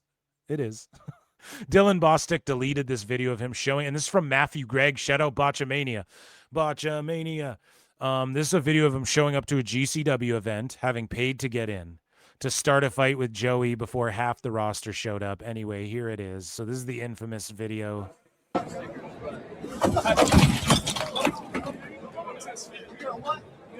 And then Joey throws a table. And then a bunch of people jump in, and it's wrestlers throwing working punches and stomping people. Get it back! Get it back! This is, of course, pro wrestling. And this is so fucking dumb. The people are like, whatever. I don't mean to get all when. So people who don't know how to fight, this is what happens. They start stomping, but then you're also stomping on Joey Janela in Minecraft, right? Like Mayhem Miller will tell you this. He recently said this maybe a few years ago, actually, on Quentin Rampage Jackson's pod. Mayhem Miller talked about when he got into a brawl with Nick Diaz, and he's like, yeah, if a bunch of dudes jump on you, you get one of their boys to the ground, because then, like, if they have you surrounded, because then they won't stomp on you, because then they're going to stomp on their friends, you know? Like, they're not going to stomp on their homies. Literally all these marks, and I don't know if even wrestlers jump in to stomp on this guy, but they're also just bunch of fucking idiots. It's hilarious. I love psychoanalyzing when wrestling gets real. Hey!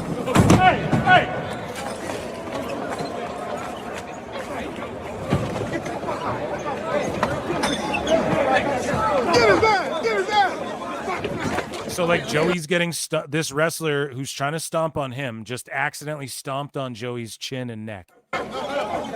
You know, like you don't do that.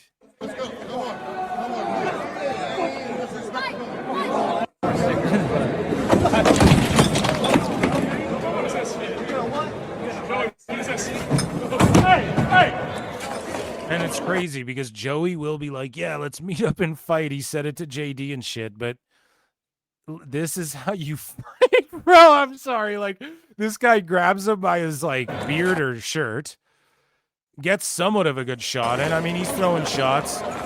Joey's just trying to clinch him. Get it back! Get it back! And then you have like this random fan like stomping on Joey too. It's just like, oh my God. And I mean, the fans are there. People don't know if it's a shoot or a work. Megan Bain legit looked concerned when she saw him walking up. So you can just tell she just loves Joey, dude. But I don't know who won that fight. It wasn't really much of a tussle. And it was, of course, pro wrestling. This is a pro wrestling show, right, YouTube overlords? And so there you go, man. That's just, again, the beginning of the Joey Janela saga and kind of And I'm not promoting he get in a fight with anybody. I'm promoting they all get together and hug. Okay, hug over the fact how about this? You all get hot bitches. And that, ladies and gentlemen, was Wrestling's Not Fake. Wrestling's Not Fake! And that was PWT live show for this evening. Round of applause to the PWT universe. We went over 4 hours, man. There wasn't even that much news, and I made a hell of a show for you guys. Patreon.com/ProWrestleTime. Support. Become a member of the channel. Become a patron. Support PWT. I love doing these fucking shows. Your guys support directly. Supports the show and what we do. Yeah, thank you guys so much. I'm Phil S. Marks. You guys have been fantastic. Club PWT, where you at? And I'll see you guys on the next one. I'll see you guys for Memba Monday. Be good. Peace and love.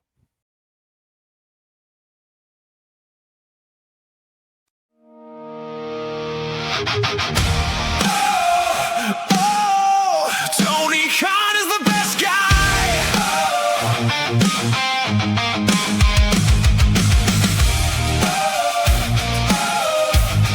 Ooh, yeah. Dave woke up on a Wednesday night, got the star ratings ready, feeling just right. Tone booked a ladder match, 12 flips in a row. Dave said, 6 stars, brother, let's go. The ratings dipped a little, but that's okay. There's always a reason by the end of the day. When the message boards crumble and wonder why, Dave just smiles and starts to type. Maybe you just don't understand the art. That's the line before he plays his part. Tony Khan is the best guy, never wrong and he'll tell you why. If Tone books it, it's certified. Tony Khan is the best guy.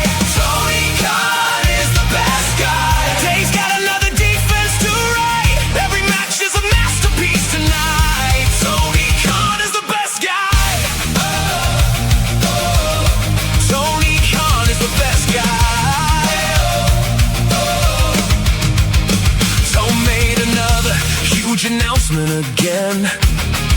The biggest announcement since 10 announcements ago then. Dave got excited before it was said. Already handing out flowers in his head. The forums laughed, the podcast cried, the tribal wars burned all night. But Dave was there with a brand new take, explaining every questionable mistake. The critics yell from far and wide, but Dave is always by Tone's side. Tony Khan is the best guy, never wrong and I'll tell you why. If Tone books it, it's certified. Tony Khan is the best guy. Tony Khan is the best guy. Dave's got another defense to write. Every match is a masterpiece tonight. Tony Khan is the best guy.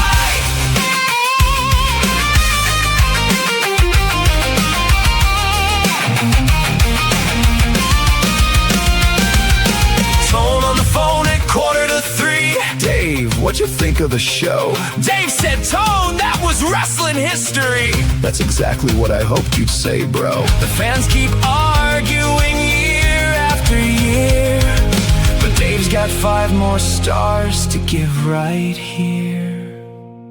Tony Khan is the best guy. The stars keep climbing to the sky. 7 stars, Dave might just try. Tony Khan is the best guy. Tony Khan is the best guy. Tone can do no wrong tonight. Dave's already got the headline type. Tony Khan is the best guy. Tone booked the match. Dave loved the match. Tone booked the show.